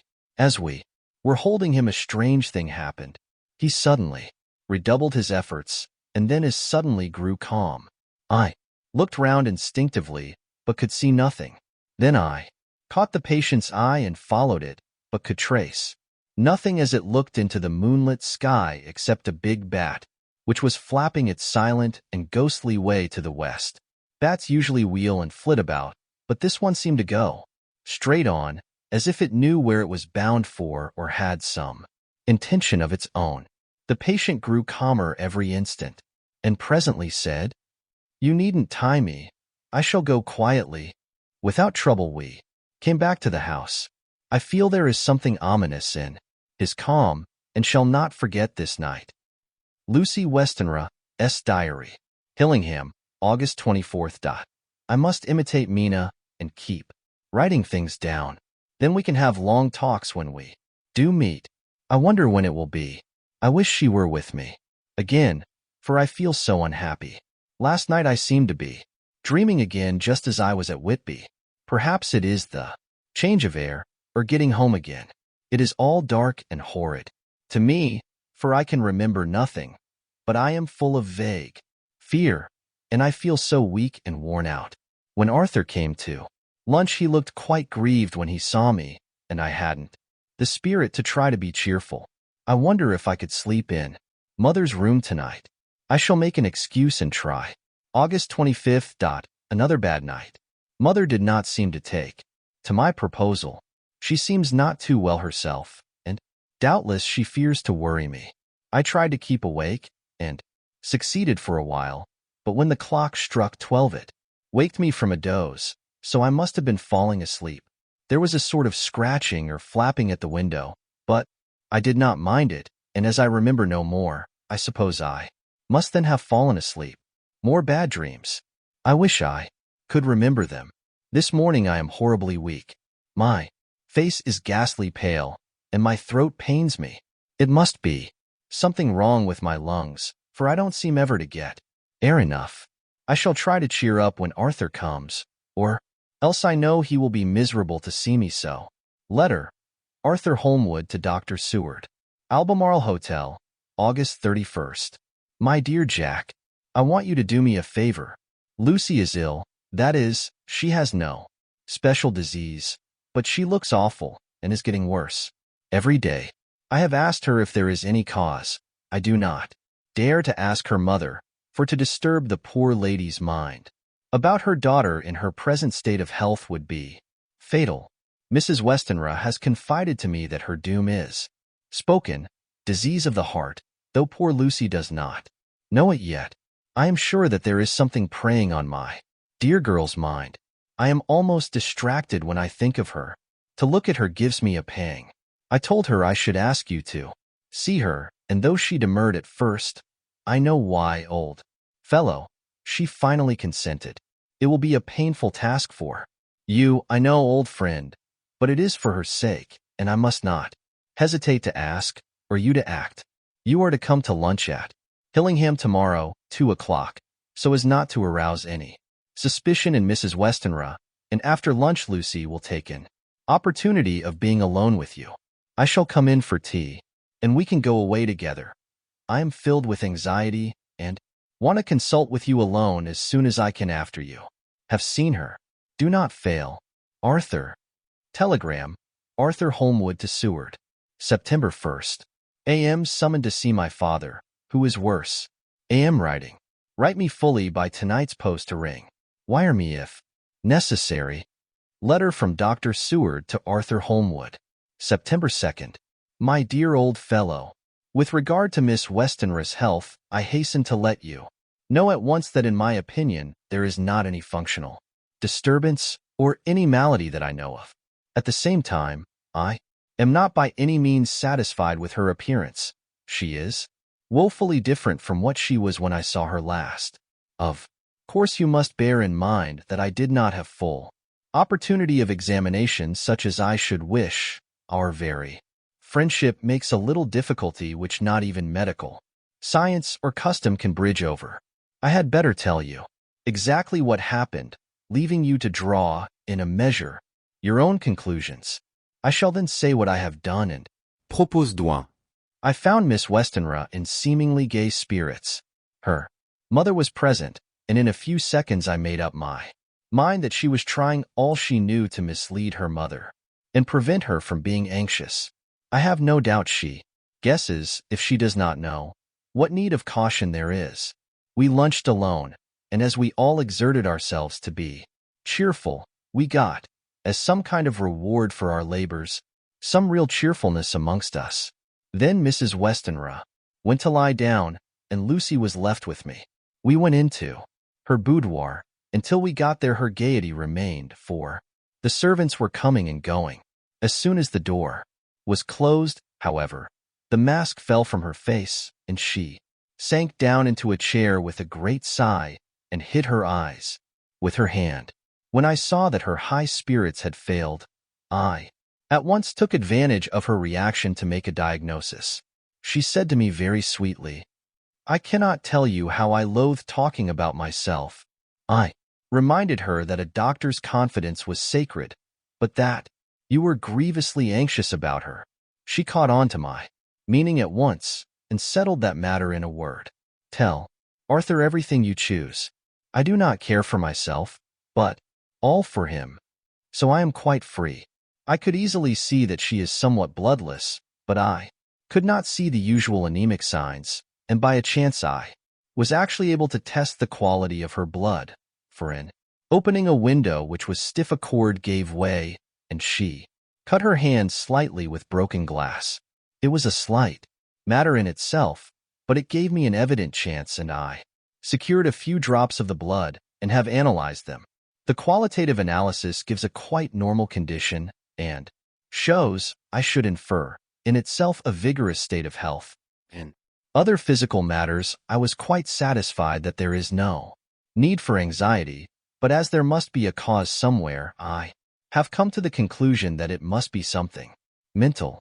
She complains of difficulty in breathing satisfactorily at times, and of heavy, lethargic sleep, with dreams that frighten her, but regarding which she can remember nothing.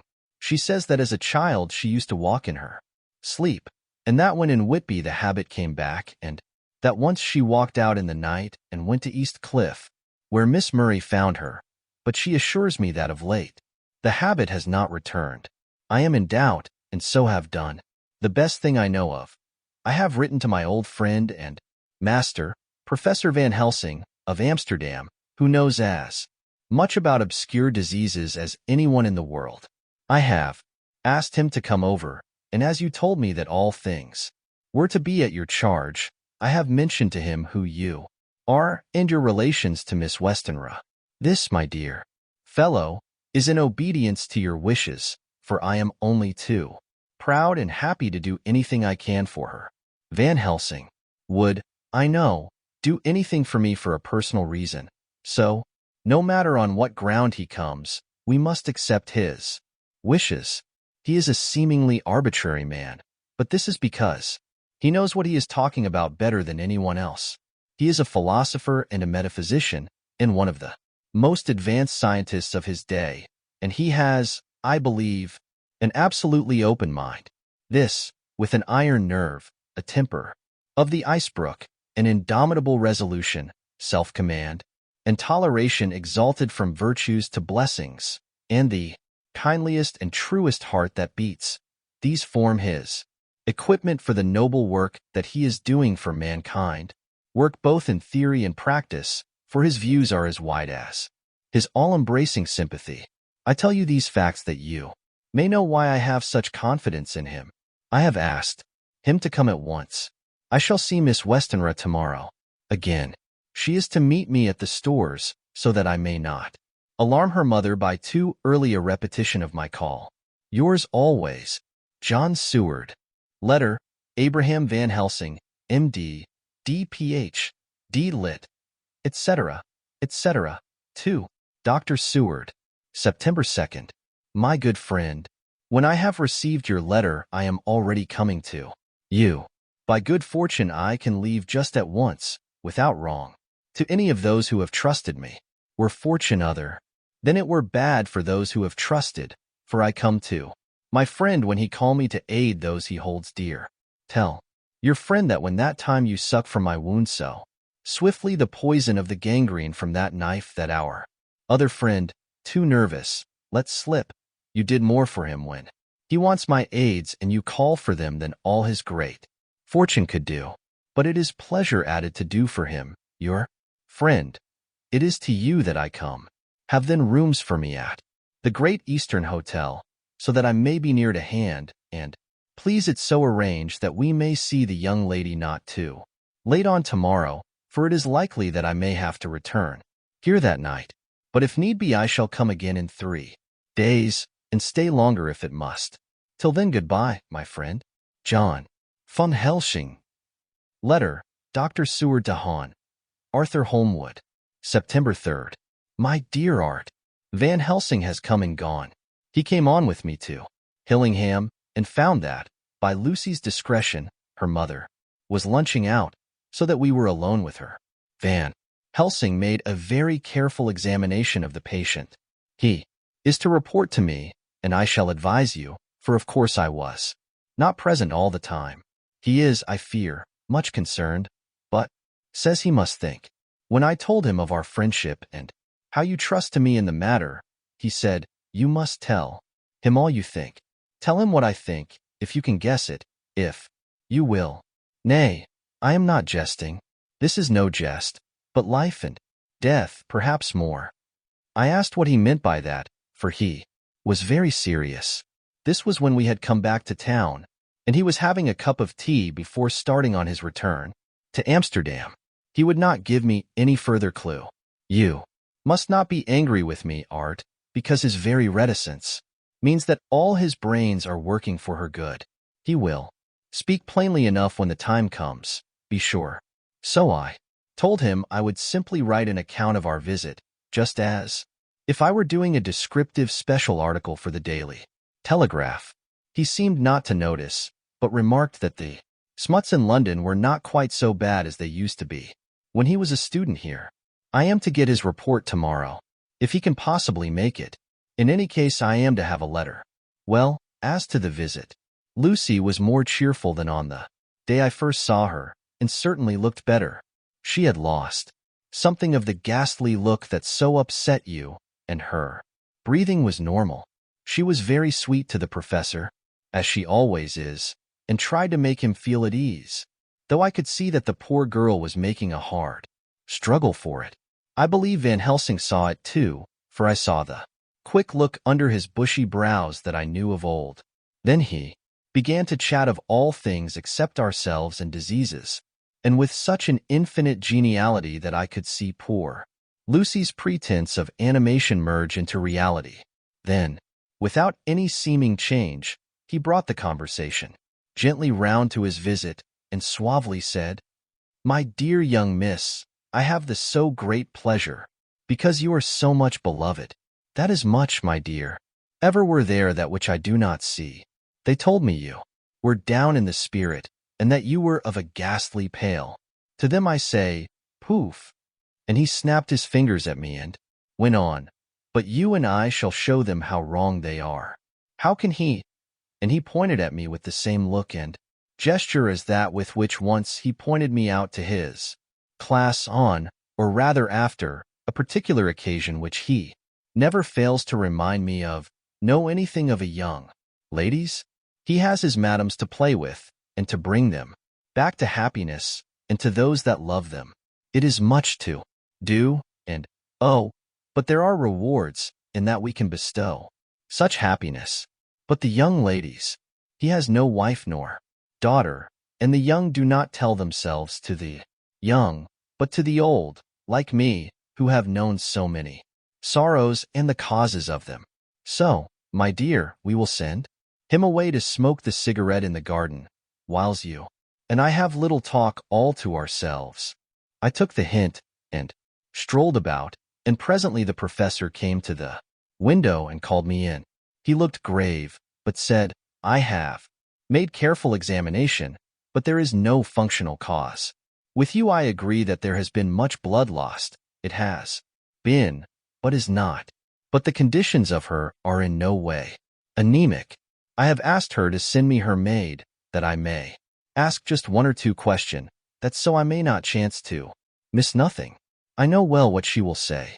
And yet there is cause. There is always cause for everything. I must go back home and think. You must send to me the telegram every day, and if there be cause I shall come again. The disease. For not to be all well is a disease. Interest me, and the sweet young dear, she interest me too. She charm me, and for her, if not for you or disease, I come. As I tell you, he would not say a word more, even when we were alone. And so now, Art, you know all I know. I shall keep stern watch. I trust your poor father is rallying.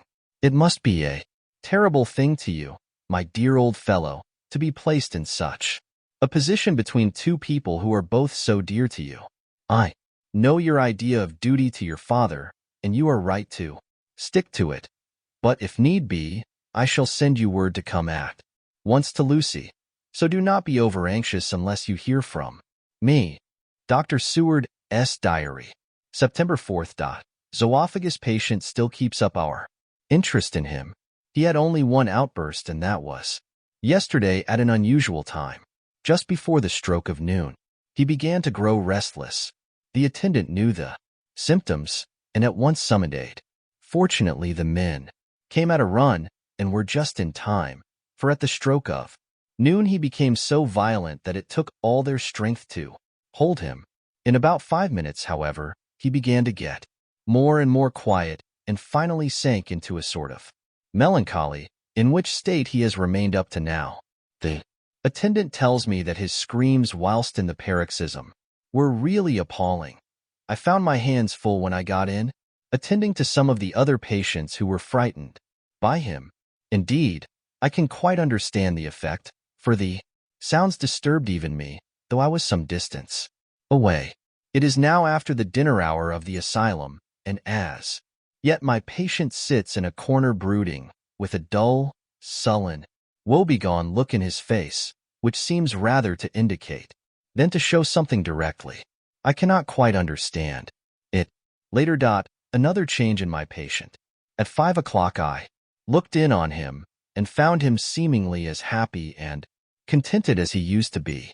He was catching flies and eating them, and was keeping note of his capture by making nail marks on the edge of the door between the ridges of padding.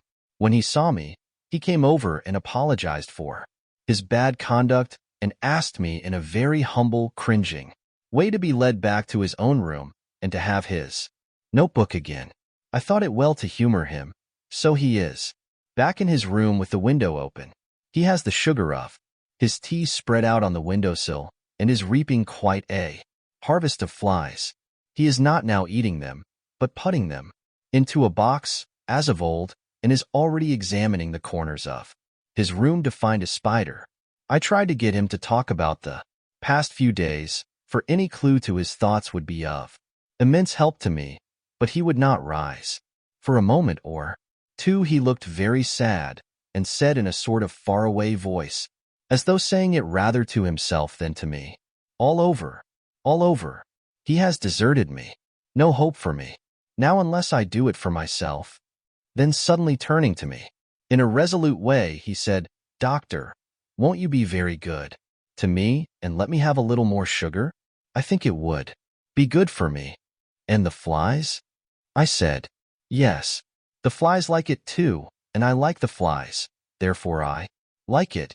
And there are people who know so little as to think that madmen do not argue. I procured him a double supply, and left him as happy a man as, I suppose, any in the world. I wish I could fathom his mind.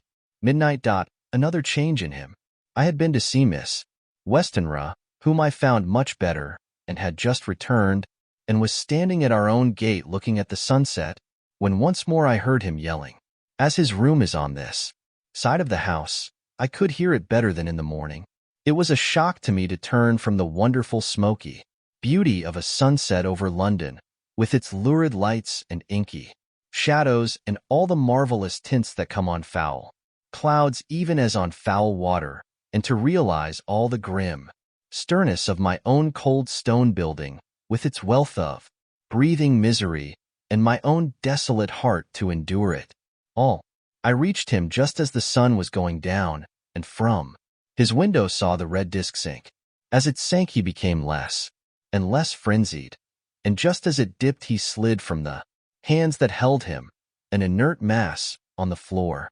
It is wonderful, however, what intellectual recuperative power lunatics have, for within a few minutes he stood up quite calmly and looked around him. I signaled to the attendants not to hold him, for I was anxious to see what he would do. He went straight over to the window and brushed out the crumbs of sugar. Then he took his fly box and emptied it outside and threw away the box. Then he shut the window and, crossing over, sat down on his bed. All this surprised me, so I asked him, "Are you not going to keep flies any more?" "No," said he. "I am sick of all that rubbish." He certainly is a wonderfully interesting study. I wish I could get some glimpse of his mind or of the cause of his sudden passion. Stop. There may be a clue after all, if we can find why today his paroxysms came on at high noon and at sunset. Can it be that there is a malign influence of the sun at periods which affects certain natures, as at times the moon does others? We shall see. Telegram, Seward, London, to Van Helsing, Amsterdam. September 4th. Patient still better today. Telegram, Seward, London, to Van Helsing, Amsterdam. September 5th. Patient greatly improved. Good appetite. Sleeps naturally. Good spirits. Color coming back. Telegram, Seward, London, to Van Helsing, Amsterdam. September 6th. Terrible change for the worse. Come at once. Do not lose an hour. I hold over telegram to Holmwood Till.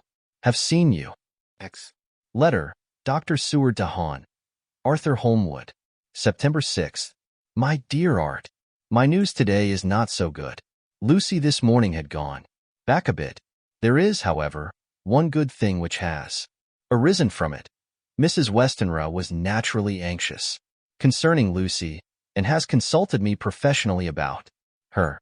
I took advantage of the opportunity and told her that my old master, Van Helsing, the great specialist, was coming to stay with me, and that I would put her in his charge, conjointly with myself. So now we can come and go without alarming her unduly, for a shock to her would mean sudden death, and this, in Lucy's weak condition, might be disastrous to her. We are hedged in with difficulties, all of us, my poor old fellow. But, please God, we shall come through them all right. If any need, I shall write, so that, if you do not hear from me, take it for granted that I am simply waiting for news. In haste. Yours ever, John Seward. Dr. Seward, S. Diary. September 7th. The first thing Van Helsing said to me when we met at Liverpool Street was, "Have you said anything to our young friend, the lover of her?" "No," I said. "I waited till I had seen you, as I said in my telegram.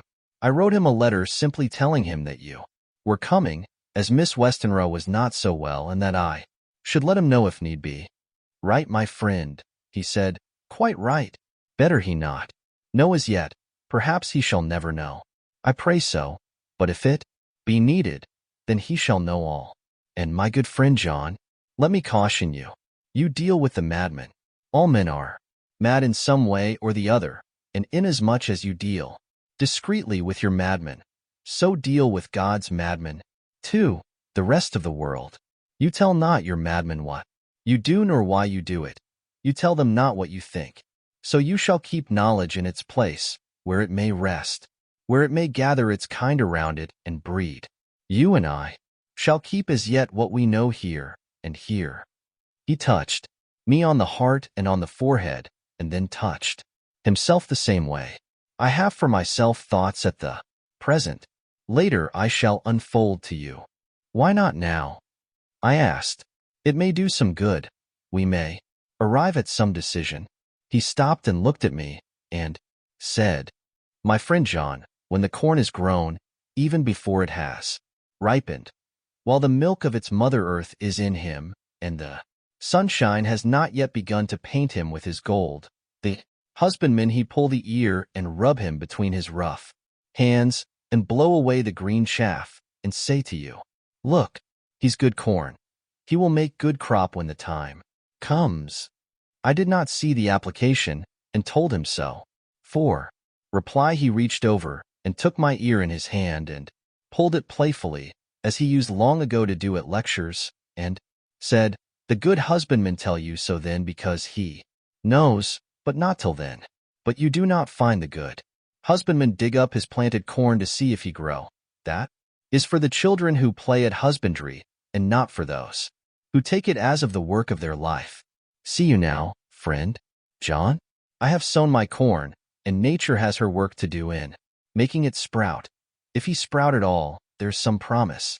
And I wait till the ear begins to swell." He broke off, for he evidently saw that I understood. Then he went on, and very gravely, "You were always a careful student, and your casebook was ever more full than the rest. You were only student then, now you are master, and I trust that good habit have not fail. Remember, my friend, that knowledge is stronger than memory, and we should not trust the weaker. Even if you have not kept the good practice, let me tell you that this case of our dear Miss is one that may be mind, I say may, be of such interest to us and others that all the rest may not make him kick the beam, as your people say. Take then good note of it. Nothing is too small. I counsel you, put down in record even your doubts and surmises. Hereafter it may be of interest to you to see how true you guess. We learn from failure, not from success. When I described Lucy's symptoms, the same as before, but infinitely more marked, he looked very grave, but said nothing. He took with him a bag in which were many instruments and drugs, the ghastly paraphernalia of our beneficial trade, as he once called in one of his lectures, the equipment of a professor of the healing craft. When we were shown in, Mrs. Westenra met us. She was alarmed, but not nearly so much as I expected to find her. Nature in one of her beneficent moods has ordained that even death has some antidote to its own terrors. Here, in a case where any shock may prove fatal, matters are so ordered that, from some cause or other, the things not personal, even the terrible change in her daughter, to whom she is so attached, do not seem to reach her. It is something like the way Dame Nature gathers round a foreign body an envelope of some insensitive tissue which can protect from evil that which it would otherwise harm by contact. If this be an ordered selfishness, then we should pause before we condemn anyone for the vice of egoism, for there may be deeper root for its causes than we have knowledge of. I used my knowledge of this phase of spiritual pathology and laid down a rule that she should not be present with Lucy or think of her illness more than was absolutely required. She assented readily, so readily that I saw again the hand of nature fighting for life. Van Helsing and I were shown up to Lucy's room. If I was shocked when I saw her yesterday, I was horrified when I saw her today. She was ghastly, chalkily pale. The red seemed to have gone even from her lips and gums, and the bones of her face stood out prominently. Her breathing was painful to see or hear. Van Helsing's face grew set as marble, and his eyebrows converged till they almost touched over his nose. Lucy lay motionless, and did not seem to have strength to speak, so for a while we were all silent. Then Van Helsing beckoned to me, and we went gently out of the room. The instant we had closed the door, he stepped quickly along the passage to the next door, which was open. Then he pulled me quickly in with him and closed the door. "My God," he said, "this is dreadful. There is no time to be lost. She will die for sheer want of blood to keep the heart's action as it should be. There must be transfusion of blood at once. Is it you or me? I am younger and stronger, Professor. It must be me. Then get ready at once. I will bring up my bag. I am prepared." I went downstairs with him, and as we were going there, was a knock at the hall door. When we reached the hall, the maid had just opened the door, and Arthur was stepping quickly in. He rushed up to me, saying in an eager whisper, "Jack, I was so anxious. I read between the lines of your letter and have been in an agony. The dad was better, so I ran down here to see for myself. Is not that gentleman Dr. Van Helsing? I am so thankful to you, sir, for coming." When first the professor's eye had lit upon him, he had been angry at his interruption at such a time. But now, as he took in his stalwart proportions and recognized the strong young manhood which seemed to emanate from him, his eyes gleamed. Without a pause, he said to him gravely as he held out his hand, "Sir, you have come in time. You are the lover of our dear Miss. She is bad, very, very bad. Nay, my child, do not go like that." For he suddenly grew pale and sat down in a chair, almost fainting. "You are to help her. You can do more than any that live, and your courage is your best help." "What can I do?" asked Arthur hoarsely. "Tell me, and I shall do it. My life is hers, and I would give the last drop of blood in my body for her." The professor has a strongly humorous side, and I could from old knowledge detect a trace of its origin in his answer. "My young sir, I do not ask so much as that, not the last. What shall I do?" There was fire in his eyes, and his open nostril quivered with intent. Van Helsing slapped him on the shoulder. "Come," he said. "You are a man, and it is a man we want. You are better than me, better than my friend, John." Arthur looked bewildered, and the professor went on by explaining in a kindly way. "Young Miss is bad, very bad. She wants blood, and blood she must have or die. My friend John and I have consulted, and we are about to perform what we call transfusion of blood, to transfer from full veins of one to the empty veins, which pine for him. John was to give his blood, as he is the more young and strong than me." Here Arthur took my hand and wrung it hard in silence. "But now you are here, you are more good than us, old or young, who toil much in the world of thought. Our nerves are not so calm and our blood not so bright than yours." Arthur turned to him and said, "If you only knew how gladly I would die for her, you would understand." He stopped, with a sort of choke in his voice. "Good boy," said Van Helsing. "In the not so far off you will be happy that you have done all for her you love. Come. Now, and be silent. You shall kiss her once before it is done, but then you must go, and you must leave at my sign. Say no word to madam. You know how it is with her. There must be no shock. Any knowledge of this would be one." Come. We all went up to Lucy's room. Arthur, by direction, remained outside. Lucy turned her head and looked at us, but said nothing. She was not asleep, but she was simply too weak to make the effort. Her eyes spoke to us, that was all. Van Helsing took some things from his bag and laid them on a little table out of sight. Then he mixed a narcotic and, coming over to the bed, said cheerily, "Now, little miss, here is your medicine. Drink it off, like a good child. See, I lift you so that to swallow is easy." Yes, she had made the effort with success. It astonished me how long the drug took to act. This, in fact, marked the extent of her weakness. The time seemed endless until sleep began to flicker in her eyelids.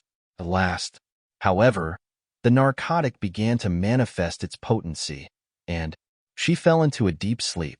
When the professor was satisfied, he called Arthur into the room and bade him strip off his coat. Then he added, "You may take that one little kiss, whilst I bring over the table. Friend John, help to me." So, neither of us looked whilst he bent over her. Van Helsing, turning to me, said, "He is so young and strong and of blood so pure that we need not defibrillate it." Then with swiftness, but with absolute method, Van Helsing performed the operation. As the transfusion went on, something like life seemed to come back to poor Lucy's cheeks, and through Arthur's growing pallor the joy of his face seemed absolutely to shine. After a bit I began to grow anxious, for the loss of blood was telling on Arthur, strong man as he was. It gave me an idea of what a terrible strain Lucy's system must have undergone that what weakened Arthur only partially restored her. But the professor's face was set, and he stood watch in hand and with his eyes fixed, now on the patient and now on Arthur. I could hear my own heartbeat. Presently he said in a soft voice, "Do not stir an instant. It is enough. You attend him. I will look to her." When all was over, I could see how much Arthur was weakened. I dressed the wound and took his arm to bring him away. When Van Helsing spoke without turning round, "The man seems to have eyes in the back of his head. The brave lover, I think, deserve another kiss, which he shall have presently." And as he had now finished his operation, he adjusted the pillow to the patient's head.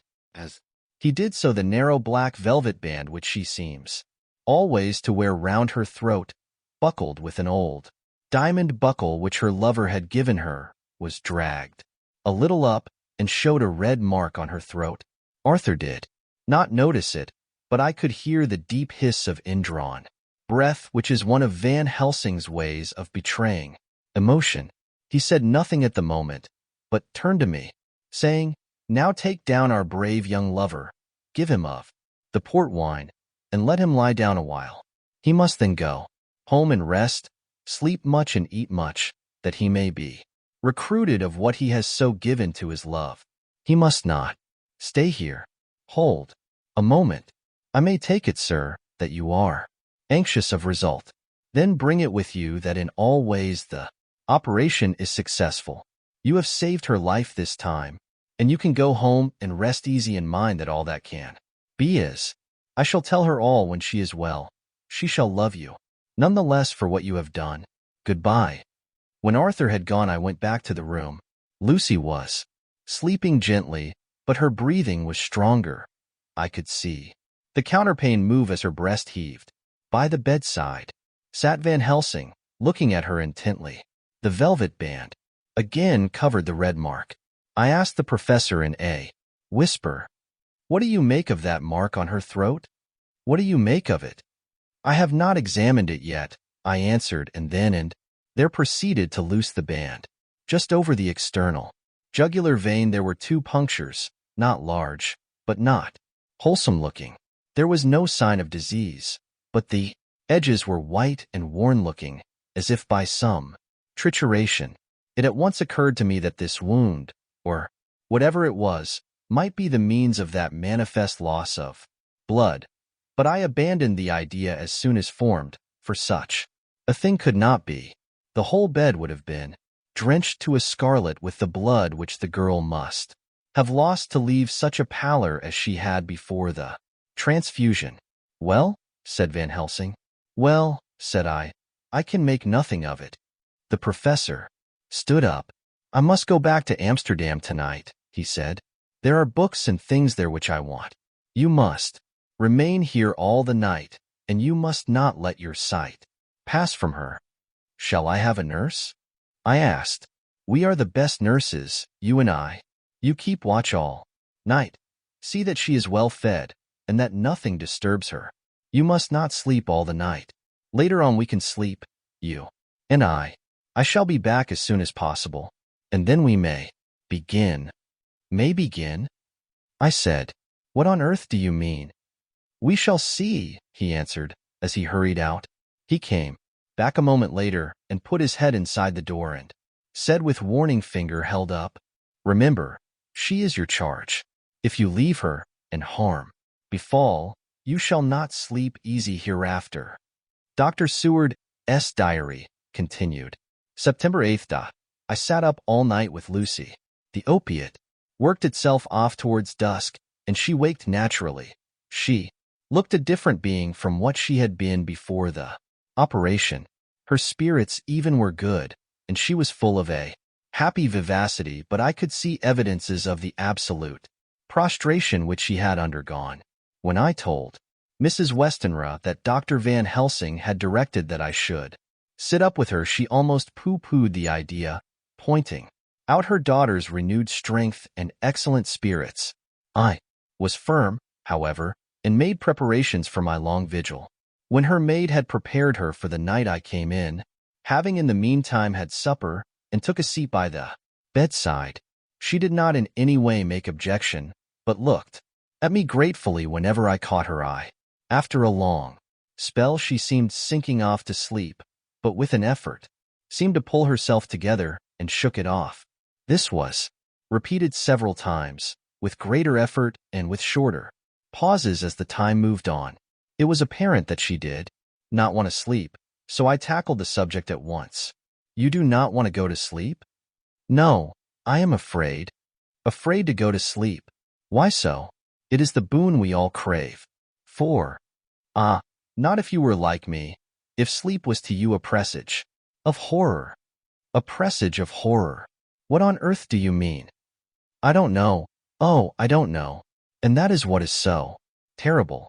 All this weakness comes to me in sleep, until I dread the very thought. But, my dear girl, you may sleep tonight. I am here, watching you, and I can promise that nothing will happen. I can trust you. I seized the opportunity and said, I promise you that if I see any evidence of bad dreams, I will wake you at once. You will? Oh, will you really? How good you are to me. Then I will sleep. And almost at the word she gave a deep sigh of relief and sank back asleep. All night long I watched by her. She never stirred, but slept on in a deep, tranquil, life-giving, health-giving sleep. Her lips were slightly parted, and her breast rose and fell with the regularity of a pendulum. There was a smile on her face, and it was evident that no bad dreams had come to disturb her peace of mind. In the early morning her maid came, and I left her in her care and took myself back home, for I was anxious about many things. I sent a short wire to Van Helsing and to Arthur, telling them of the excellent result of the operation. My own work, with its manifold arrears, took me all day to clear off. It was dark when I was able to inquire about my zoophagus patient. The report was good. He had been quite quiet for the past day and night. A telegram came from Van Helsing at Amsterdam whilst I was at dinner, suggesting that I should be at Hillingham tonight, as it might be well to be at hand, and stating that he was leaving by the night mail and would join me early in the morning. September 9th. I was pretty tired and worn out when I got to Hillingham. For 2 nights I had hardly had a wink of sleep, and my brain was beginning to feel that numbness which marks cerebral exhaustion. Lucy was up and in cheerful spirits. When she shook hands with me, she looked sharply in my face and said, "No sitting up tonight for you. You are worn out." I am quite well again. Indeed, I am. And if there is to be any sitting up, it is I who will sit up with you. I would not argue the point, but went and had my supper. Lucy came with me, and, enlivened by her charming presence, I made an excellent meal, and had a couple of glasses of the more than excellent port. Then Lucy took me upstairs and showed me a room, next her own, where a cozy fire was burning. "Now," she said, "you must stay here. I shall leave this door open and my door too. You can lie on the sofa, for I know that nothing would induce any of you doctors to go to bed whilst there is a patient above the horizon. If I want anything I shall call out, and you can come to me at once." I could not but acquiesce, for I was dog-tired, and could not have sat up had I tried. So, on her renewing her promise to call me if she should want anything, I lay on the sofa and forgot all about everything. Lucy Westenra's Diary. September 9th. I feel so happy tonight.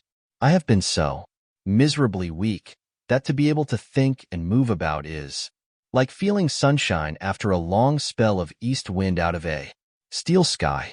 Somehow Arthur feels very, very close to me. I seem to feel his presence warm about me. I suppose it is that sickness and weakness are selfish things and turn our inner eyes and sympathy on ourselves, whilst health and strength give love reign, and in thought and feeling he can wander where he wills. I know where my thoughts are. If Arthur only knew. My dear, your ears must tingle. as you sleep, as mine do waking. Oh, the blissful rest of last night, how I slept, with that dear, good Dr. Seward watching me. And tonight I shall not fear to sleep, since he is close at hand and within call. Thank everybody for being so good to me. Thank God. Good night, Arthur. Dr. Seward's diary. September 10th. I was conscious of the professor's hand on my head and started awake all in a second. That is one of the things that we learn in an asylum, at any rate. And how is our patient? Well, when I left her, or rather when she left me, I answered, "Come, let us see," he said. And together we went into the room. The blind was down, and I went over to raise it gently, whilst Van Helsing stepped, with his soft, cat-like tread, over to the bed. As I raised the blind, and the morning sunlight flooded the room, I heard the professor's low hiss of inspiration, and, knowing its rarity, a deadly fear shot through my heart. As I passed over, he moved back, and his exclamation of horror, "God in Himmel!" needed no enforcement from his agonized face. He raised his hand and pointed to the bed, and his iron face was drawn and ashen white. I felt my knees begin to tremble. There on the bed, seemingly in a swoon, lay poor Lucy, more horribly white and wan-looking than ever. Even the lips were white, and the gums seemed to have shrunken back from the teeth, as we sometimes see in a corpse after a prolonged illness. Van Helsing raised his foot to stamp in anger, but the instinct of his life and all the long years of habit stood to him, and he put it down again softly. "Quick," he said, "bring the brandy." I flew to the dining room and returned with the decanter. He wetted the poor white lips with it, and together we rubbed palm and wrist and heart. He felt her heart, and after a few moments of agonizing suspense said, "It is not too late. It beats, though but feebly. All our work is undone. We must begin again. There is no young Arthur here now. I have to call on you yourself this time, friend John." As he spoke, he was dipping into his bag and producing the instruments for transfusion. I had taken off my coat and rolled up my shirt sleeve. There was no possibility of an opiate just at present, and no need of one. And so, without a moment's delay, we began the operation. After a time, it did not seem a short time either, for the draining away of one's blood, no matter how willingly it be given, is a terrible feeling. Van Helsing held up a warning finger. "Do not stir," he said, "but I fear that with growing strength she may wake, and that would make danger, oh, so much danger. But I shall precaution take. I shall give hypodermic injection of morphia." He proceeded then, swiftly and deftly, to carry out his intent. The effect on Lucy was not bad, for the faint seemed to merge subtly into the narcotic sleep. It was with a feeling of personal pride that I could see a faint tinge of color steal back into the palate, cheeks and lips. No man knows, till he experiences it, what it is to feel his own lifeblood drawn away into the veins of the woman he loves. The professor watched me critically. "That will do," he said. "Already?" I remonstrated. "You took a great deal more from art." To which he smiled a sad sort of smile as he replied, "He is her lover, her fiancé. You have work, much work, to do for her and for others, and the present will suffice." When we stopped the operation, he attended to Lucy, whilst I applied digital pressure to my own incision. I laid down, whilst I waited his leisure to attend to me, for I felt faint and a little sick.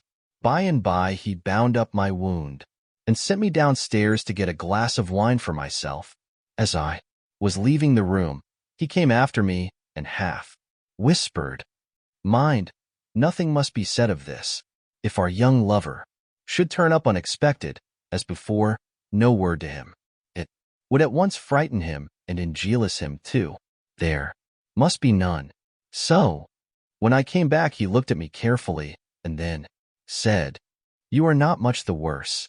Go into the room and lie on your sofa and rest a while. then have much breakfast and come here to me. I followed out his orders, for I knew how right and wise they were. I had done my part, and now my next duty was to keep up my strength. I felt very weak, and in the weakness, lost something of the amazement at what had occurred. I fell asleep on the sofa, however, wondering over and over again how Lucy had made such a retrograde movement and how she could have been drained of so much blood with no sign anywhere to show for it. I think I must have continued my wonder in my dreams, for, sleeping and waking, my thoughts always came back to the little punctures in her throat and the ragged, exhausted appearance of their edges, tiny though they were.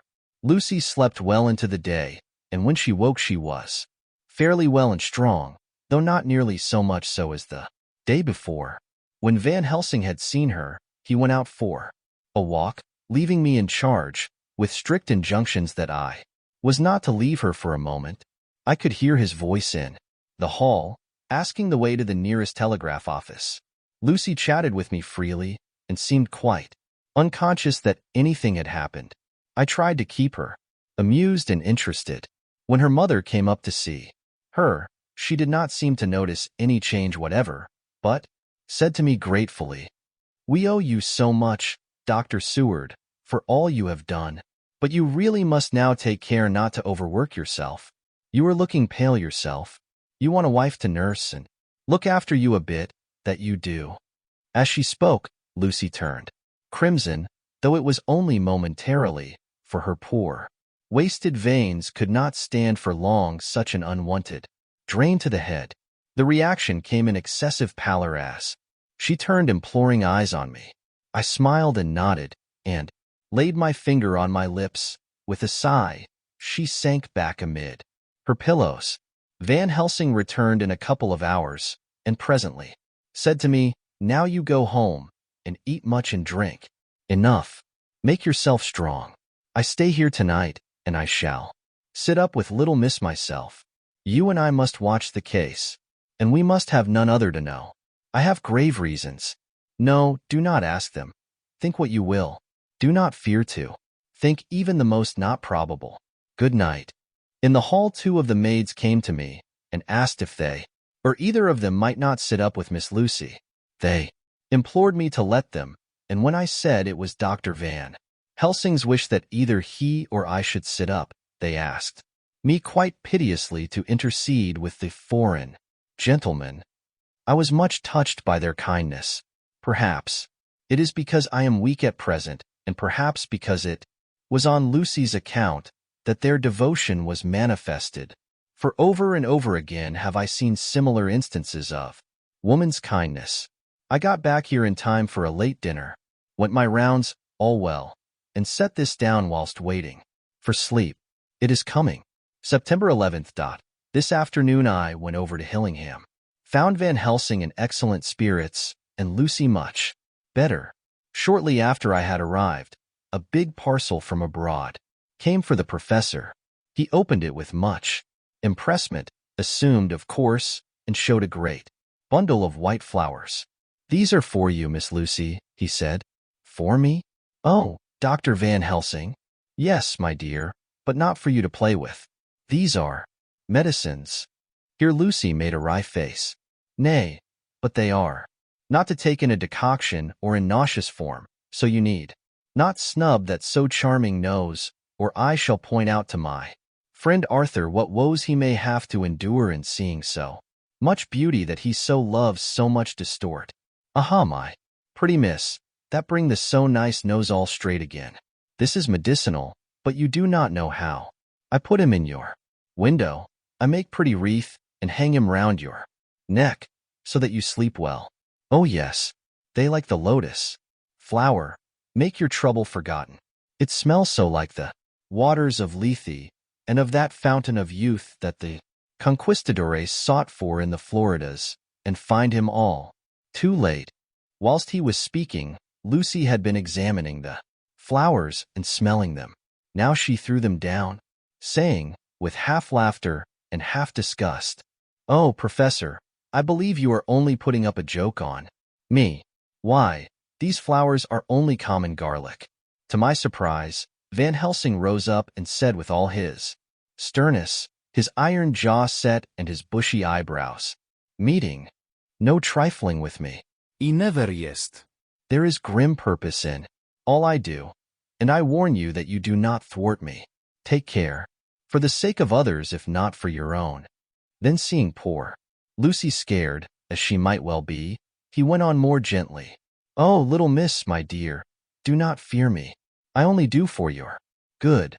But there is much virtue to you in those so common flowers. See, I place them myself in your room. I make myself the wreath that you are to wear. But hush, no telling to others that make so inquisitive questions. We must obey, and silence is a part of obedience, and obedience is to bring you strong and well into loving arms that wait for you. Now, sit still a while. Come with me, friend John, and you shall help me deck the room with my garlic, which is all the way from Harlem, where my friend Vanderpool raised herb in his glasshouses all the year. I had to telegraph yesterday, or they would not have been here." We went into the room, taking the flowers with us. The professor's actions were certainly odd and not to be found in any pharmacopoeia that I ever heard of. First, he fastened up the windows and latched them securely. Next, taking a handful of the flowers, he rubbed them all over the sashes, as though to ensure that every whiff of air that might get in would be laden with the garlic smell. Then with the wisp he rubbed all over the jamb of the door, above, below, and at each side, and round the fireplace in the same way. It all seemed grotesque to me, and presently I said, "Well, Professor, I know you always have a reason for what you do, but this certainly puzzles me. It is well we have no skeptic here, or he would say that you were working some spell to keep out an evil spirit." "Perhaps I am," he answered quietly as he began to make the wreath which Lucy was to wear round her neck. We then waited whilst Lucy made her toilet for the night, and when she was in bed he came and himself fixed the wreath of garlic round her neck. The last words he said to her were, "Take care you do not disturb it, and even if the room feel close, do not tonight open the window or the door." "I promise," said Lucy, "and thank you both 1,000 times for all your kindness to me. Oh, what have I done to be blessed with such friends?" As we left the house in my fly, which was waiting, Van Helsing said, "Tonight I can sleep in peace, and sleep I want. 2 nights of travel, much reading in the day between, and much anxiety on the day to follow, and a night to sit up without to wink. Tomorrow in the morning early you call for me, and we come together to see our pretty miss, so much more strong, for my spell which I have work. Ho, ho." He seemed so confident that I, remembering my own confidence 2 nights before, and with the baneful result, felt awe and vague terror. It must have been my weakness that made me hesitate to tell it to my friend, but I felt it all the more, like unshed tears. 11. Lucy Westenra's Diary. September 12th. How good they all are to me. I quite love that dear Dr. Van Helsing. I wonder why he was so anxious about these flowers. He positively frightened me. He was so fierce. And yet he must have been right, for I feel comfort from them already. Somehow, I do not dread being alone tonight, and I can go to sleep without fear. I shall not mind any flapping outside the window. Oh, the terrible struggle that I have had against sleep so often of late, the pain of the sleeplessness, or the pain of the fear of sleep, with such unknown horrors as it has for me. How blessed are some people whose lives have no fears, no dreads, to whom sleep is a blessing that comes nightly and brings nothing but sweet dreams. Well, here I am tonight, hoping for sleep, and lying like Ophelia in the play, with virgin krantz and maiden struments. I never liked garlic before, but tonight it is delightful. There is peace in its smell. I feel sleep coming already. Good night, everybody.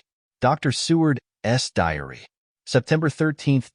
Called at the Berkeley and found Van Helsing, as usual, up to time. The carriage ordered from the hotel was waiting. The professor took his bag, which he always brings with him now. Let all be put down exactly. Van Helsing and I arrived at Hillingham at 8 o'clock. It was a lovely morning. Bright sunshine and all the fresh feeling of early autumn seemed like the completion of nature's annual work.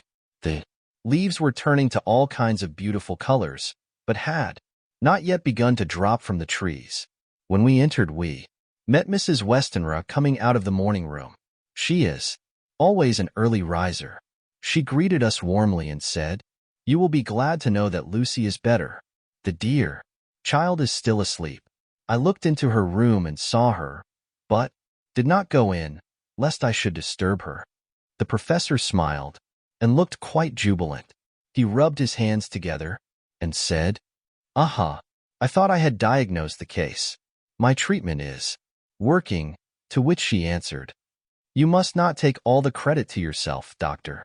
Lucy's state this morning is due in part to me." "How you do mean, ma'am?" asked the professor. "Well, I was anxious about the dear child in the night, and went into her room. She was sleeping soundly, so soundly that even my coming did not wake her. But the room was awfully stuffy. There were a lot of those horrible, strong, smelling flowers about everywhere, and she had actually a bunch of them round her neck.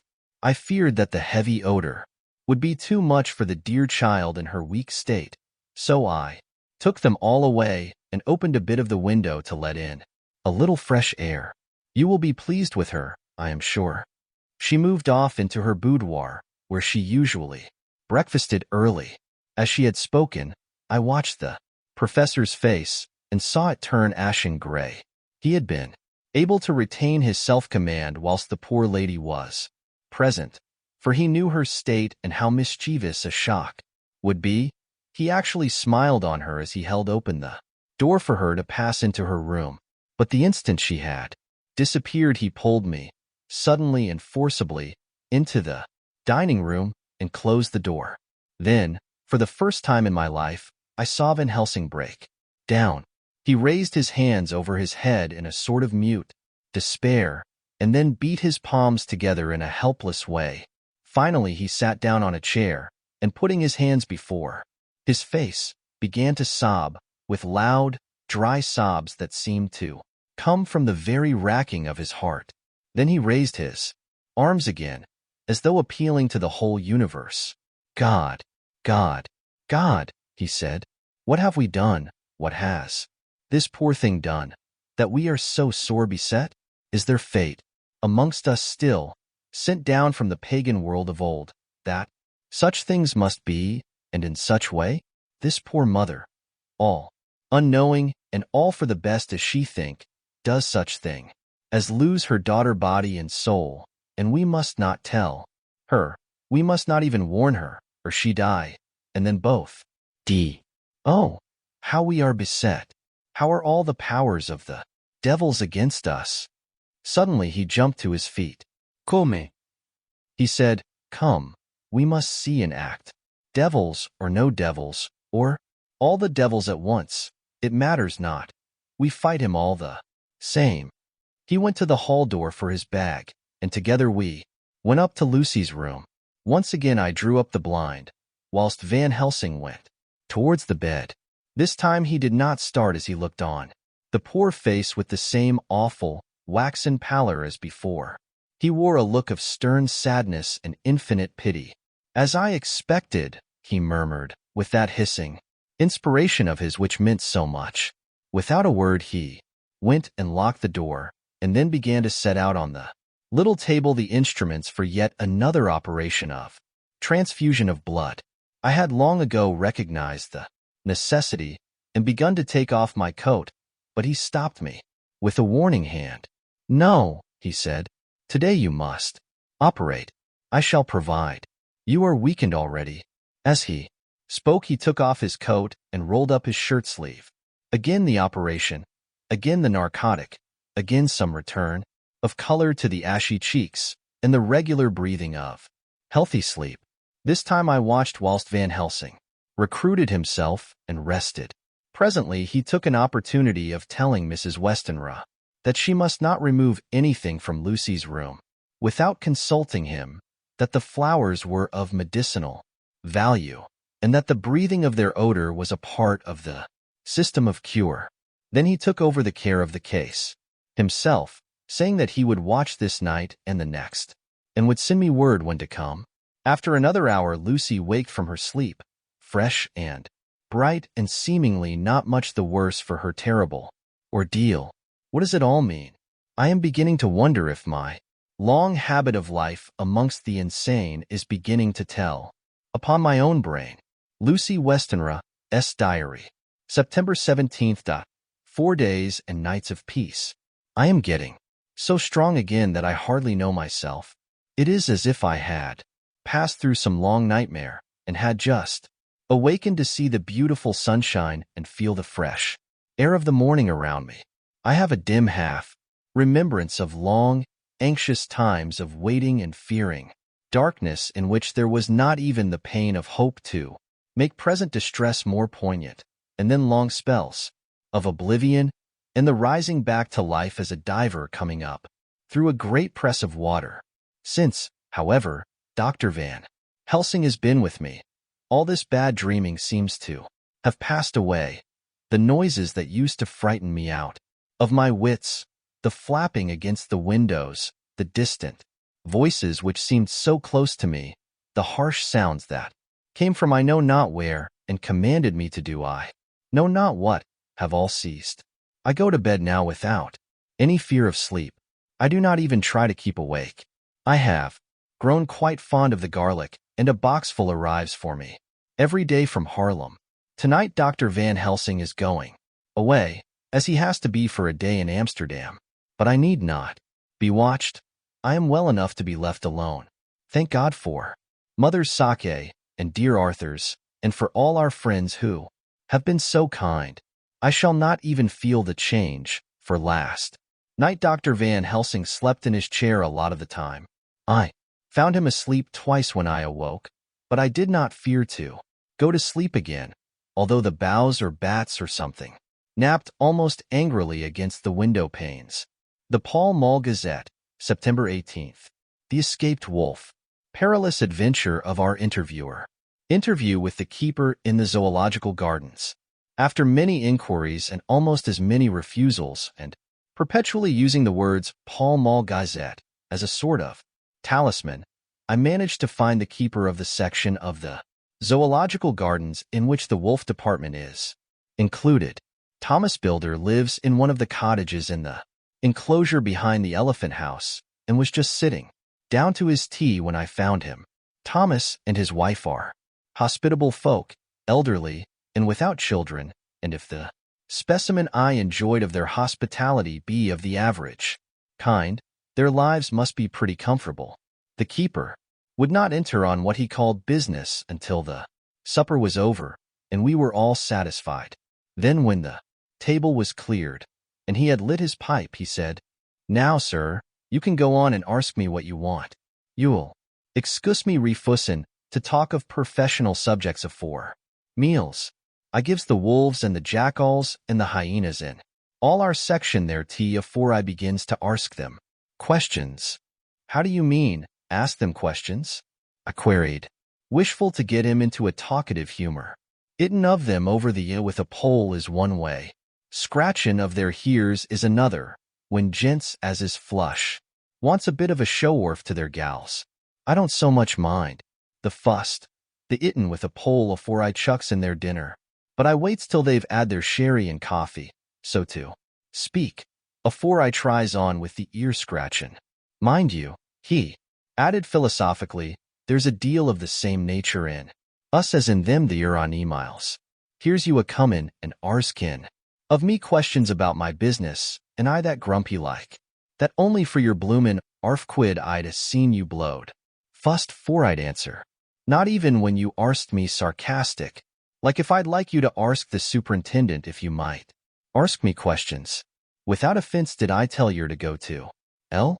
You did. And when you said you'd report me for usin' of obscene language that was ittin' me over the AD, but the arfquid made that all right.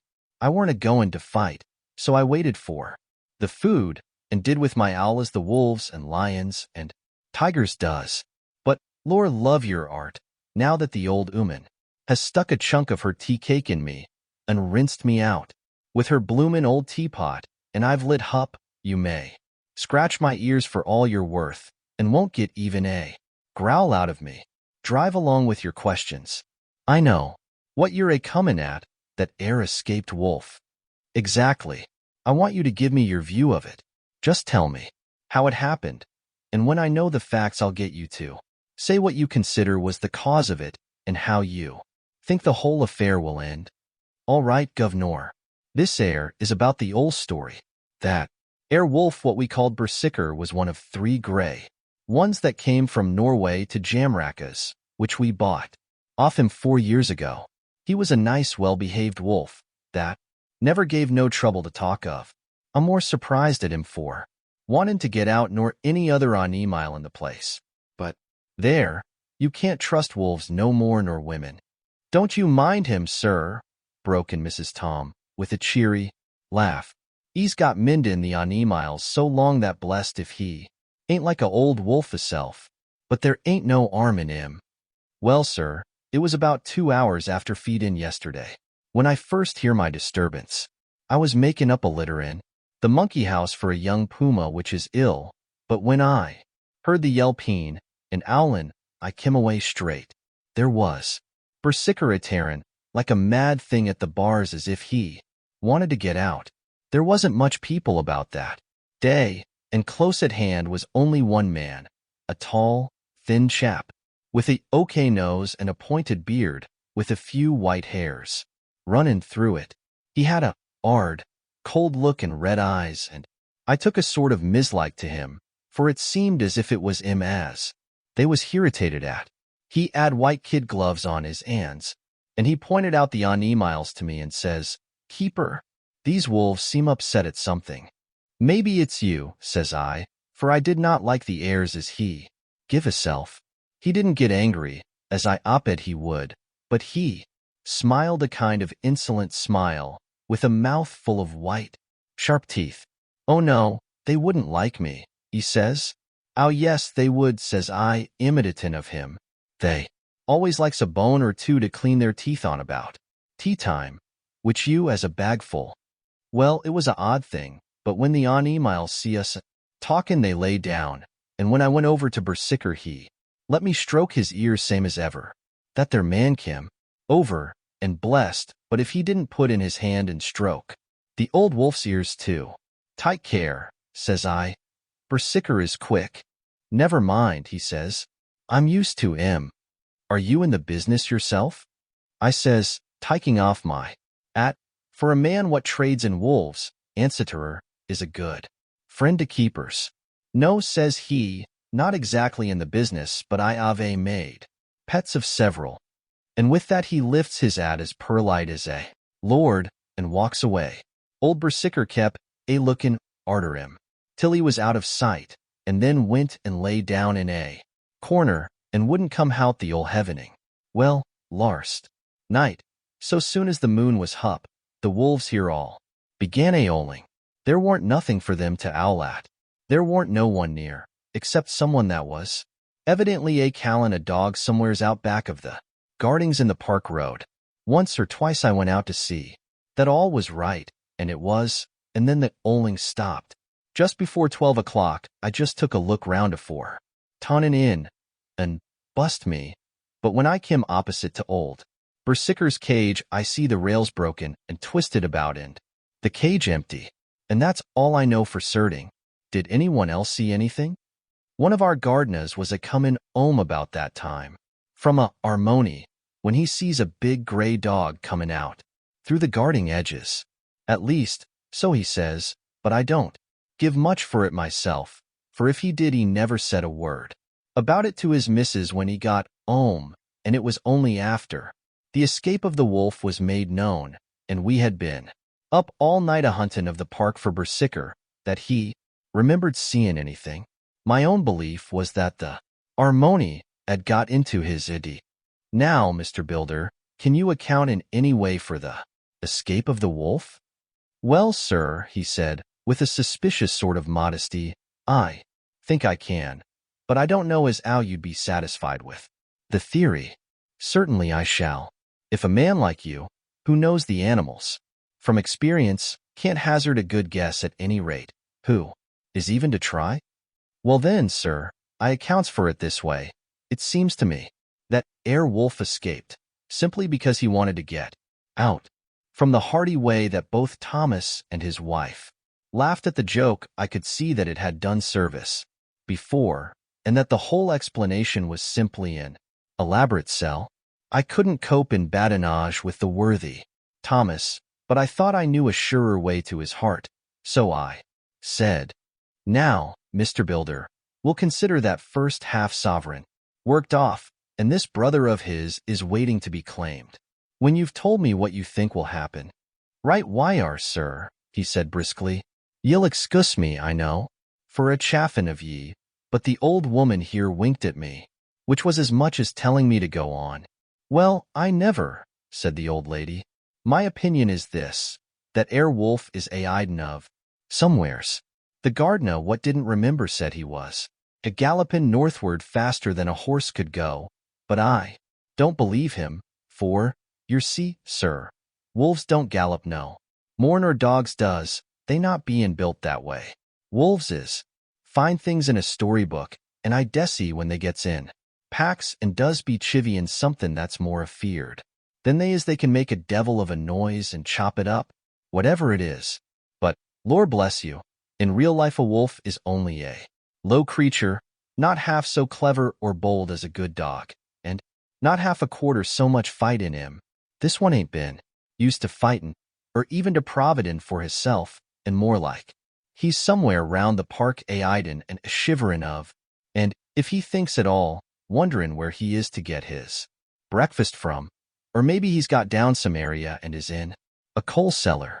My eye, won't some cook get a rum start when she sees his green eyes a-shining at her out of the dark?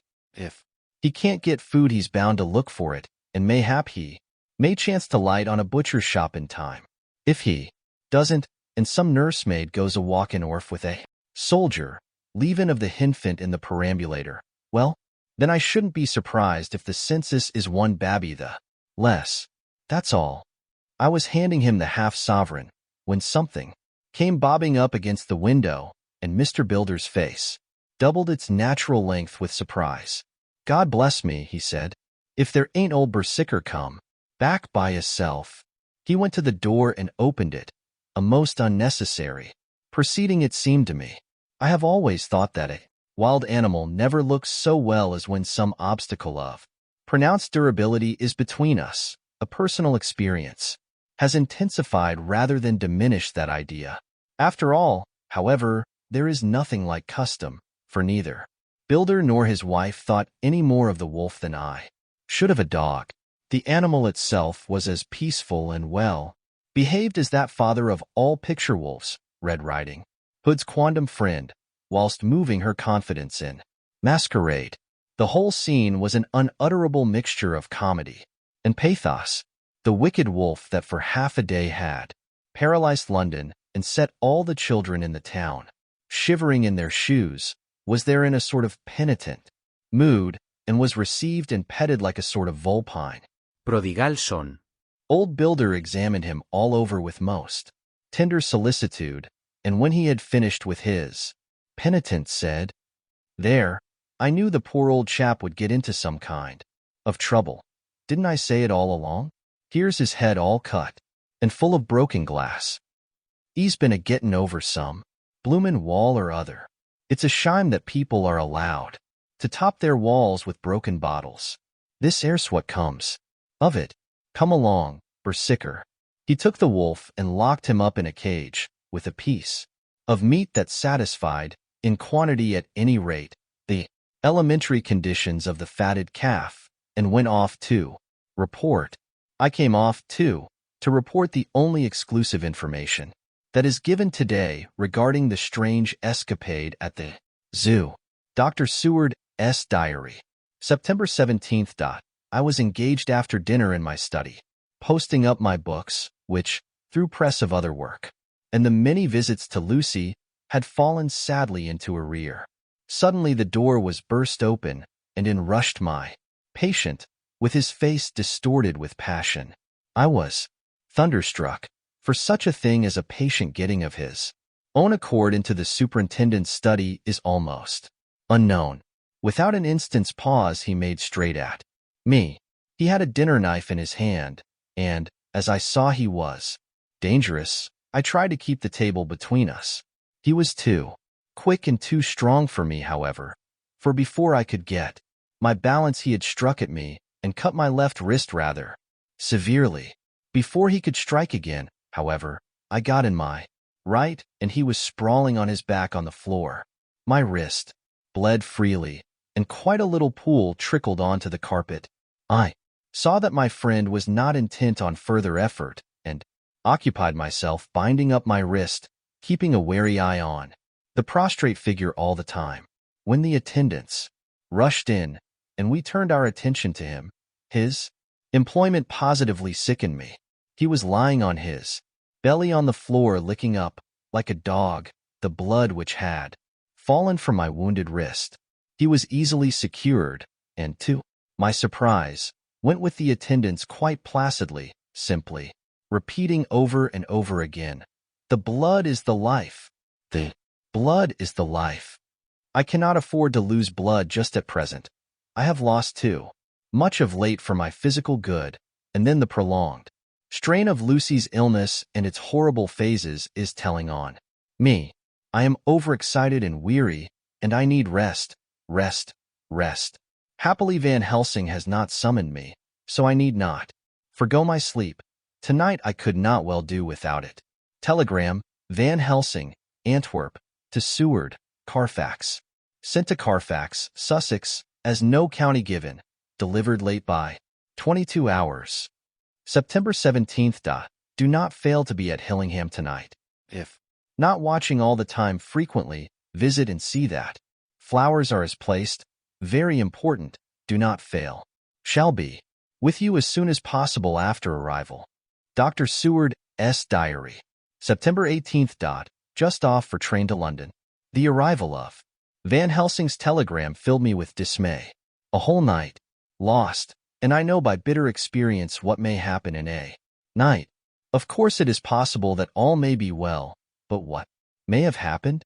Surely there is some horrible doom hanging over us that every possible accident should thwart us in all we try to do. I shall take this cylinder with me, and then I can complete my entry on Lucy's phonograph. Memorandum left by Lucy Westenra. September 17th. Night. I write this and leave it to be seen, so that no one may by any chance get into trouble through me. This is an exact record of what took place tonight. I feel I am dying of weakness and have barely strength to write, but it must be done if I die in the doing. I went to bed as usual, taking care that the flowers were placed as Dr. Van Helsing directed, and soon fell asleep. I was waked by the flapping at the window, which had begun after that sleepwalking on the cliff at Whitby when Mina saved me, and which now I know so well. I was not afraid, but I did wish that Dr. Seward was in the next room, as Dr. Van Helsing said he would be, so that I might have called him. I tried to go to sleep, but could not. Then there came to me the old fear of sleep, and I determined to keep awake. Perversely, sleep would try to come then when I did not want it. So, as I feared to be alone, I opened my door and called out, "Is there anybody there?" There was no answer. I was afraid to wake Mother, and so closed my door again. Then outside in the shrubbery, I heard a sort of howl like a dog's, but more fierce and deeper. I went to the window and looked out, but could see nothing except a big bat, which had evidently been buffeting its wings against the window. So I went back to bed again, but determined not to go to sleep. Presently the door opened, and Mother looked in. Seeing by my moving that I was not asleep, came in and sat by me. She said to me even more sweetly and softly than her wont, "I was uneasy about you, darling, and came in to see that you were all right. I feared she might catch cold sitting there, and asked her to come in and sleep with me. So she came into bed and lay down beside me. She did not take off her dressing gown she said she would only stay a while and then go back to her own bed. As she lay there in my arms and I in hers, the flapping and buffeting came to the window again. She was startled and a little frightened and cried out, "What is that?" I tried to pacify her and at last succeeded, and she lay quiet, but I could hear her poor dear heart still beating terribly.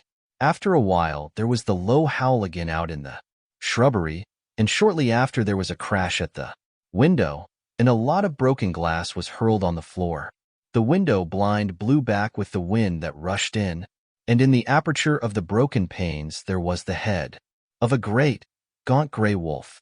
Mother cried out in a fright, and struggled up into a sitting posture, and clutched wildly at anything that would help her. Amongst other things, she clutched the wreath of flowers that Dr. Van Helsing insisted on my wearing round my neck, and tore it away from me. For a second or two she sat up, pointing at the wolf, and there was a strange and horrible gurgling in her throat. Then she fell over, as if struck with lightning, and her head hit my forehead and made me dizzy for a moment or two. The room and all round seemed to spin round. I kept my eyes fixed on the window, but the wolf drew his head back, and a whole myriad of little specks seemed to come blowing in through the broken window and wheeling and circling round like the pillar of dust that travelers describe when there is a simoon in the desert. I tried to stir, but there was some spell upon me and dear mother's poor body, which seemed to grow cold already, for her dear heart had ceased to beat, weighed me down, and I remembered no more for a while. The time did not seem long, but very, very awful, till I recovered consciousness again. Somewhere near, a passing bell was tolling. The dogs all round the neighborhood were howling, and in our shrubbery, seemingly just outside, nightingale was singing.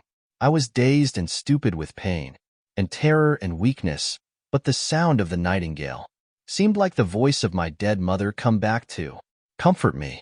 The sound seemed to have awakened the maids too, for I could hear their bare feet pattering outside my door. I called to them, and they came in, and when they saw what had happened, and what it was that lay over me on the bed, they screamed out. The wind rushed in through the broken window, and the door slammed to. They lifted off the body of my dear mother, and laid her, covered up with a sheet, on the bed after I had got up. They were all so frightened and nervous that I directed them to go to the dining room and have each a glass of wine. The door flew open for an instant and closed again. The maid shrieked, and then went in a body to the dining room, and I laid what flowers I had on my dear mother's breast. When they were there, I remembered what Dr. Van Helsing had told me, but I didn't like to remove them, and besides, I would have some of the servants to sit up with me now. I was surprised that the maids did not come back. I called them, but got no answer, so I went to the dining room to look for them. My heart sank when I saw what had happened. They all lay helpless on the floor, breathing heavily. The decanter of sherry was on the table half full, but there was a queer, acrid smell about. I was suspicious and examined the decanter. It smelt of laudanum, and looking on the sideboard, I found that the bottle which mother's doctor uses for her, was empty. What am I to do? What am I to do? I am back in the room with mother. I cannot leave her, and I am alone, save for the sleeping servants, whom someone has drugged. Alone with the dead. I dare not go out, for I can hear the low howl of the wolf through the broken window. The air seems full of specks, floating and circling in the draught from the window, and the lights burn blue and dim. What am I to do? God shield me from harm this night. I shall hide this paper in my breast, where they shall find it when they come to lay me out. My dear mother gone. It is time that I go too. Goodbye, dear Arthur, if I should not survive this night. God keep you, dear, and God help me. 12. Dr. Seward's Diary. September 18th. I drove at once to Hillingham and arrived early. Keeping my cab at the gate, I went up the avenue. Alone, I knocked gently and rang as quietly as possible, for I feared to disturb Lucy or her mother and hoped to only bring a servant to the door. After a while, finding no response, I knocked and rang again. Still no answer. I cursed the laziness of the servants that they should lie abed at such an hour, for it was now 10 o'clock, and so rang and knocked again, but more impatiently, but still without response. Hitherto I had blamed only the servants, but now a terrible fear began to assail me. Was this desolation but another link in the chain of doom which seemed drawing tight around us? Was it indeed a house of death to which I had come too late? I knew that minutes, even seconds of delay, might mean hours of danger to Lucy if she had had again one of those frightful relapses, and I went round the house to try if I could find by chance an entry anywhere. I could find no means of ingress. Every window and door was fastened and locked, and I returned baffled to the porch. As I did so, I heard the rapid pit-pat of a swiftly driven horse's feet. They stopped at the gate in a few seconds. Later I met Van Helsing running up the avenue. When he saw me, he gasped out, "Then it was you, and just arrived. How is she? Are we too late? Did you not get my telegram?" I answered as quickly and coherently as I could that I had only got his telegram early in the morning and had not lost a minute in coming here, and that I could not make anyone in the house hear me. He paused and raised his hat as he said solemnly, "Then I fear we are too late. God's will be done." With his usual recuperative energy, he went on, "Come, if there be no way open to get in, we must make one. Time is all in all to us. Now." We went round to the back of the house, where there was a kitchen window. The professor took a small surgical saw from his case and, handing it to me, pointed to the iron bars which guarded the window. I attacked them at once and had very soon cut through 3 of them. Then with a long, thin knife we pushed back the fastening of the sashes and opened the window. I helped the professor in and followed him. There was no one in the kitchen or in the servants' rooms, which were close at hand. We tried all the rooms as we went along, and in the dining room, dimly lit by rays of light through the shutters, found 4 servant women lying on the floor. There was no need to think them dead, for their stertorous breathing and the acrid smell of laudanum in the room left no doubt as to their condition. Van Helsing and I looked at each other, and as we moved away he said, "We can attend to them later." Then we ascended to Lucy's room. For an instant or two we paused at the door to listen, but there was no sound that we could hear. With white faces and trembling hands, we opened the door gently and entered the room. How shall I describe what we saw? On the bed lay 2 women, Lucy and her mother. The latter lay farthest in, and she was covered with a white sheet, the edge of which had been blown back by the draught through the broken window, showing the drawn, white face with a look of terror fixed upon it. By her side lay Lucy, with face white and still more drawn. The flowers which had been round her neck we found upon her mother's bosom, and her throat was bare, showing the 2 little wounds which we had noticed before, but looking horribly white and mangled. Without a word the professor bent over the bed, his head almost touching poor Lucy's breast. Then he gave a quick turn of his head, as of one who listens, and leaping to his feet, he cried out to me, "It is not yet too late. Quick, quick, bring the brandy." I flew downstairs and returned with it, taking care to smell and taste it, lest it, too, were drugged like the decanter of sherry which I found on the table. The maids were still breathing, but more restlessly, and I fancied that the narcotic was wearing off. I did not stay to make sure, but returned to Van Helsing. He rubbed the brandy, as on another occasion, on her lips and gums and on her wrists, and the palms of her hands. He said to me, "I can do this, all that can be at the present. You go wake Those maids. Flick them in the face with a wet towel and flick them hard. Make them get heat and fire and a warm bath. This poor soul is nearly as cold as that beside her. She will need be heated before we can do anything more. I went at once and found little difficulty in waking 3 of the women. The 4th was only a young girl, and the drug had evidently affected her more strongly, so I lifted her on the sofa and let her sleep. The others were dazed at first, but as remembrance came back to them, they cried and sobbed in a hysterical manner. I was stern with them, however, and would not let them talk. I told them that one life was bad enough to lose, and that if they delayed, they would sacrifice Miss Lucy. So, sobbing and crying, they went about their way, half-clad as they were, and prepared fire and water. Fortunately, the kitchen and boiler fires were still alive, and there was no lack of hot water. We got a bath and carried Lucy out as she was and placed her in it. Whilst we were busy chafing her limbs, there was a knock at the hall door. One of the maids ran off, hurried on some more clothes, and opened it.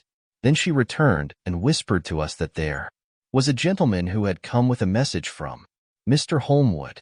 I bade her simply tell him that he must wait, for we could see no one now. She went away with the message, and engrossed with our work, I clean forgot all about him.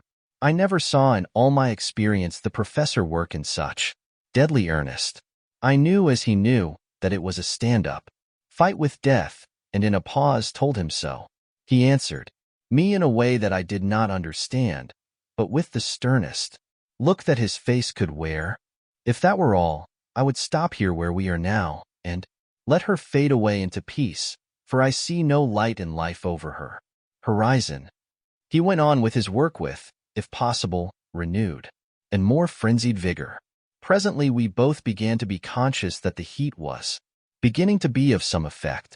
Lucy's heart beat a trifle more audibly to the stethoscope, and her lungs had a perceptible movement. Van Helsing's face almost beamed, and as we lifted her from the bath and rolled her in a hot sheet to dry her, he said to me, "The first gain is ours. Check to the king."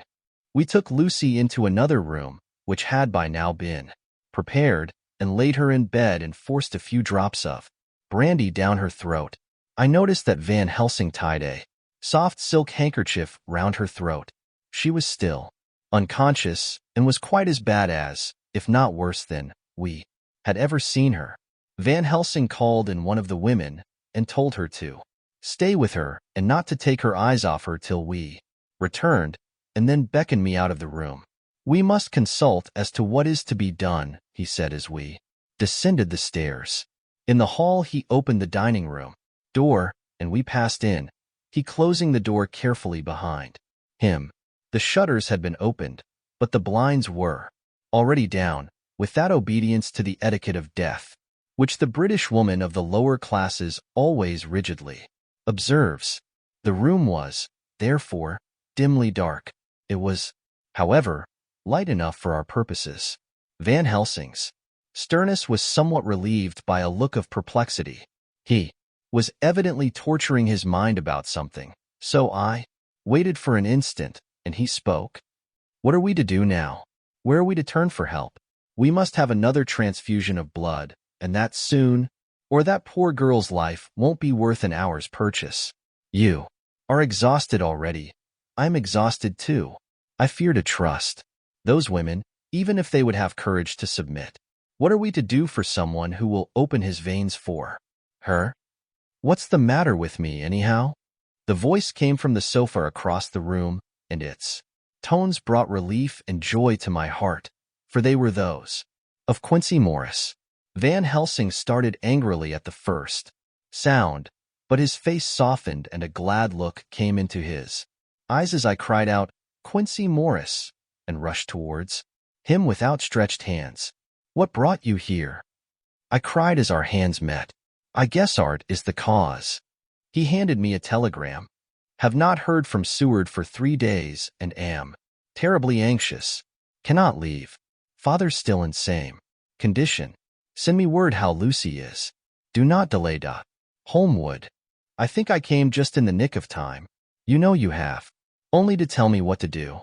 Van Helsing strode forward and took his hand, looking him straight in the eyes as he said, "A brave man's blood is the best thing on this earth when a woman is in trouble. You're a man and no mistake.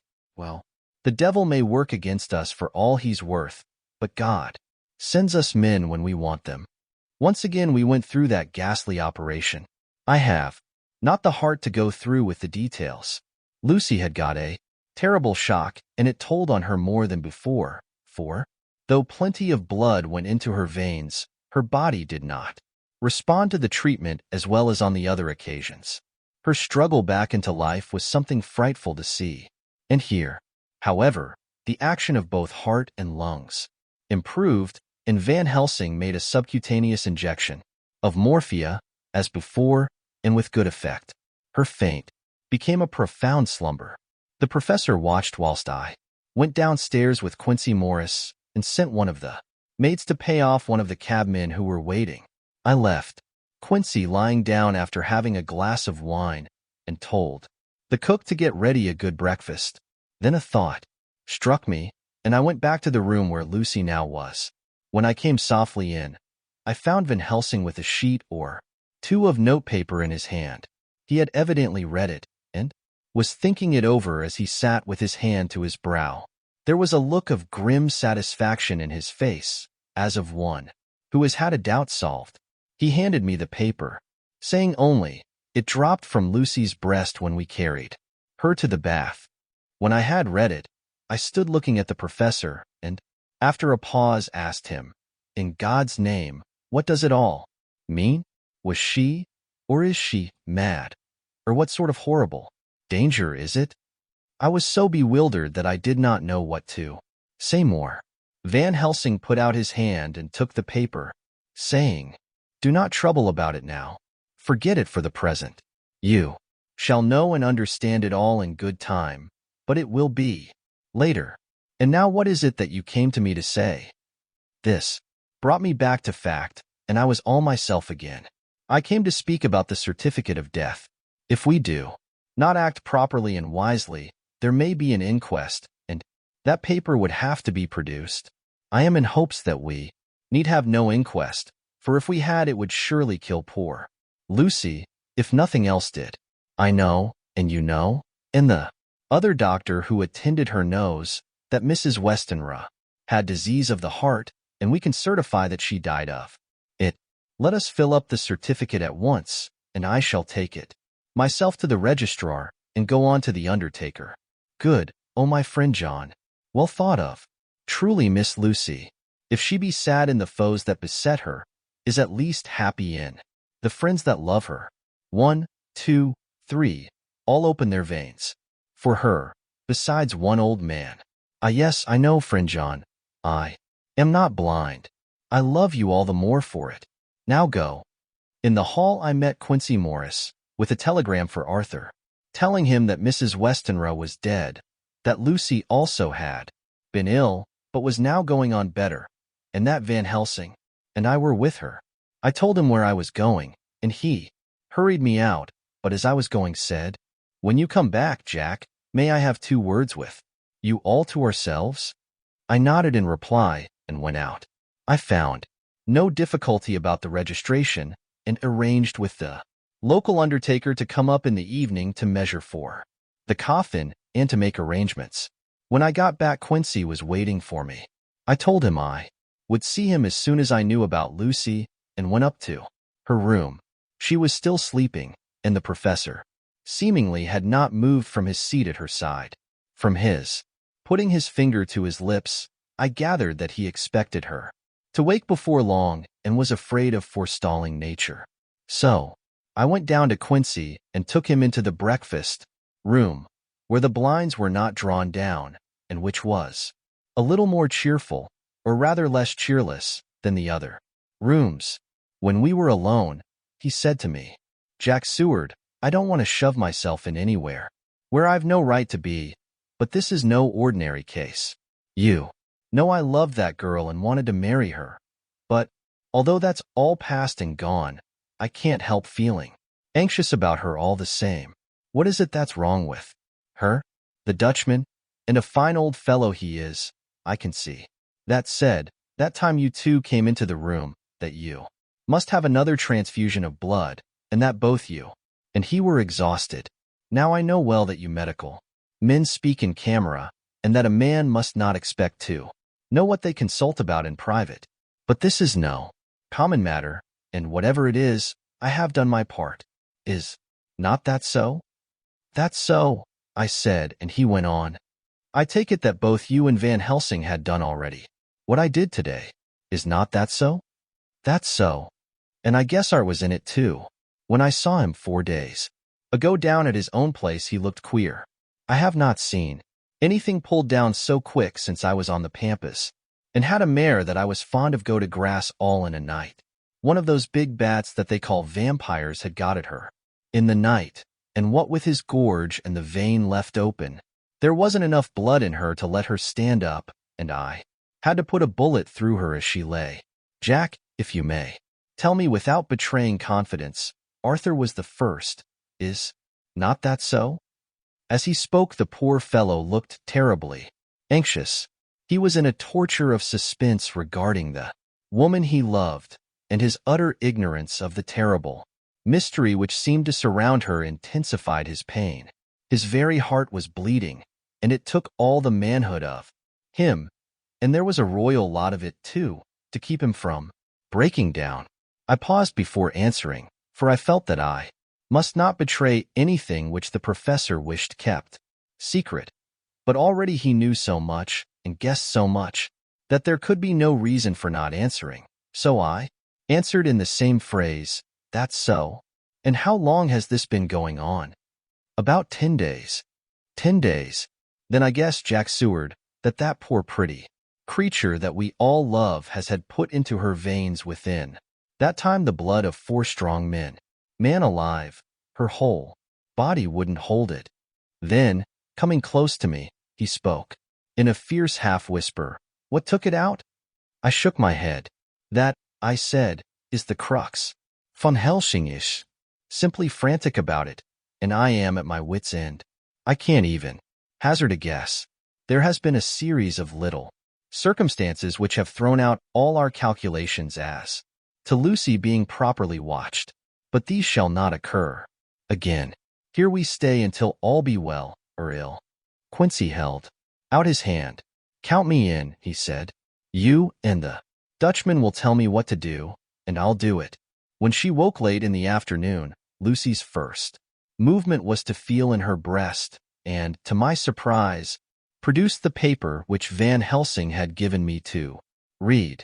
The careful professor had replaced it where it had come from, lest on waking she should be alarmed.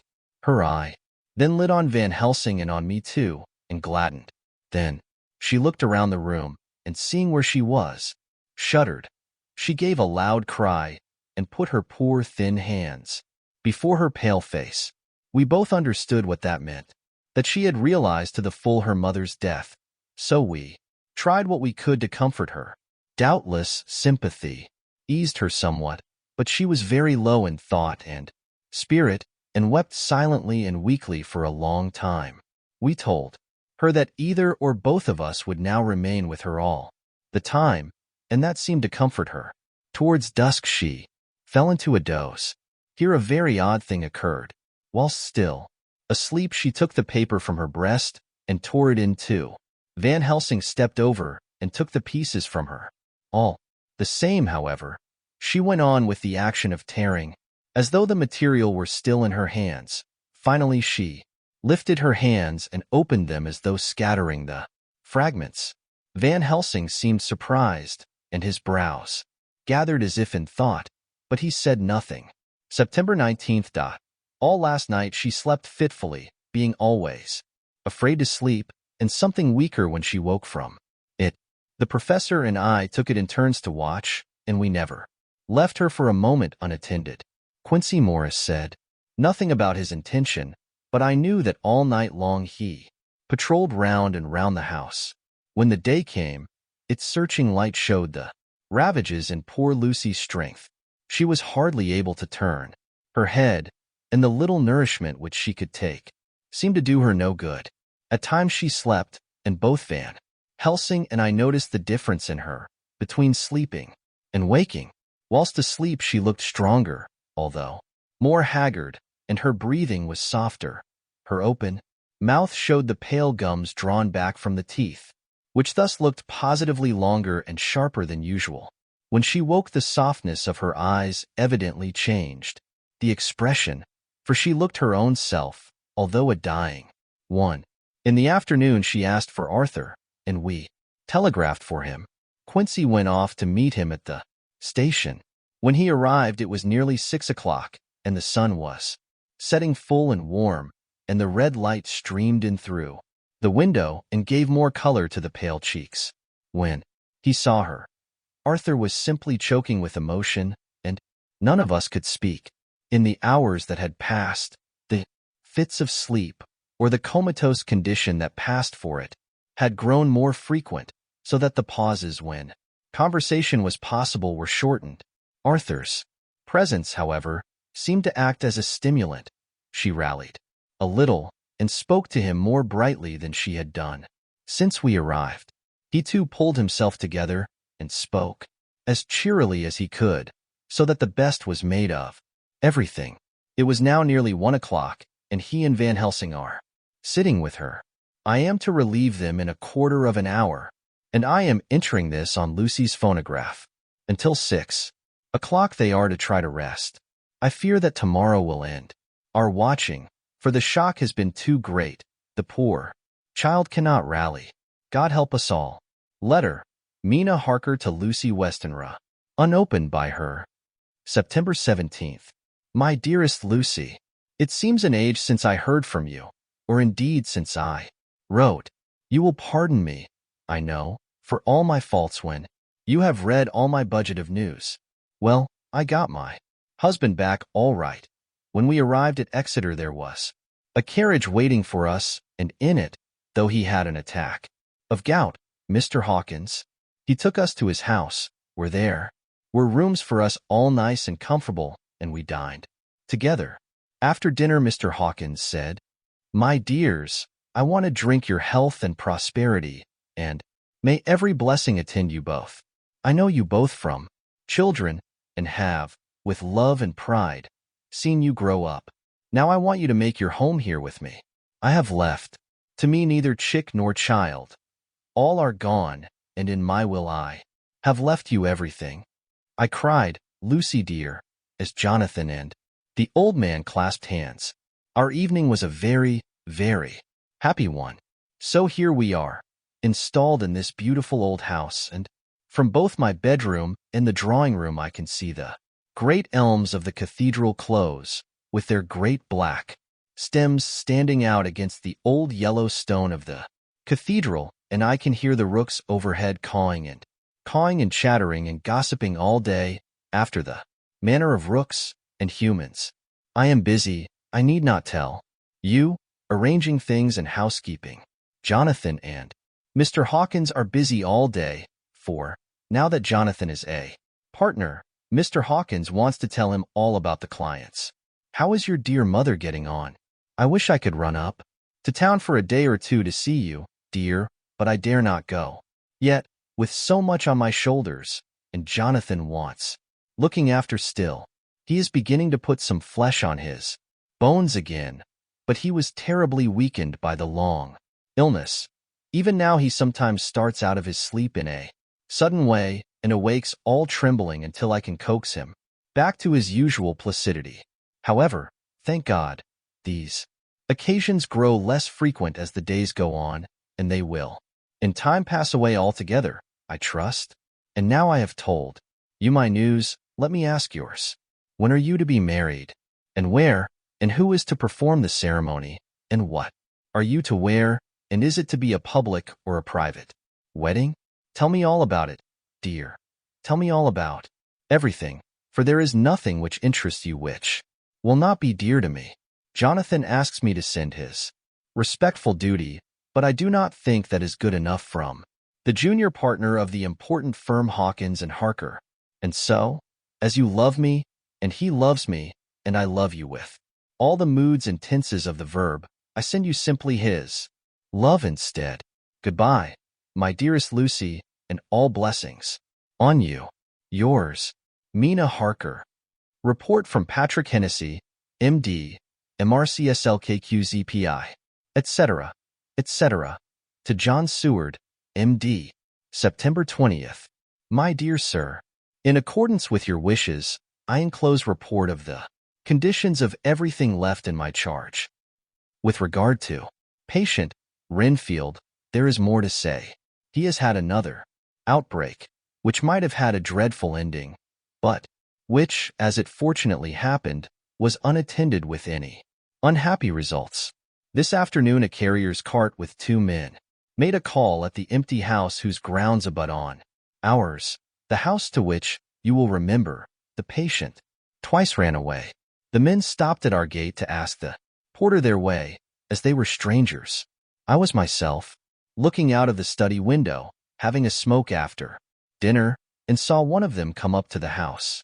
As he passed the window of Renfield's room, the patient began to rate him from within, and called him all the foul names he could lay his tongue to.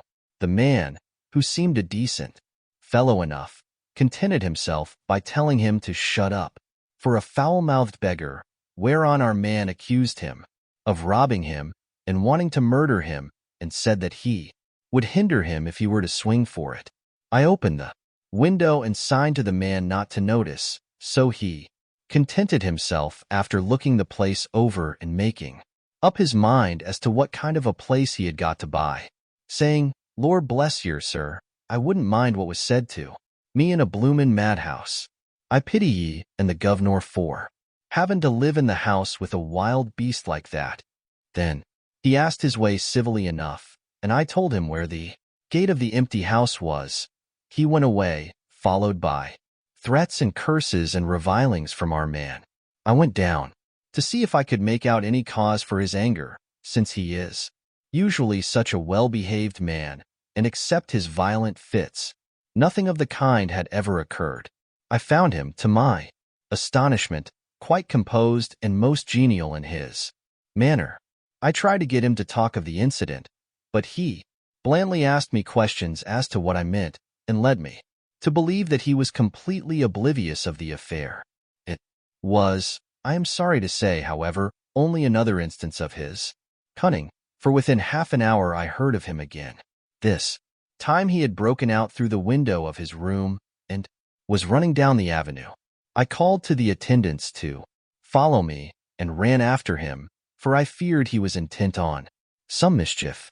My fear was justified when I saw the same cart which had passed before coming down the road, having on it some great wooden boxes. The men were wiping their foreheads and were flushed in the face, as if with violent exercise. Before I could get up to him, the patient rushed at them, and pulling one of them off the cart, began to knock his head against the ground. If I had not seized him just at the moment, I believe he would have killed the man there. And then the other fellow jumped down and struck him over the head with the butt end of his heavy whip. It was a terrible blow, but he did not seem to mind it, but seized him also, and struggled with the 3 of us, pulling us to and fro, as if we were kittens. You know I am no lightweight, and the others were both burly men. At first he was silent in his fighting, but as we began to master him and the attendants were putting a straight waistcoat on him, he began to shout, I'll frustrate them. They shan't rob me. They shan't murder me by inches. I'll fight for my lord and master, and all sorts of similar incoherent ravings. It was with very considerable difficulty that they got him back to the house and put him in the padded room. One of the attendants, Hardy, had a finger broken. However, I set it all right, and he is going on well. The 2 carriers were at first loud in their threats of actions for damages, and promised to rain all the penalties of the law on us. Their threats were, however, mingled with some sort of indirect apology for the defeat of the 2 of them by a feeble madman. They said that if it had not been for the way their strength had been spent in carrying and raising the heavy boxes to the cart, they would have made short work of him. They gave as another reason for their defeat the extraordinary state of drought to which they had been reduced by the dusty nature of their occupation and the reprehensible distance from the scene of their labors of any place of public entertainment. I quite understood their drift, and after a stiff glass of grog, or rather more of the same, and with each a sovereign in hand, they made light of the attack, and swore that they would encounter a worse madman any day for the pleasure of meeting so bloomin' good a bloke as your correspondent. I took their names and addresses in case they might be needed. They are as follows: Jack Smollett, of Dudding's Rents, King George's Road, Great Walworth, and Thomas Snelling, Peter Farley's Row, Guide Court, Bethnal Green. They are both in the employment of Harris and Sons, Moving and Shipment Company, Orange Masters Yard, Soho. I shall report to you any matter of interest occurring here, and shall wire you at once if there is anything of importance. Believe me, dear sir, yours faithfully, Patrick Hennessy. Letter, Mina Harker to Lucy Westenra, unopened by her. September 18th. My dearest Lucy, such a sad blow has befallen us. Mr. Hawkins has died very suddenly. Some may not think it so sad for us, but we had both come to so love him that it really seems as though we had lost a father. I never knew either father or mother, so that the dear old man's death is a real blow to me. Jonathan is greatly distressed. It is not only that he feels sorrow, deep sorrow, for the dear, good man who has befriended him all his life, and now at the end has treated him like his own son, and left him a fortune which to people of our modest bringing up is wealth beyond the dream of avarice. But Jonathan feels it on another account. He says the amount of responsibility which it puts upon him makes him nervous. He begins to doubt himself. I try to cheer him up, and my belief in him helps him to have a belief in himself. But it is here that the grave shock that he experienced tells upon him the most. Oh, it is too hard that a sweet, simple, noble, strong nature such as his, a nature which enabled him by our dear, good friend's aid to rise from clerk to master in a few years, should be so injured that the very essence of its strength is gone. Forgive me, dear, if I worry you with my troubles in the midst of your own happiness, but Lucy dear, I must tell someone, for the strain of keeping up a brave and cheerful appearance to Jonathan tries me, and I have no one here that I can confide in. I dread coming up to London, as we must do the day after tomorrow, for poor Mr. Hawkins left in his will that he was to be buried in the grave with his father. As there are no relations at all, Jonathan will have to be chief mourner. I shall try to run over to see you, dearest, if only for a few minutes. Forgive me for troubling you. With all blessings, your loving, Mina Harker. Dr. Seward S. Diary, September 20th. Only resolution and habit can let me make an entry tonight. I am too miserable, too low-spirited, too sick of the world and all in it, including life itself, that I would not care if I heard this moment the flapping of the wings of the angel of death. And he has been flapping those grim wings to some purpose of late, Lucy's mother and Arthur's father, and now let me get on with my work. I duly relieved Van Helsing in his watch over Lucy. We wanted Arthur to go to rest also, but he refused at first. It was only when I told him that we should want him to help us during the day, and that we must not all break down for want of rest, lest Lucy should suffer, that he agreed to go. Van Helsing was very kind to him. Come, my child, he said. Come with me. You are sick and weak, and have had much sorrow and much mental pain, as well as that tax on your strength that we know of. You must not be alone, for to be alone is to be full of fears and alarms. Come to the drawing room, where there is a big fire, and there are 2 sofas. You shall lie on one, and I on the other, and our sympathy will be comfort to each other, even though we do not speak, and even if we sleep. Arthur went off with him, casting back a longing look on Lucy's face, which lay in her pillow, almost whiter than the lawn. She lay quite still, and I looked round the room to see that all was as it should be. I could see that the professor had carried out in this room, as in the other, his purpose of using the garlic. The whole of the window sashes reeked with it, and round Lucy's neck, over the silk handkerchief which Van Helsing made her keep on, was a rough chaplet of the same odorous flowers. Lucy was breathing somewhat stertorously, and her face was at its worst, for the open mouth showed the pale gums.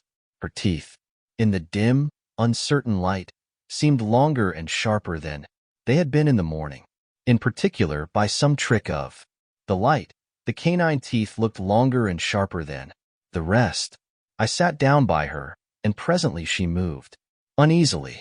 At the same moment there came a sort of dull flapping or buffeting at the window. I went over to it softly, and peeped out by the corner of the blind. There was a full moonlight, and I could see that the noise was made by a great bat, which wheeled round, doubtless attracted by the light, although so dim, and every now and again struck the window with its wings. When I came back to my seat, I found that Lucy had moved slightly and had torn away the garlic flowers from her throat. I replaced them as well as I could, and sat watching her. Presently she woke, and I gave her food, as Van Helsing had prescribed. She took but a little, and that languidly. There did not seem to be with her now the unconscious struggle for life and strength that had hitherto so marked her illness. It struck me as curious that the moment she became conscious, she pressed the garlic flowers close to her. It was certainly odd that whenever she got into that lethargic state, with the stertorous breathing, she put the flowers from her, but that when she waked she clutched them close. There was no possibility of making any mistake about this, for in the long hours that followed, she had many spells of sleeping and waking, and repeated both actions many times. At 6 o'clock Van Helsing came to relieve me. Arthur had then fallen into a doze, and he mercifully let him sleep on. When he saw Lucy's face, I could hear the sissing indraw of his breath, and he said to me in a sharp whisper, "Draw up the blind. I want light." Then he bent down, and, with his face almost touching Lucy's, examined her carefully. He removed the flowers and lifted the silk handkerchief from her throat. As he did so he started back, and I could hear his ejaculation, "Mein Gott," as it was smothered in his throat. I bent over and looked, too, and as I noticed some queer chill came over me. The wounds on the throat had absolutely disappeared. For fully 5 minutes Van Helsing stood looking at her, with his face at its sternest. Then he turned to me and said, calmly, "She is dying. It will not be long now. It will be much difference, mark me, whether she dies conscious or in her sleep. Wake that poor boy, and let him come and see the last. He trusts us, and we have promised him." I went to the dining room and waked him. He was dazed for a moment, but when he saw the sunlight streaming in through the edges of the shutters he thought he was late, and expressed his fear. I assured him that Lucy was still asleep, but told him as gently as I could that both Van Helsing and I feared that the end was near. He covered his face with his hands and slid down on his knees by the sofa, where he remained, perhaps a minute, with his head buried, praying, whilst his shoulders shook with grief. I took him by the hand and raised him up. "Come," I said, "my dear old fellow, summon all your fortitude. It will be best and easiest for her." When we came into Lucy's room I could see that Van Helsing had, with his usual forethought, been putting matters straight and making everything look as pleasing as possible. He had even brushed Lucy's hair, so that it lay on the pillow in its usual sunny ripples.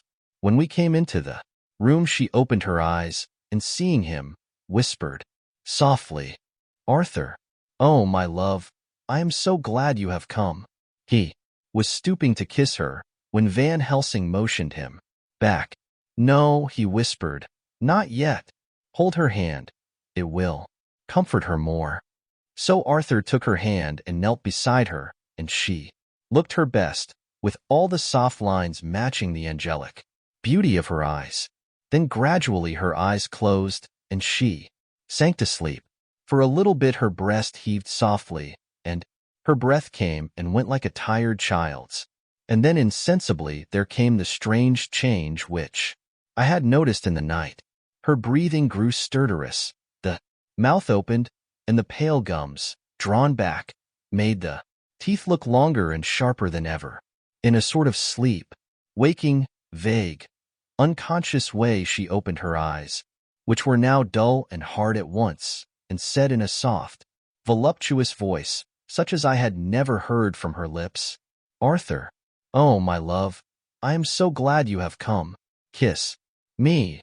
Arthur bent eagerly over to kiss her, but at that instant, Van Helsing, who, like me, had been startled by her voice, swooped upon him, and catching him by the neck with both hands, dragged him back with a fury of strength which I never thought he could have possessed, and actually hurled him almost across the room.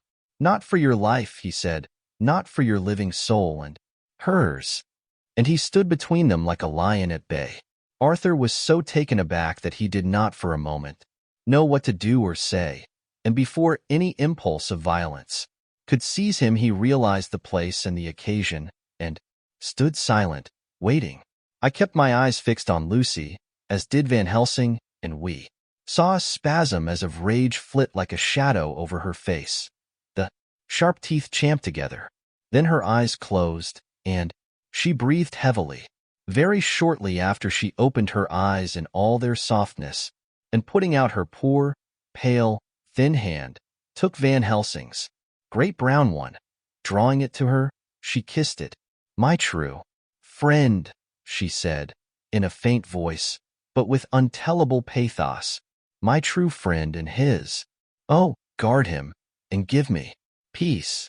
"I swear it," he said solemnly, kneeling beside her and holding up his hand, as one who registers an oath. Then he turned to Arthur and said to him, "Come, my child, take her hand in yours, and kiss her on the forehead, and only once." Their eyes met instead of their lips, and so they parted. Lucy's eyes closed, and Van Helsing, who had been watching closely, took Arthur's arm and drew him away. And then Lucy's breathing became stertorous again, and all at once it ceased. "It is all over," said Van Helsing. "She is dead." I took Arthur by the arm and led him away to the drawing room, where he sat down and covered his face with his hands, sobbing in a way that nearly broke me down to see. I went back to the room and found Van Helsing looking at poor Lucy, and his face was sterner than ever. Some change had come over her body. Death had given back part of her beauty, for her brow and cheeks had recovered some of their flowing lines. Even the lips had lost their deadly pallor. It was as if the blood, no longer needed for the working of the heart, had gone to make the harshness of death as little. Rude as might be, we thought her dying whilst she slept, and sleeping when she died. I stood beside Van Helsing and said, "Ah, well, poor girl, there is peace for her at last. It is the end." He turned to me and said with grave solemnity, "Not so, alas, not so. It is only the beginning." When I asked him what he meant, he only shook his head and answered, "We can do nothing as yet. Wait and see." 13. Dr. Seward's diary continued. The funeral was arranged for the next succeeding day, so that Lucy and her mother might be buried together. I attended to all the ghastly formalities, and the urbane undertaker proved that his staff were afflicted, or blessed, with something of his own obsequious suavity. Even the woman who performed the last offices for the dead remarked to me, in a confidential, brother-professional way, when she had come out from the death chamber, "She makes a very beautiful corpse, sir. It's quite a privilege to attend on her. It's not too much to say that she will do credit to our establishment." I noticed that Van Helsing never kept far away. This was possible from the disordered state of things in the household. There were no relatives at hand, and as Arthur had to be back the next day to attend at his father's funeral, we were unable to notify anyone who should have been bidden.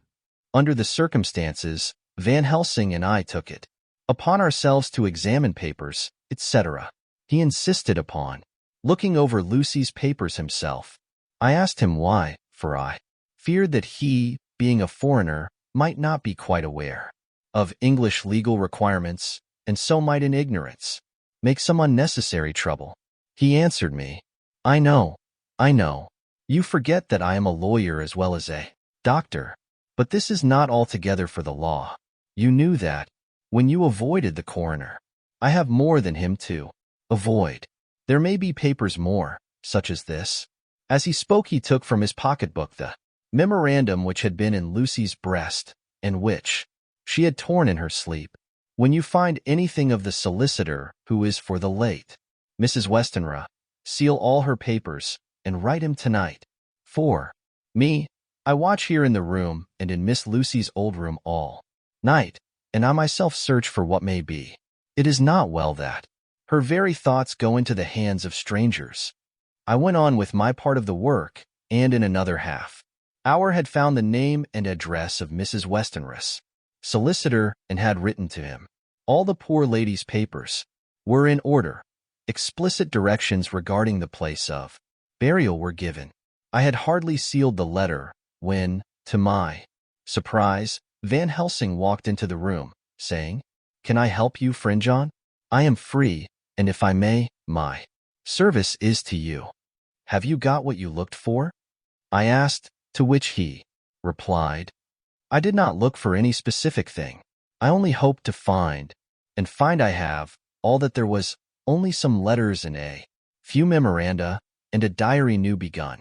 But I have them here, and we shall for the present say nothing of them. I shall see that poor lad tomorrow evening, and, with his sanction, I shall use some.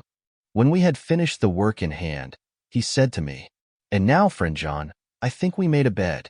We want sleep, both you and I, and rest to recuperate. Tomorrow we shall have much to do, but for the tonight there is no need of us. Alas! Before turning in, we went to look at poor Lucy. The undertaker had certainly done his work well, for the room was turned into a small chapelle ardente. There was a wilderness of beautiful white flowers, and death was made as little repulsive as might be. The end of the winding sheet was laid over the face. When the professor bent over and turned it gently back, we both started at the beauty before us, the tall wax candle showing a sufficient light to note it. Well, all Lucy's loveliness had come back to her in death, and the hours that had passed, instead of leaving traces of decay's effacing fingers, had but restored the beauty of life, till positively I could not believe my eyes that I was looking at a corpse.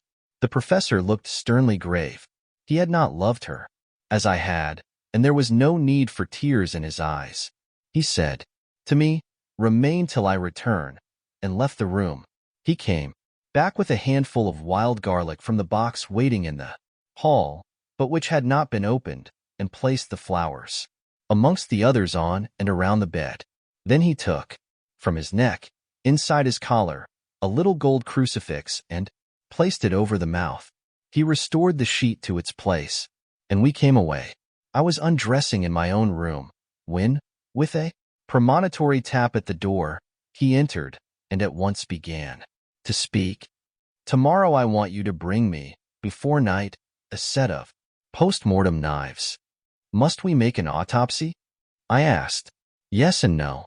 I want to operate, but not as you think. Let me tell you now, but not a word to another. I want to cut off her head and take out her heart. You a surgeon, and so shocked. You, whom I have seen with no tremble of hand or heart, do operations of life and death that make the rest shudder. Oh, but I must not forget, my dear friend John, that you loved her, and I have not forgotten it, for it is I that shall operate, and you must only help. I would like to do it tonight, but for Arthur I must not. He will be free after his Father's funeral tomorrow, and he will want to see her, too. See it. Then, when she is coffined ready for the next day, you and I shall come when all sleep. We shall unscrew the coffin lid and shall do our operation, and then replace all, so that none know, save we alone. But why do it at all? The girl is dead. Why mutilate her? Poor body without need? And if there is no necessity for a post-mortem and nothing to gain by it, no good to her, to us, to science, to human knowledge, why do it? Without such it is monstrous. For answer he put his hand on my shoulder and said, with infinite tenderness, Friend John, I pity your poor bleeding heart, and I love you the more because it does so bleed. If I could, I would take on myself the burden that you do bear. But there are things that you know not, but that you shall know, and bless me for knowing, though they are not pleasant things. John, my child, you have been my friend now many years, and yet, did you ever know me to do any without good cause?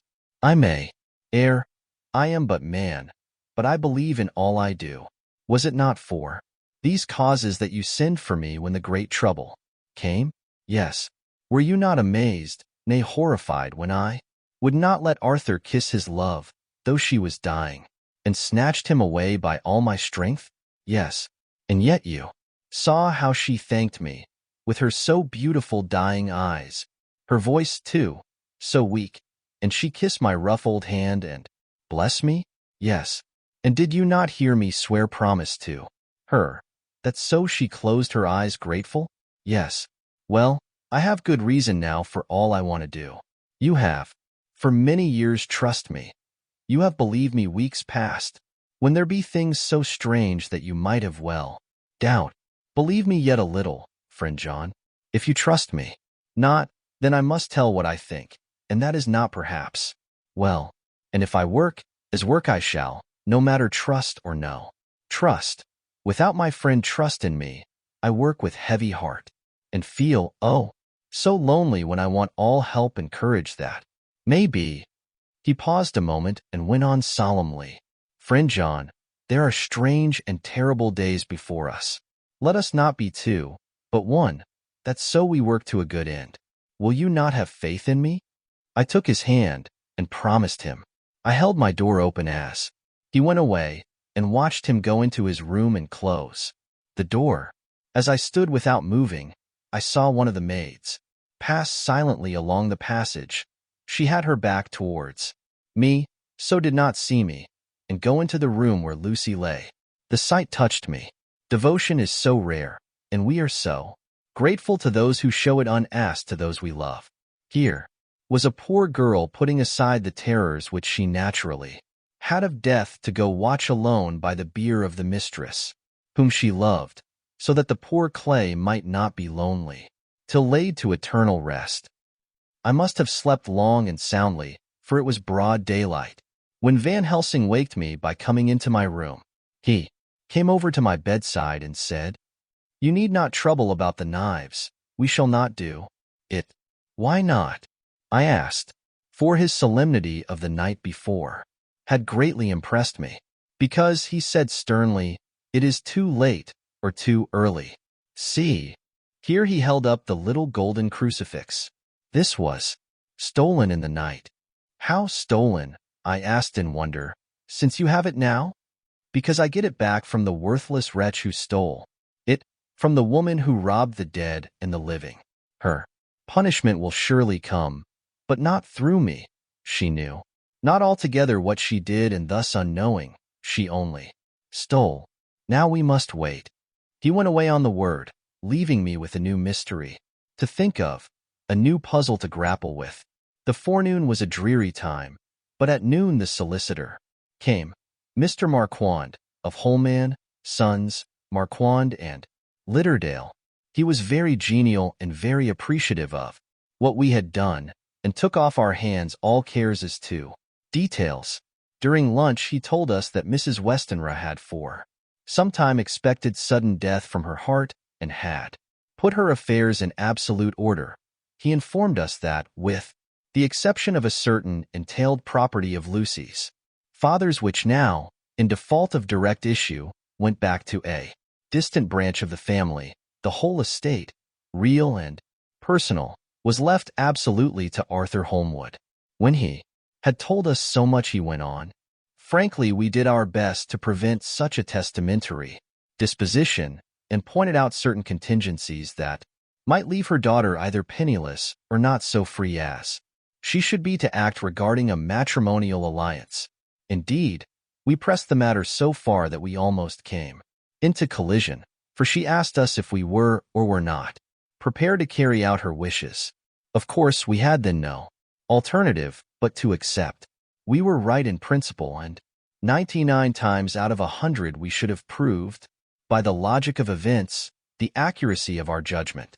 Frankly, however, I must admit that in this case any other form of disposition would have rendered impossible the carrying out of her wishes, for by her predeceasing her daughter, the latter would have come into possession of the property, and even had she only survived her mother by 5 minutes, her property would, in case there were no will, and a will was a practical impossibility in such a case, have been treated at her decease as under intestacy, in which case Lord Godalming, though so dear a friend, would have had no claim in the world, and the inheritors, being remote, would not be likely to abandon their just rights for sentimental reasons regarding an entire stranger. I assure you, my dear sirs, I am rejoiced at the result, perfectly rejoiced.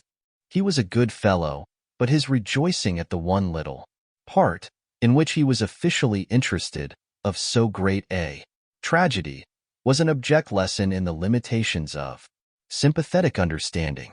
He did not remain long, but said he would look in later in the day and see Lord Godalming.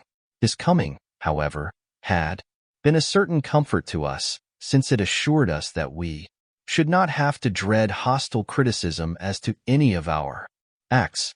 Arthur was expected at 5 o'clock, so a little before that time we visited the death chamber. It was so in very truth, for now both mother and daughter lay in it.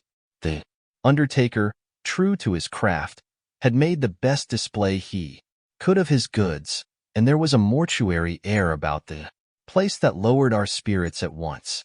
Van Helsing ordered the former arrangement to be adhered to, explaining that, as Lord Godalming was coming very soon, it would be less harrowing to his feelings to see all that was left of his fiancée qui talonne. The undertaker seemed shocked at his own stupidity and exerted himself to restore things to the condition in which we left them the night before, so that, when Arthur came, such shocks to his feelings as we could avoid were saved. Poor fellow!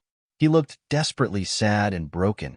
Even his stalwart manhood seemed to have shrunk somewhat under the strain of his much-tried emotions.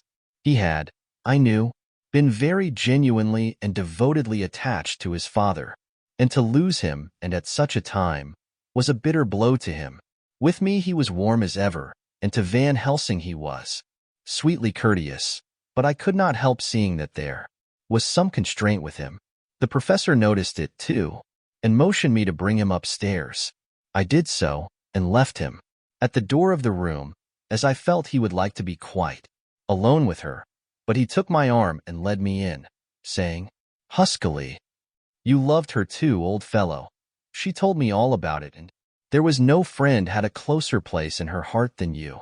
I don't know how to thank you for all you have done for her. I can't think yet." Here he suddenly broke down and threw his arms round my shoulders and laid his head on my breast, crying, "Oh, Jack, Jack, what shall I do? The whole of life seems gone for me all at once, and there is nothing in the wide world for me to live for." I comforted him as well as I could. In such cases men do not need much expression. A grip of the hand, the tightening of an arm over the shoulder, a sob in unison, are expressions of sympathy dear to a man's heart. I stood still and silent till his sobs died away, and then I said softly to him, "Come and look at her." Together we moved over to the bed, and I lifted the lawn from her face. God, how beautiful she was! Every hour seemed to be enhancing her loveliness.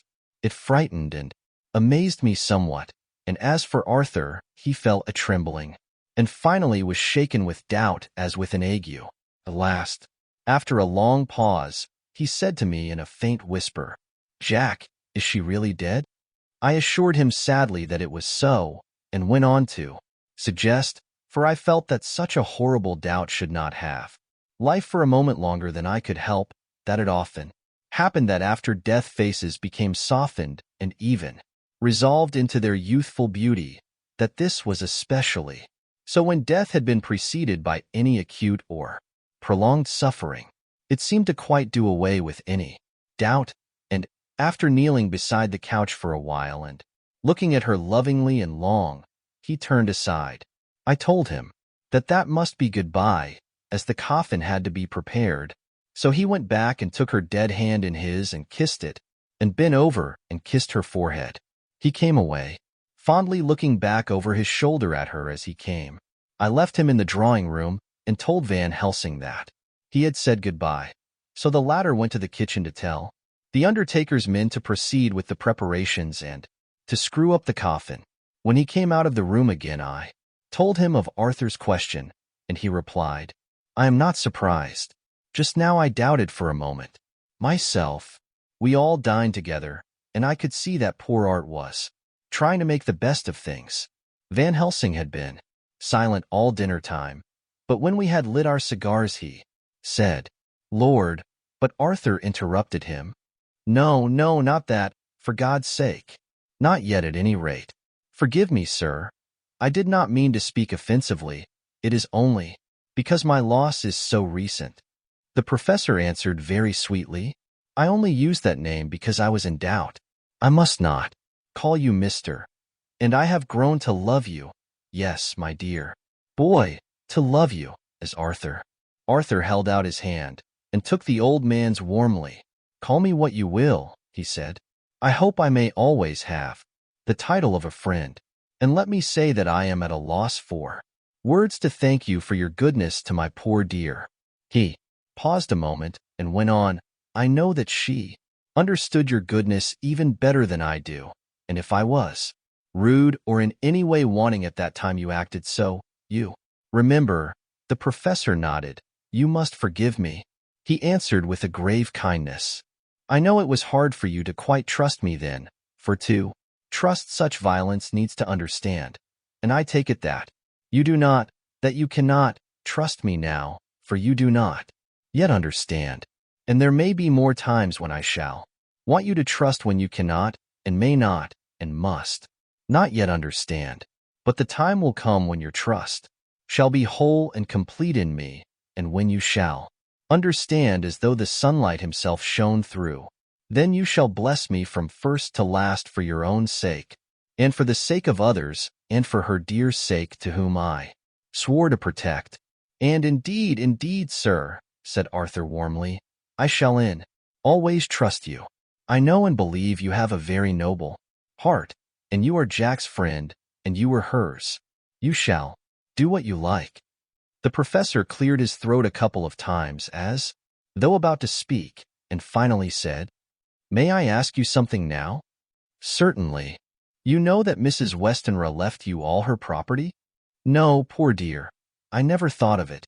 And as it is all yours, you have a right to deal with it as you will. I want you to give me permission to read all Miss Lucy's papers and letters. Believe me, it is no idle curiosity. I have a motive of which, be sure, she would have approved. I have them all here. I took them before we knew that all was yours, so that no strange hand might touch them. No, strange I look through words into her soul. I shall keep them, if I may. Even you may not see them yet, but I shall keep them safe. No word shall be lost, and in the good time I shall give them back to you. It's a hard thing I ask, but you will do it, will you not, for Lucy's sake?" Arthur spoke out heartily, like his old self. "Dr. Van Helsing, you may do what you will. I feel that in saying this I am doing what my dear one would have approved. I shall not trouble you with questions till the time comes." The old professor stood up as he said solemnly, And you are right. There will be pain for us all, but it will not be all pain, nor will this pain be the last. We and you, too, you most of all, my dear boy, will have to pass through the bitter water before we reach the sweet. But we must be brave of heart and unselfish, and do our duty, and all will be well. I slept on a sofa in Arthur's room that night. Van Helsing did not go to bed at all. He went to and fro, as if patrolling the house, and was never out of sight of the room where Lucy lay in her coffin, strewn with the wild garlic flowers, which sent, through the odor of lily and rose, a heavy, overpowering smell into the night. Mina Harker's journal. September 22nd. In the train to Exeter. Jonathan sleeping. It seems only yesterday that the last entry was made, and yet how much between then, in Whitby and all the world. Before me, Jonathan away and no news of him. And now, married to Jonathan, Jonathan a solicitor, a partner, rich, master of his business, Mr. Hawkins dead and buried, and Jonathan with another attack that may harm him. Some day, he may ask me about it. Down it all goes. I am rusty in my shorthand.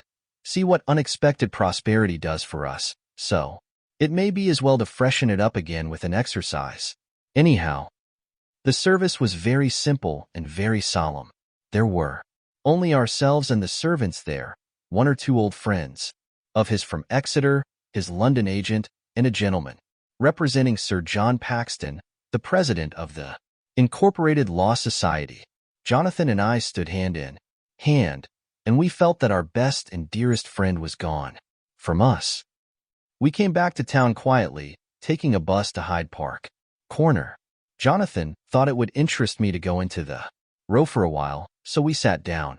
But there were very few people there, and it was sad-looking and desolate to see so many empty chairs. It made us think of the empty chair at home, so we got up and walked down Piccadilly. Jonathan was holding me by the arm, the way he used to in old days. Before I went to school, I felt it very improper, for you can't go on for some years teaching etiquette and decorum to other girls without the pedantry of it biting into yourself a bit. But it was Jonathan, and he was my husband, and we didn't know anybody who saw us, and we didn't care if they did. So on we walked. I was looking at a very beautiful girl, in a big cartwheel hat, sitting in a Victoria outside Giuliano's, when I felt Jonathan clutch my arm so tight that he hurt me, and he said under his breath, "My God!" I am always anxious about Jonathan, for I fear that some nervous fit may upset him again.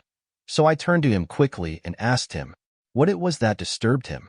He was very pale, and his eyes seemed bulging out as, half in terror and half in amazement, he gazed at a tall, thin man with a beaky nose and black mustache and pointed beard, who was also observing the pretty girl. He was looking at her so hard that he did not see either of us, and so I had a good view of him. His face was not a good face, was hard and cruel and sensual, and his big white teeth, that looked all the whiter because his lips were so red, were pointed like an animal's.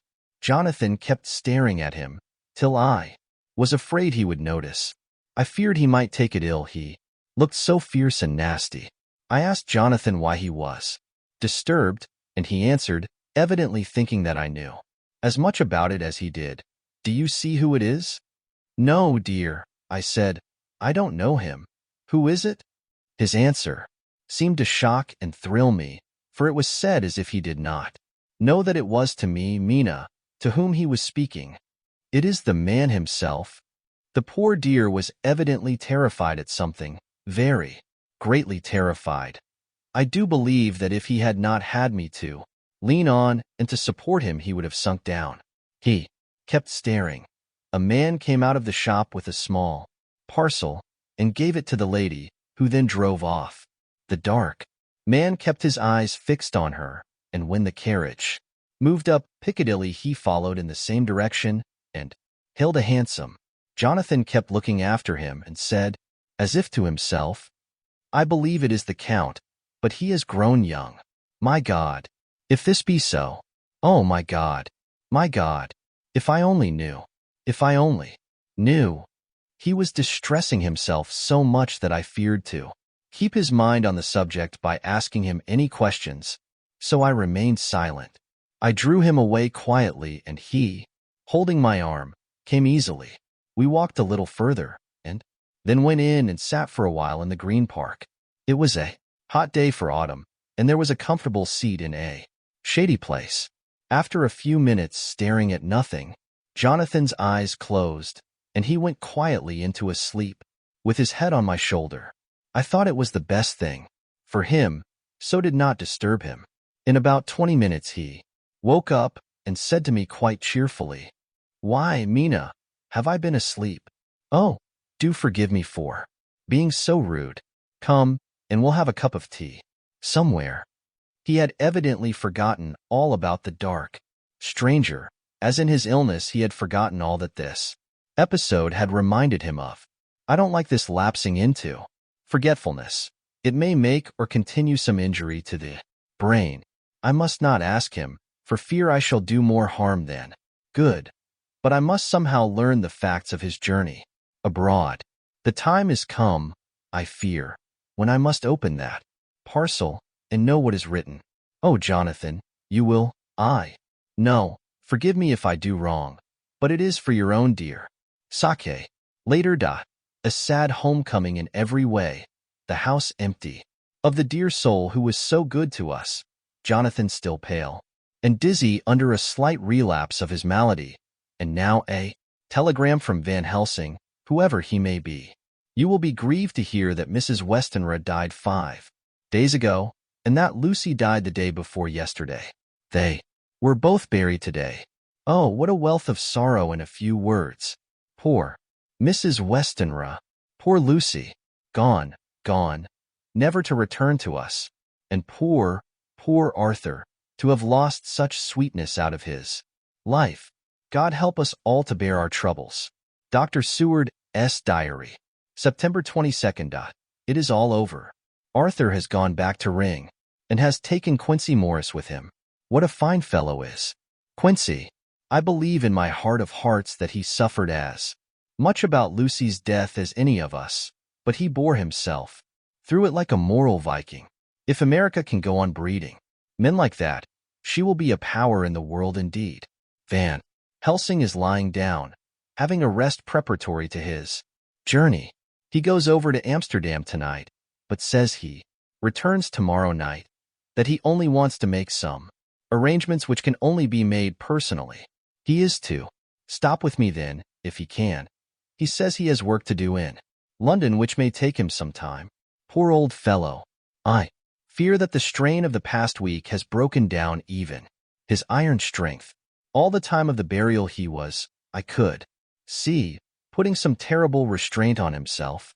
When it was all over, we were standing beside Arthur, who, poor fellow, was speaking of his part in the operation where his blood had been transfused to his Lucy's veins.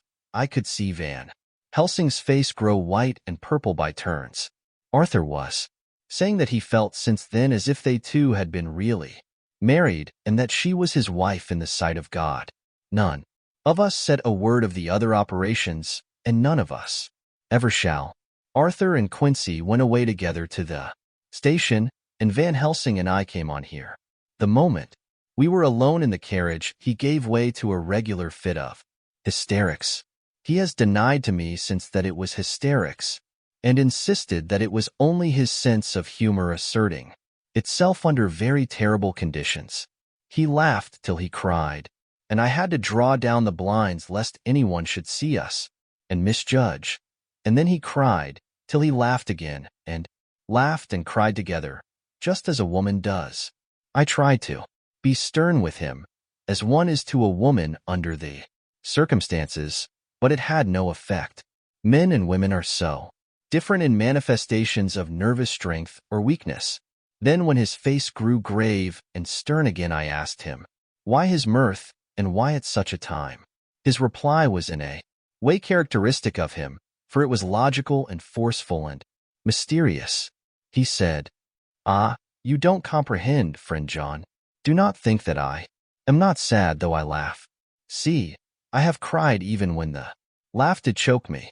But no more think that I am all sorry when I cry, for the laugh he come just the same.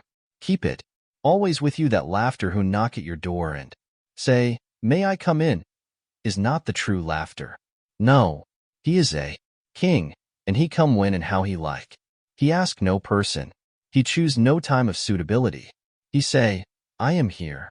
Behold." In example, I grieve my heart out for that so sweet young girl. I give my blood for her, though I am old and worn. I give my time, my skill, my sleep. I let my other sufferers want, that so she may have all. And yet I can laugh at her very grave, laugh when the clay from the spade of the sexton drop upon her coffin and say thud, thud, to my heart, till it send back the blood from my cheek. My heart bleed for that poor boy, that dear boy, so of the age of mine own boy had I been so blessed that he live, and with his hair and eyes the same. There, you know now why I love him so. And yet when he say things that touch my husband heart to the quick, and make my father heart yearn to him as to no other man, not even to you, friend John, for we are more level in experiences than father and son. Yet even at such moment, King laugh he come to me and shout and bellow in my ear, here I am, till the blood come dance back and bring some of the sunshine that he carry with him to my cheek. Oh, friend John, it is a strange world, a sad world full of miseries and woes and troubles, and yet when King laugh come he make them all dance to the tune he play. Bleeding hearts and dry bones of the churchyard, and tears that burn as they fall, all dance together to the music that he make with that smileless mouth of him.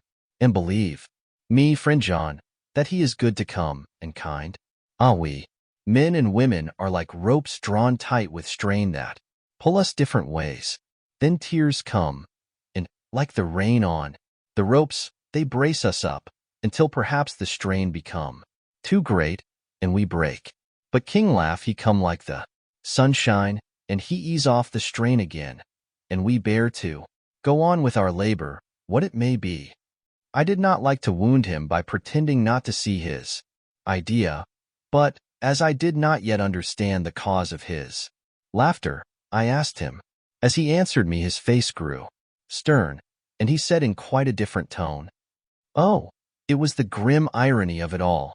This so lovely lady, garlanded with flowers, that looked so fair as life, till one by one we wondered if she were truly dead.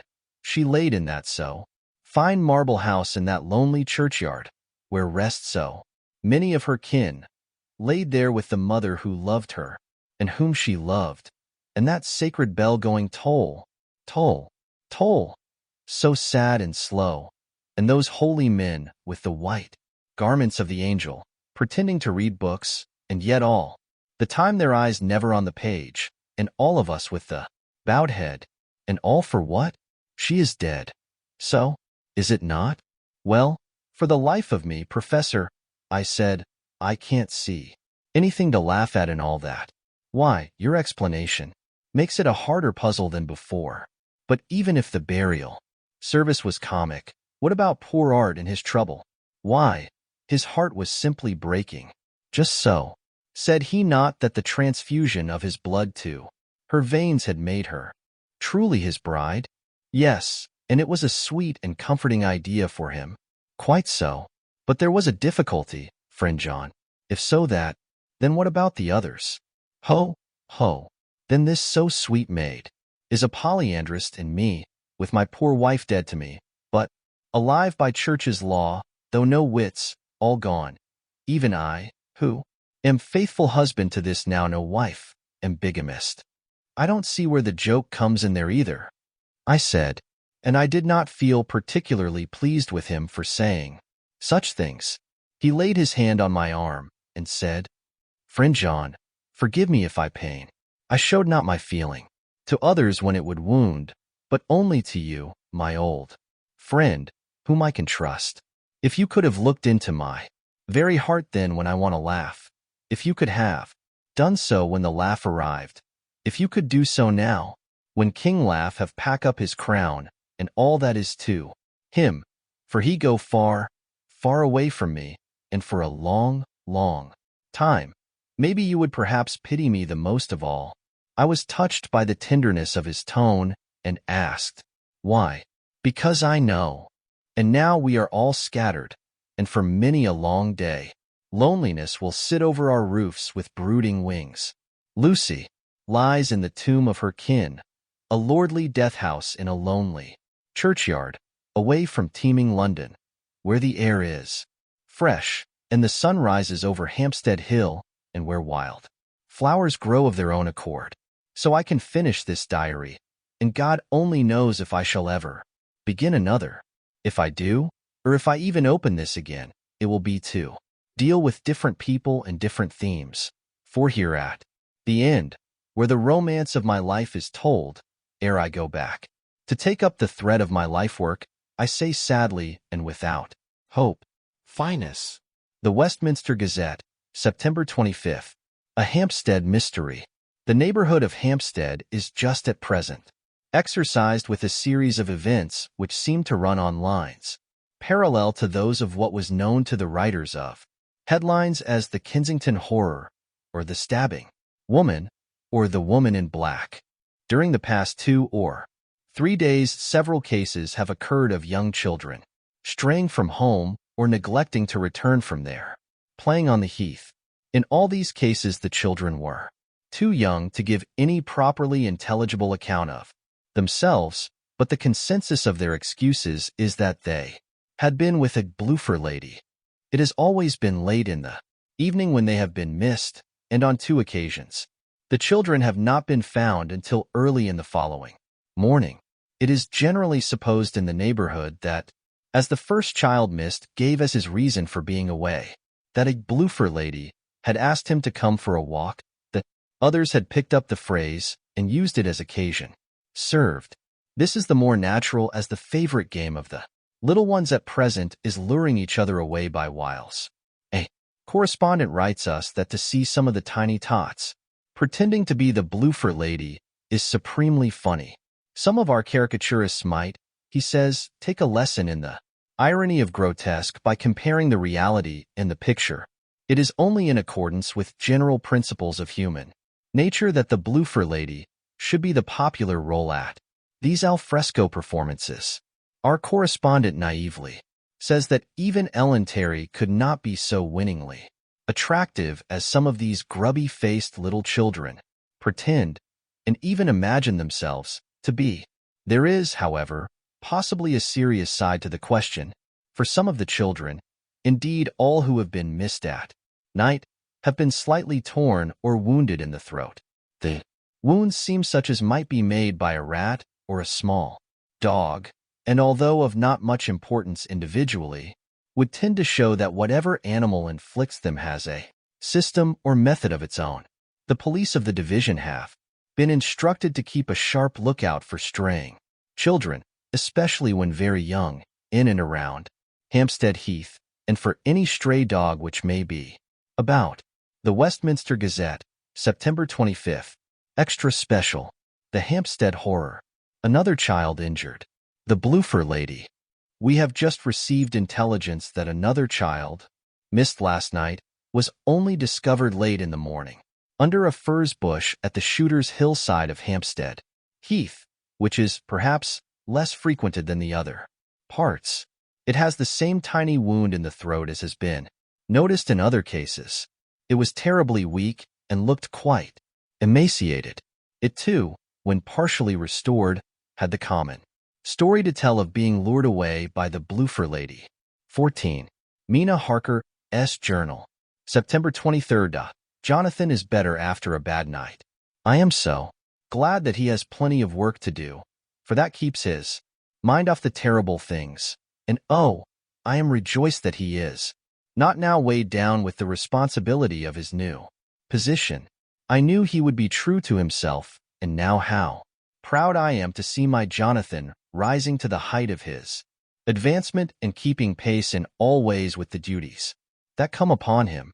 He will be away all day till late, for he Said he could not lunch at home. My household work is done. So I shall take his foreign journal and lock myself up in my room and read it. September 24th. I hadn't the heart to write last night. That terrible record of Jonathan's upset me so. Poor dear. How he must have suffered, whether it be true or only imagination. I wonder if there is any truth in it at all. Did he get his brain fever and then write all those terrible things, or had he some cause for it all? I suppose I shall never know, for I dare not open the subject to him. And yet that man we saw yesterday, he seemed quite certain of him. Poor fellow. I suppose it was the funeral upset him and sent his mind back on some train of thought. He believes it all himself. I remember how on our wedding day he said, unless some solemn duty come upon me to go back to the bitter hours, asleep or awake, mad or sane, there seems to be through it all some thread of continuity. That fearful Count was coming to London. If it should be, and he came to London, with his teeming millions, there may be a solemn duty, and if it come we must not shrink from it. I shall be prepared.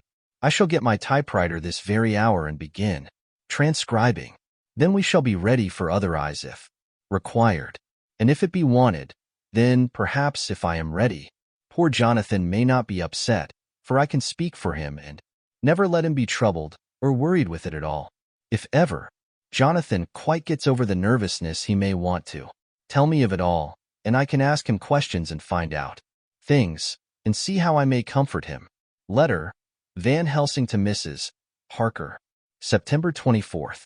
Confidence. Dear Madam, I pray you to pardon my writing, in that I am so far friend as that I sent to you sad news of Miss Lucy Westenra's death. By the kindness of Lord Godalming, I am empowered to read her letters and papers, for I am deeply concerned about certain matters vitally important. In them I find some letters from you, which show how great friends you were and how you love her. Oh, Madam Mina, by that love, I implore you, help me. It is for others' good that I ask, to redress great wrong, and to lift much and terrible troubles, that may be more great than you can know. May it be that I see you? You can trust me.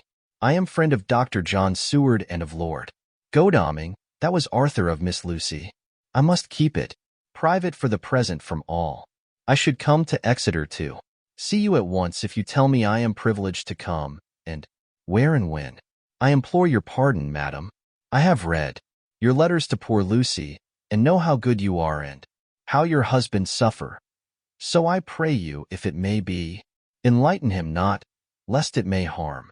Again your pardon, and forgive me. Van Helsing. Telegram, Mrs. Harker to Van Helsing. September 25th. Come today by 10:15 train if you can catch it. Can see you anytime you call. Wilhelmina Harker. Mina Harker, S. Journal. September 25th. I cannot help feeling terribly excited as the time draws near for the visit of Dr. Van Helsing, for somehow I expect that it will throw some light upon Jonathan's sad experience, and as he attended poor dear Lucy in her last illness, he can tell me all about her. That is the reason of his coming. It is concerning Lucy and her sleepwalking, and not about Jonathan. Then I shall never know the real truth now. How silly I am. That awful journal gets hold of my imagination and tinges everything with something of its own color. Of course it is about Lucy. That habit came back to the poor dear, and that awful night on the cliff must have made her ill. I had almost forgotten in my own affairs how ill she was afterwards. She must have told him of her sleepwalking adventure on the cliff, and that I knew all about it. And now he wants me to tell him what she knows, so that he may understand. I hope I did right in not saying anything of it to Mrs. Westenra. I should never forgive myself if any act of mine, were it even a negative one, brought harm on poor dear Lucy. I hope, too, Dr. Van Helsing will not blame me. I have had so much trouble and anxiety of late that I feel I cannot bear more just at present. I suppose a cry does us all good at times, clears the air as Other rain does. Perhaps it was reading the journal yesterday. That upset me, and then Jonathan went away this morning too. Stay away from me a whole day and night, the first time we have been parted since our marriage. I do hope the dear fellow will take care of himself, and that nothing will occur to upset him. It is 2 o'clock, and the doctor will be here soon. Now, I shall say nothing of Jonathan's journal unless he asks me. I am so glad I have typewritten out my own journal, so that, in case he asks about Lucy, I can hand it to him. It will save much questioning. Later. He has come and gone.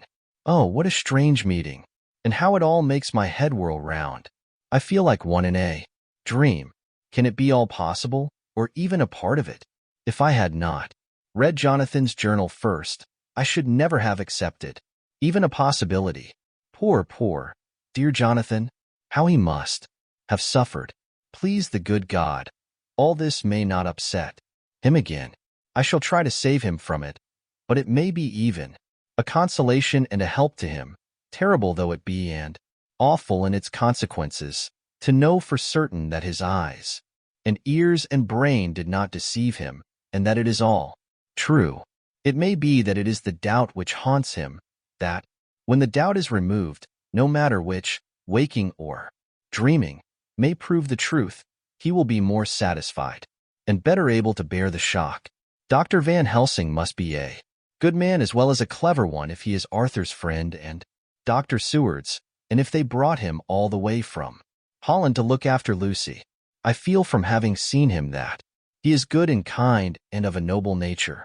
When he comes tomorrow, I shall ask him about Jonathan, and then, please God, all this sorrow and anxiety may lead to a good end. I used to think I would like to practice interviewing. Jonathan's friend on the Exeter News told him that memory was everything in such work, that you must be able to put down exactly almost every word spoken, even if you had to refine some of it afterwards. Here was a rare interview. I shall try to record it verbatim. It was 2:30 o'clock when the knock came. I took my courage à deux mains and waited. In a few minutes Mary opened the door and announced Dr. Van Helsing. I rose and bowed, and he came towards me, a man of medium weight, strongly built, with his shoulders set back over a broad, deep chest and a neck well balanced on the trunk as the head is on the neck. The poise of the head strikes one at once as indicative of thought and power. The head is noble, well-sized, broad, and large behind the ears. The face, clean-shaven, shows a hard, square chin, a large, resolute, mobile mouth, a good-sized nose, rather straight, but with quick, sensitive nostrils that seem to broaden as the big, bushy brows come down and the mouth tightens. The forehead is broad and fine, rising at first almost straight, and then sloping back above 2 bumps or ridges wide apart, such a forehead that the reddish hair cannot possibly tumble over it, but falls naturally back and to the sides. Big, dark blue eyes are set widely apart, and are quick and tender or stern with the man's moods. He said to me, "Mrs. Harker, is it not?" I bowed assent. "That was Miss Mina Murray?" Again I assented. "It is Mina Murray that I came to see, that was friend of that poor dear child Lucy Westenra. Madam Mina, it is on account of the dead I come." "Sir," I said, "you could have no better claim on me than that you were a friend and helper of Lucy Westenra." And I held out my hand. He took it and said tenderly, "Oh, Madam Mina, I knew that the friend of that poor Lily girl must be good, but I had yet to learn." He finished his speech with a courtly bow. I asked him what it was that he wanted to see me about, so he at once began. "I have read your letters to Miss Lucy. Forgive me, but I had to begin to inquire somewhere, and there was none to ask. I know that you were with her at Whitby. She sometimes kept a diary. You need not look surprised, Madam Mina. It was begun after you had left, and was an imitation of you. And in that diary she traces by inference certain things to a sleepwalking in which she puts down that you saved her. In great perplexity then I come to you, and ask you out of your So much kindness to tell me all of it that you can remember. I can tell you, I think, Dr. Van Helsing, all about it. Ah, then you have good memory for facts, for details? It is. Not always so with young ladies. No, doctor, but I wrote it all down at the time. I can show it to you if you like. Oh, Madam Mina, I will be grateful. You will do me much favor. I could not resist the temptation of mystifying him a bit. I suppose it is some of the taste of the original apple that remains still in our mouths, so I handed him the shorthand diary. He took it with a grateful bow and said, "May I read it?" "If you wish," I answered as demurely as I could. He opened it, and for an instant his face fell. Then he stood up and bowed. "Oh, you so clever woman," he said. I knew long that Mr. Jonathan was a man of much thankfulness, but see his wife have all the good things. And will you not so much honor me and so help me as to read it for me? Alas, I know not the shorthand. By this time my little joke was over, and I was almost ashamed, so I took the typewritten copy from my work basket and handed it to him. "Forgive me," I said. "I could not help it, but I had been thinking that it was of dear Lucy that you wished to ask, and so that you might not have time to wait, not on my account, but because I know your time must be precious, I have written it out on the typewriter for you." He took it and his eyes glistened. "You are so good," he said. "And may I read it now? I may want to ask you some things when I have read." "By all means," I said. "Read it over whilst I order lunch, and then you can ask me questions whilst we eat." He bowed and settled himself in a chair with his back to the light, and became absorbed in the papers, whilst I went to see after lunch, chiefly in order that he might not be disturbed. When I came back, I found him walking hurriedly up and down the room, his face all ablaze with excitement. He rushed up to me and took me by both hands. "Oh, Madam Mina," he said, "how can I say what I owe to you? This paper is a sunshine. It opens the gate to me. I am dazzled with so much light, and yet clouds roll in behind the light every time, but that you cannot comprehend. Oh, but I am grateful to you, you so clever woman. Madam," he said this very solemnly, "if ever Abraham Van Helsing can do anything for you or yours, I trust you will let me know. It will be pleasure and delight if I may serve you as a friend, but all I have ever learned, all I can ever do, shall be for you and those you love. There are darknesses in life, and there are lights. You are one of the lights. You will have happy life and good life, and your husband will be blessed in you. But, doctor, you praise me too much, and you do not know me. Not know you, I, who am old, and who have studied all my life men and women. I, who have made my specialty the brain and all that belongs to him and all that follow from him. And I have read your diary that you have so goodly written for me, and which breathes out truth in every line. I, who have read your so sweet letter to poor Lucy of your marriage and your trust, not know you. Oh, Madam Mina, good women tell all their lives, and by day and by hour and by minute, such things that angels can read, and we men, who wish to know, have in us something of angels' eyes. Your husband is noble nature, and you are noble too, for you trust, and trust cannot be where there is mean nature. And your husband, tell me of him. Is he quite well? Is all that fever gone? And is he strong and hearty? I saw Heron opening to ask him about Jonathan, so I said, he was almost recovered, but he has been greatly upset by Mr. Hawkins's death. He interrupted. Oh, yes, I know. I have read your last 2 letters. I went on. I suppose this upset him, for when we were in town on Thursday last he had a sort of shock. A shock, and after brain fever so soon. That was not good. What kind of a shock was it? He thought he saw someone who recalled something terrible, something which led to his brain fever. And here, the whole thing seemed to overwhelm me in a rush.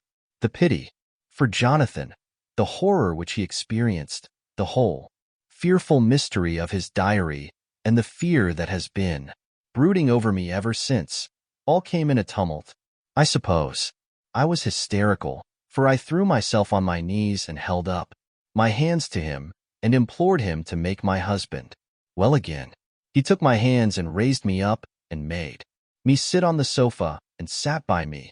He held my hand in his and said to me with, oh, such infinite sweetness, my life is a barren and lonely one, and so full of work that I have not had much time for friendships, but since I have been summoned to here by my friend John Seward, I have known so many good people and seen such nobility that I feel more than ever, and it has grown with my advancing years, the loneliness of my life.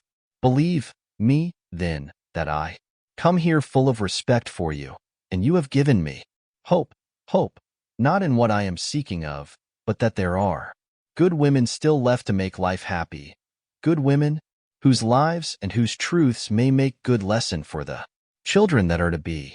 I am glad that I may here be of some use to you. For if your husband suffer, he suffer within the range of my study and experience. I promise you that I will gladly do all for him that I can, all to make his life strong and manly, and your life a happy one. Now you must eat. You are overwrought and perhaps over-anxious. Husband, Jonathan would not like to see you so pale, and what he like, not where he love, is not to his good. Therefore, for his sake, you must eat and smile. You have told me all about Lucy, and so now we shall not speak of it, lest it distress.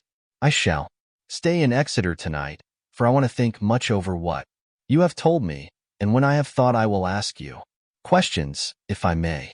And then, too, you will tell me of husband Jonathan's trouble so far as you can, but not yet. You must eat now. Afterwards you shall tell me all. After lunch, when we went back to the drawing-room, he said to me, and now tell me all about him. When it came to speaking to this great learned man, I began to fear that he would think me a weak fool, and Jonathan a madman. That journal is all so strange, and I hesitated to go on. But he was so sweet and kind, and he had promised to help, and I trusted him. So I said, Dr. Van Helsing, what I have to tell you is so queer that you must not laugh at me or at my husband. I have been, since yesterday, in a sort of fever of doubt. You must be kind to me, and not think me foolish that I have even half believed some very strange things.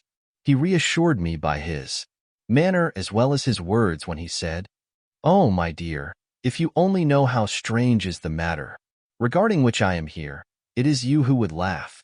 I have learned not to think little of anyone's belief, no matter how strange it be. I have tried to keep an open mind, and it is not the ordinary things of life that could close it, but the strange things, the extraordinary things, the things that make one doubt if they be mad or sane. Thank you 1,000 times. You have taken a weight off my mind. If you will let me, I shall give you a paper to read. It is long, but I have typewritten it out. It will tell you my trouble and Jonathan's. It is the copy of his journal when abroad, and all that happened. I dare not say anything of it. You will read for yourself and judge. And then, when I see you, perhaps, you will be very kind and tell me what you think. I promise, he said as I gave him the papers, I shall in the morning, so soon as I can, come to see you and your husband, if I may. Jonathan will be here at 11:30, and you must come to lunch with us and see him then. You could catch the quick 3:34 train, which will leave you at Paddington before 8. He was surprised at my knowledge of the trains offhand, but he does not know that I have made up all the trains to and from Exeter, so that I may help Jonathan in case he is in a hurry. So he took the papers with him and went away, and I sit here thinking I don't know what. Letter, by hand, Van Helsing to Mrs. Harker. September 25th, 6 o'clock. Dear Madam Mina, I have read your husband's so wonderful diary. You may sleep without doubt. Strange and terrible as it is true. I will pledge my life on it. It may be worse for others, But for him and you there is no dread. He is a noble fellow, and let me tell you from experience of men, that one who would do as he did in going down that wall and to that room, and going a second time, is not one to be injured in permanence by a shock. His brain and his heart are all right. This I swear, before I have even seen him, so be at rest. I shall have much to ask him of other things. I am blessed that today I come to see you, for I have learned all at once so much that again I am dazzle more than ever, and I must think. Yours the most faithful, Abraham Van Helsing. Letter, Mrs. Harker to Van Helsing. September 25th, 6:30 p.m. My dear Dr. Van Helsing, 1,000 thanks for your kind letter, which has taken a great weight off my mind. And yet, if it be true, what terrible things there are in the world, and what an awful thing if that man, that monster, be really in London. I fear to think. I have, this moment, whilst writing, had a wire from Jonathan, saying that he leaves by the 6:25 tonight from Launceston, and will be here at 10:18, so that I shall have no fear. Tonight, will you, therefore, instead of lunching with us, please come to breakfast at 8 o'clock, if this be not too early for you? You can get away, if you are in a hurry, by the 10:30 train, which will bring you to Paddington by 2:35. Do not answer this, as I shall take it that, if I do not hear, you will come to breakfast. Believe me, your faithful and grateful friend, Mina Harker. Jonathan Harker, S. Journal. September 26th. I thought never to write in this diary again, but the time has come. When I got home last night, Mina had supper ready, and when we had supped she told me of Van Helsing's visit, and of her having given him the 2 diaries, copied out, and of how anxious she has been about me. She showed me in the doctor's letter that all I wrote down was true. It seems to have made a new man of me. It was the doubt as to the reality of the whole thing that knocked me over. I felt impotent and in the dark and distrustful. But now that I know, I am not afraid, even of the Count. He has succeeded after all, then, in his design in getting to London, and it was he I saw. He has got younger, and how? Van Helsing is the man to unmask him and hunt him out, if he is anything like what Mina says. We sat late and talked it all over. Mina is dressing, and I shall call at the hotel in a few minutes and bring him over. He was, I think, surprised to see me. When I came into the room where he was and introduced myself, he took me by the shoulder and turned my face round to the light and said, after a sharp scrutiny, "But Madam Mina told me you were ill, that you had had shock." It was so funny to hear my wife called Madam Mina by this kindly, strong-faced old man. I smiled and said, "I was ill, I have had a shock, but you have cured me already." "And how?" "By your letter to Mina last night. I was in doubt, and then everything took a hue of unreality, and I did not know what to trust, even the evidence of my own senses.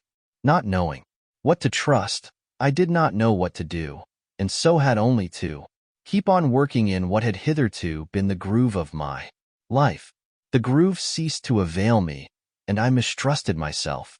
Doctor, you don't know what it is to doubt everything, even yourself. No, you don't. You couldn't with eyebrows like yours."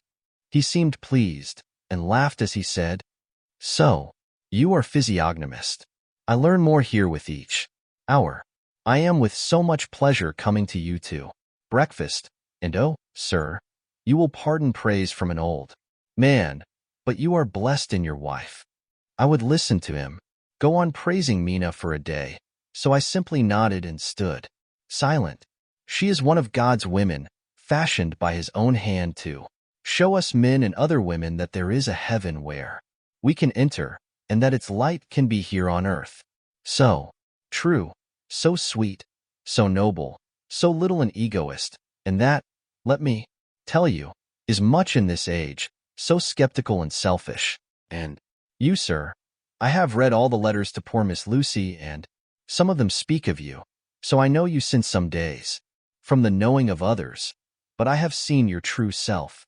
Since last night, you will give me your hand, will you not? And let us be friends for all our lives." We shook hands, and he was so earnest and so kind that it made me quite choky. "And now," he said, "may I ask you for some more help? I have a great task to do, and at the beginning it is to know. You can help me here. Can you tell me what went before? You're going to Transylvania? Later on I may ask more help, and of a different kind, but at first this will do." "Look here, sir," I said, "does what you have to do concern the Count?" "It does," he said solemnly. "Then I am with you heart and soul. As you go by the 10:30 train, you will not have time to read them, but I shall. Get the bundle of papers. You can take them with you and read them in the train." After breakfast I saw him to the station. When we were parting he said, "Perhaps you will come to town if I send to you, and take Madam Mina too." "We shall both come when you will," I said. I had got him the morning papers and the London papers of the previous night, and while we were talking at the carriage window, waiting for the train to start, he was turning them over. His eyes suddenly seemed to catch something in one of them, the Westminster Gazette. I knew it by the color, and he grew quite white. He read something intently, groaning to himself, "Mein Gott, mein Gott, so soon, so soon." I do not think he remembered me at the moment. Just then the whistle blew, and the train moved off. This recalled him to himself, and he leaned out of the window and waved his hand, calling out, "Love to Madam Mina. I shall write so soon as ever I can." Dr. Seward's Diary. September 26th. Truly there is no such thing as finality. Not a week since I said finus, and yet here I am starting fresh again, or rather going on with the same record. Until this afternoon I had no cause to think of what is done. Renfield had become, to all intents, as sane as he ever was. He was already well ahead with his fly business, and he had just started in the spider line also, so he had not been of any trouble to me. I had a letter from Arthur, written on Sunday, and from it I gather that he is bearing up wonderfully well. Quincy Morris is with him, and that is much of a help, for he himself is a bubbling well of good spirits. Quincy wrote me a line too, and from him I hear that Arthur is beginning to recover something of his old buoyancy, so as to them all my mind is at rest. As for myself, I was settling down to my work, with the enthusiasm which I used to have for it, so that I might fairly have said that the wound which poor Lucy left on me was becoming cicatrized. Everything is, however, now reopened, and what is to be the end God only knows. I have an idea that Van Helsing thinks he knows, too, but he will only let out enough at a time to whet curiosity. He went to Exeter yesterday and stayed there all night. Today he came back and almost bounded into the room at about 5:30 and thrust last night's Westminster Gazette into my hand. "What do you think of that?" he asked as he stood back and folded his arms. I looked over the paper, for I really did not know what he meant, but he took it from me and pointed out a paragraph about children being decoyed away at Hampstead. It did not convey much to me until I reached a passage where it described small punctured wounds on their throats. An idea struck me, and I looked up. "Well," he said, "it is like poor Lucy's." "And what do you make of it?" "Simply that there is some cause in common. Whatever it was that injured her has injured them." I did not quite understand his answer. "That is true indirectly, but not directly." "How do you mean, Professor?" I asked. I was a little inclined to take his seriousness lightly, for, after all, 4 days of rest and freedom from burning, harrowing anxiety does help to restore one's spirits, but when I saw his face, sobered me. Never, even in the midst of our despair about poor Lucy, had he looked more stern. "Tell me," I said. "I can hazard no opinion. I do not know what to think, and I have no data on which to found a conjecture." "Do you mean to tell me, friend John, that you have no suspicion as to what poor Lucy died of?" Not after all the hints, given not only by events, but by me? Of nervous prostration following on great loss or waste of blood. And how the blood lost or waste? I shook my head. He stepped over and sat down beside me and went on. You are clever man, friend John. You reason well, and your wit is bold, but you are too prejudiced. You do not let your eyes see nor your ears hear, and that which is outside your daily life is not of account to you. Do you not think that there are things which you cannot understand, and yet, which are, that some people see things that others cannot? But there are things old and new which must not be contemplated by men's eyes, because they know, or think they know, some things which other men have told them. Ah, it is the fault of our science that it wants to explain all, and if it explain not, then it says there is nothing to explain.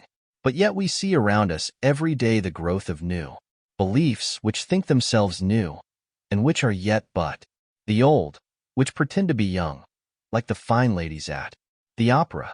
I suppose now you do not believe in corporeal transference? No? Nor in materialization? No? Nor in astral bodies? No? Nor in the reading of thought? No? Nor in hypnotism? Yes, I said. Charcot has proved that pretty well. He smiled as he went on. Then you are satisfied as to it? Yes? And of course then you understand how it act and can follow the mind of the great Charcot. Alas that he is no more, into the very soul of the patient that he influence. No? Then, friend John, am I to take it that you simply accept fact, and are satisfied to let from premise to conclusion be a blank? No? Then tell me, for I am student of the brain, how you accept the hypnotism and reject the thought reading.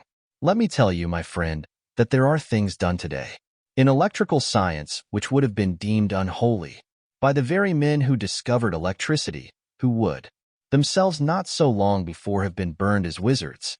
There are always mysteries in life. Why was it that Methuselah lived 900 years, and old Parr 169, and yet that poor Lucy with 4 men's blood in her poor veins could not live even one day? For, had she lived one more day, we could have saved her. Do you know all the mystery of life and death? Do you know the altogether of comparative anatomy, and can say wherefore the qualities of brutes are in some men and not in others? Can you tell me why, when other spiders die small and soon, that one great spider lived for centuries in the tower of the old Spanish church and grew, till, on descending, he could drink the oil of all the church lamps? Can you tell me why in the pampas, aye and elsewhere, there are bats that come at night and open the veins of cattle and horses and suck dry their veins? How in some islands of the western seas there are bats which hang on the trees all day, and those who have seen describe as like giant nuts or pods, and that when the sailors sleep on the deck, because that it is hot, flit down on them, and then in the morning, are found dead men, white as even Miss Lucy was.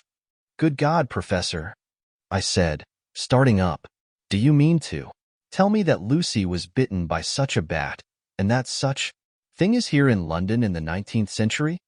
He waved his hand for silence and went on. Can you tell me why the tortoise lives more long than generations of men? Why the elephant goes on and on till he have seen dynasties, and why the parrot never die only of bite of cat or dog or other complaint? Can you tell me why men believe in all ages and places that there are some few who live on always if they be permit, that there are men and women who cannot die?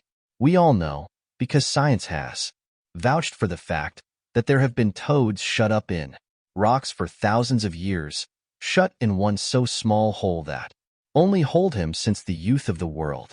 Can you tell me how the Indian fakir can make himself to die and have been buried, and his grave sealed and corn sowed on it, and the corn reaped and be cut and sown and reaped and cut again, and then men come and take away the unbroken seal, and that there lie the Indian fakir, not dead, but that rise up and walk amongst them as before? Here I interrupted him. I was getting bewildered.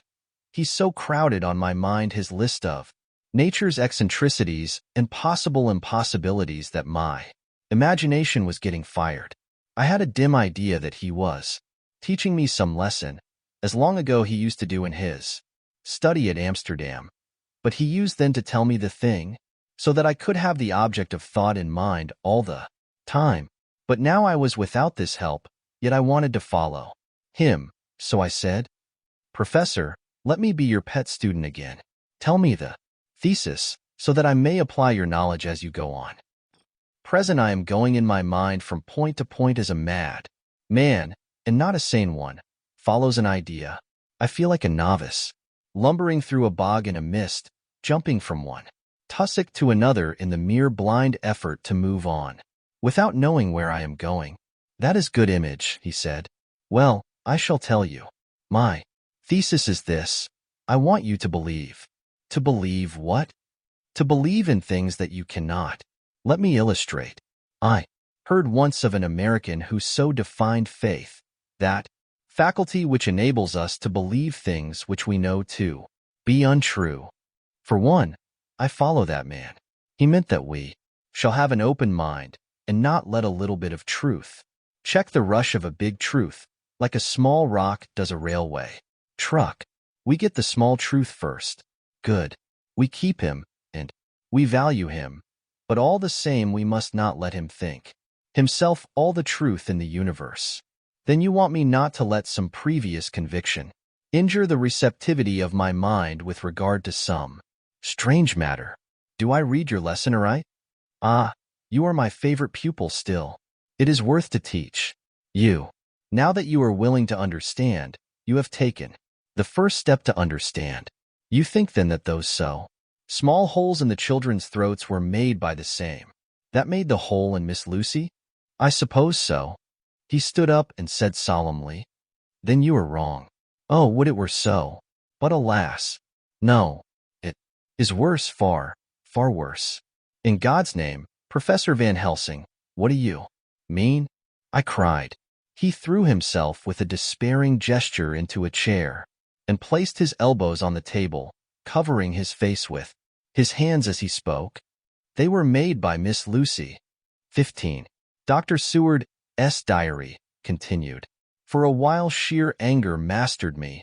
It was as if he had, during her life, struck Lucy on the face. I smote the table hard and rose up as I said to him, "Dr. Van Helsing, are you mad?" He raised his head and looked at me, and somehow the tenderness of his face calmed me at once. "Would I were," he said. "Madness were easy to bear compared with truth like this. Oh, my friend, why, think you, did I go so far round? Why take so long to tell you so simple a thing? Was it because I hate you and have hated you all my life? Was it because I wished to give you pain? Was it that I wanted, now so late, revenge for that time when you saved my life, and from a fearful death? Ah, no. Forgive me," said I. He went on, "My friend, it was because I wished to be gentle in the breaking to you, for I know you have loved that so sweet lady. But even yet I do not expect you to believe.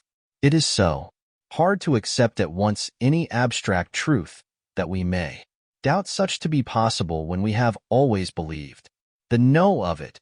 It is more hard still to accept so sad a concrete truth, and of such a one as Miss Lucy. Tonight I go to prove it. Dare you come with me?" This staggered me. A man does not like to prove such a truth. Byron accepted from the category jealousy, and proved the very truth he most abhorred. He saw my hesitation and spoke. "The logic is simple, no madman's logic this time, jumping from tussock to tussock in a misty bog. If it be not true, then proof will be relief. At worst it will not harm. If it be true, ah, there is the dread. Yet very dread should help my cause, for in it is some need of belief. Come, I tell you what I propose. First, that we go off now and see that child in the hospital. Dr. Vincent, of the North Hospital, where the papers say the child is friend of mine, and I think of yours since you were in class at Amsterdam. He will let 2 scientists see his case. If he will not let 2 friends, we shall tell him nothing, but only that we wished to learn. And then, he took a key from his pocket and held it up. And then we spend the night, you and I, in the churchyard, where Lucy lies. This is the key that locked the tomb. I had it, from the coffin man to give to Arthur. My heart sank within me, for I felt that there was some fearful ordeal before us. I could do nothing, however, so I plucked up what heart I could and said that we had better hasten, as the afternoon was passing. We found the child awake. It had had a sleep and taken some food, and altogether was going on well. Dr. Vincent took the bandage from its throat and showed us the punctures. There was no mistaking the similarity to those which had been on Lucy's throat. They were smaller, and the edges looked fresher. That was all. We asked Vincent to what he attributed them, and he replied that it must have been a bite of some animal, perhaps a rat. But, for his own part, he was inclined to think that it was one of the bats which are so numerous on the northern heights of London. Out of so many harmless ones, he said, there may be some wild specimen from the south of a more malignant species. Some sailor may have brought one home, and it managed to escape. Or even from the zoological gardens a young one may have got loose, or one be bred there from a vampire. These things do occur, you know. Only 10 days ago a wolf got out and was, I believe, traced up in this direction. For a week after, the children were playing nothing but Red Riding Hood on the heath and in every alley in the place, until this Bloofer lady scare came along, since when it has been quite a gala time with them. Even this poor little mite, when he woke up today, asked the nurse if he might go away. When she asked him why he wanted to go, he said he wanted to play with the Bloofer lady. I hope, said Van Helsing, that when you are sending the child home you will caution its parents to keep strict watch over it. These fancies to stray are most dangerous, and if the child were to remain out another night, it would probably be fatal. But in any case, I suppose you will not let it away for some days? Certainly not for a week at least, longer if the wound is not healed. Our visit to the hospital took more time than we had reckoned on, and the sun had dipped before we came out. When Van Helsing saw how dark it was, he said, there is no hurry. It is more late than I thought. Come, let us seek somewhere that we may eat, and then we shall go on our way. We dined at Jack Straw's castle along with a little crowd of bicyclists and others who were genuinely noisy. About 10 o'clock we started from the inn. It was then very dark, and the scattered lamps made the darkness greater when we were once outside their individual radius. The professor had evidently noted the road we were to go, for he went on unhesitatingly. But, as for me, I was in quite a mix-up as to locality. As we went further, we met fewer and fewer people, till at last we were somewhat surprised when we met even the patrol of horse police going their usual suburban round. At last we reached the wall of the churchyard, which we climbed over with some little difficulty, for it was very dark, and the whole place seemed so strange to us. We found the Westenra tomb. The professor took the key, opened the creaky door, and standing back, politely, but quite unconsciously, motioned me to precede him. There was a delicious irony in the offer, in the courtliness of giving preference on such a ghastly occasion. My companion followed me quickly and cautiously drew the door to, after carefully ascertaining that the lock was a falling and not a spring one. In the latter case, we should have been in a bad plight. Then he fumbled in his bag, and taking out a matchbox and a piece of candle, proceeded to make a light. The tomb in the daytime, and when wreathed with fresh flowers, had looked grim and gruesome enough. But now, some days afterwards, when the flowers hung lank and dead, their whites turning to rust and their greens to browns, when the spider and the beetle had resumed their accustomed dominance, when time-discolored stone and dust-encrusted mortar and rusty, dank iron and tarnished brass and clouded silver plating gave back the feeble glimmer of a candle, the effect was more miserable and sordid than could have been imagined. It conveyed irresistibly the idea that life, animal life, was not the only thing which could pass away. Van Helsing went about his work systematically, holding his candle so that he could read the coffin plates, and so holding it that the sperm dropped in white patches which congealed as they touched the metal. He made assurance of Lucy's coffin. Another search in his bag, and he took out a turnscrew. "What are you going to do?" I asked. "To open the coffin. You shall yet be convinced." Straightway he began taking out the screws, and finally lifted off the lid, showing the casing of lead beneath. The sight was almost too much for me. It seemed to be as much an affront to the dead as it would have been to have stripped off her clothing in her sleep whilst living. I actually took hold of his hand to stop him. He only said, "You shall see," and again fumbling in his bag, took out a tiny fret saw, striking the turnscrew through the lead with a swift downward stab, which made me wince. He made a small hole, which was, however, big enough to admit the point of the saw. I had expected a rush of gas from the week-old corpse. We doctors, who have had to study our dangers, have to become accustomed to such things, and I drew back towards the door. But the professor never stopped for a moment. He sawed down a couple of feet along one side of the lead coffin, and then across and down the other side. Taking the edge of the loose flange, he bent it back towards the foot of the coffin, and holding up the candle into the aperture, motioned to me to look. I drew near and looked. The coffin was empty. It was certainly a surprise to me, and gave me a considerable shock, but Van Helsing was unmoved. He was now more sure than ever of his ground, and so emboldened to proceed in his task. "Are you satisfied now, friend John?" he asked. I felt all the dogged argumentativeness of my nature awake within me as I answered him. "I am satisfied that Lucy's body is not in that coffin, but that only proves one thing." "And what is that, friend John?" "That it is not there." "That is good logic," he said, "so far as it goes. But how can you account for it not being there?" "Perhaps a body snatcher," I suggested.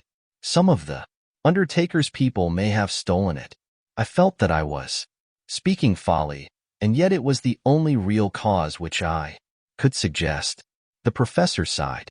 "Ah, well," he said, "we must have more proof. Come with me." He put on the coffin lid again, gathered up all his things, and placed them in the bag, blew out the light, and placed the candle also in the bag. We opened the door and went out. Behind us he closed the door and locked it. He handed me the key, saying, "Will you keep it? You had better be assured." I laughed. It was not a very cheerful laugh, I am bound to say, as I motioned him to keep it. "A key is nothing," I said. "There may be duplicates, and anyhow it is not difficult to pick a lock of that kind." He said nothing, but put the key in his pocket. Then he told me to watch at one side of the churchyard whilst he would watch at the other. I took up my place behind a yew tree, and I saw his dark figure move until the intervening headstones and trees hid it from my sight. It was a lonely vigil. Just after I had taken my place I heard a distant clock strike 12, and in time came 1 and 2. I was chilled and unnerved, and angry with the professor for taking me on such an errand, and with myself for coming.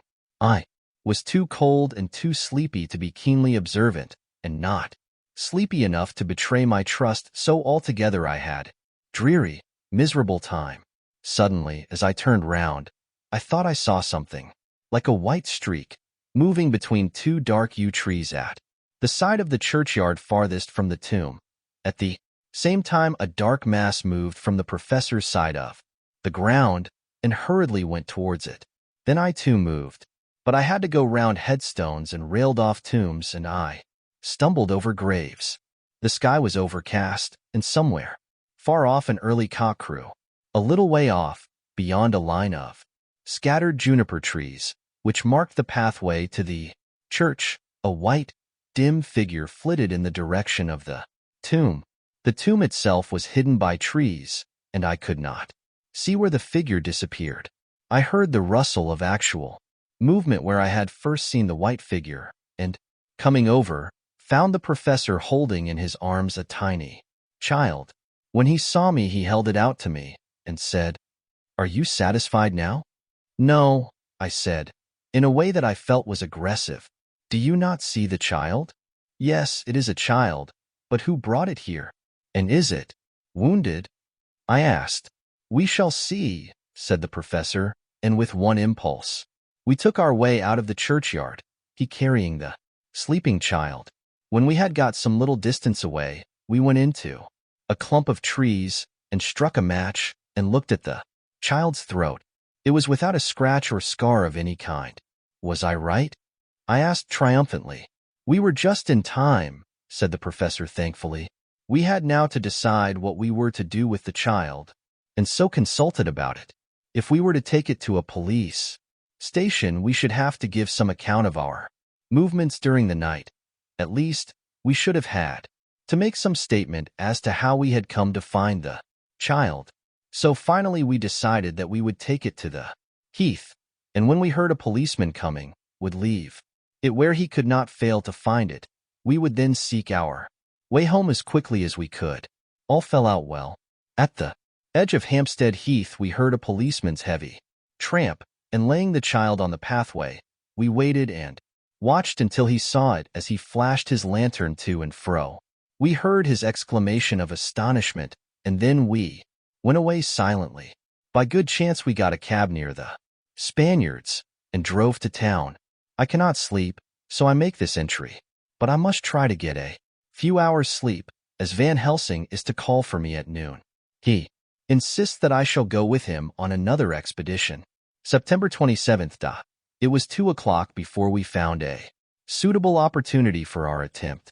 The funeral held at noon was all completed, and the last stragglers of the mourners had taken themselves lazily away, when, looking carefully from behind a clump of alder trees, we saw the sexton lock the gate after him.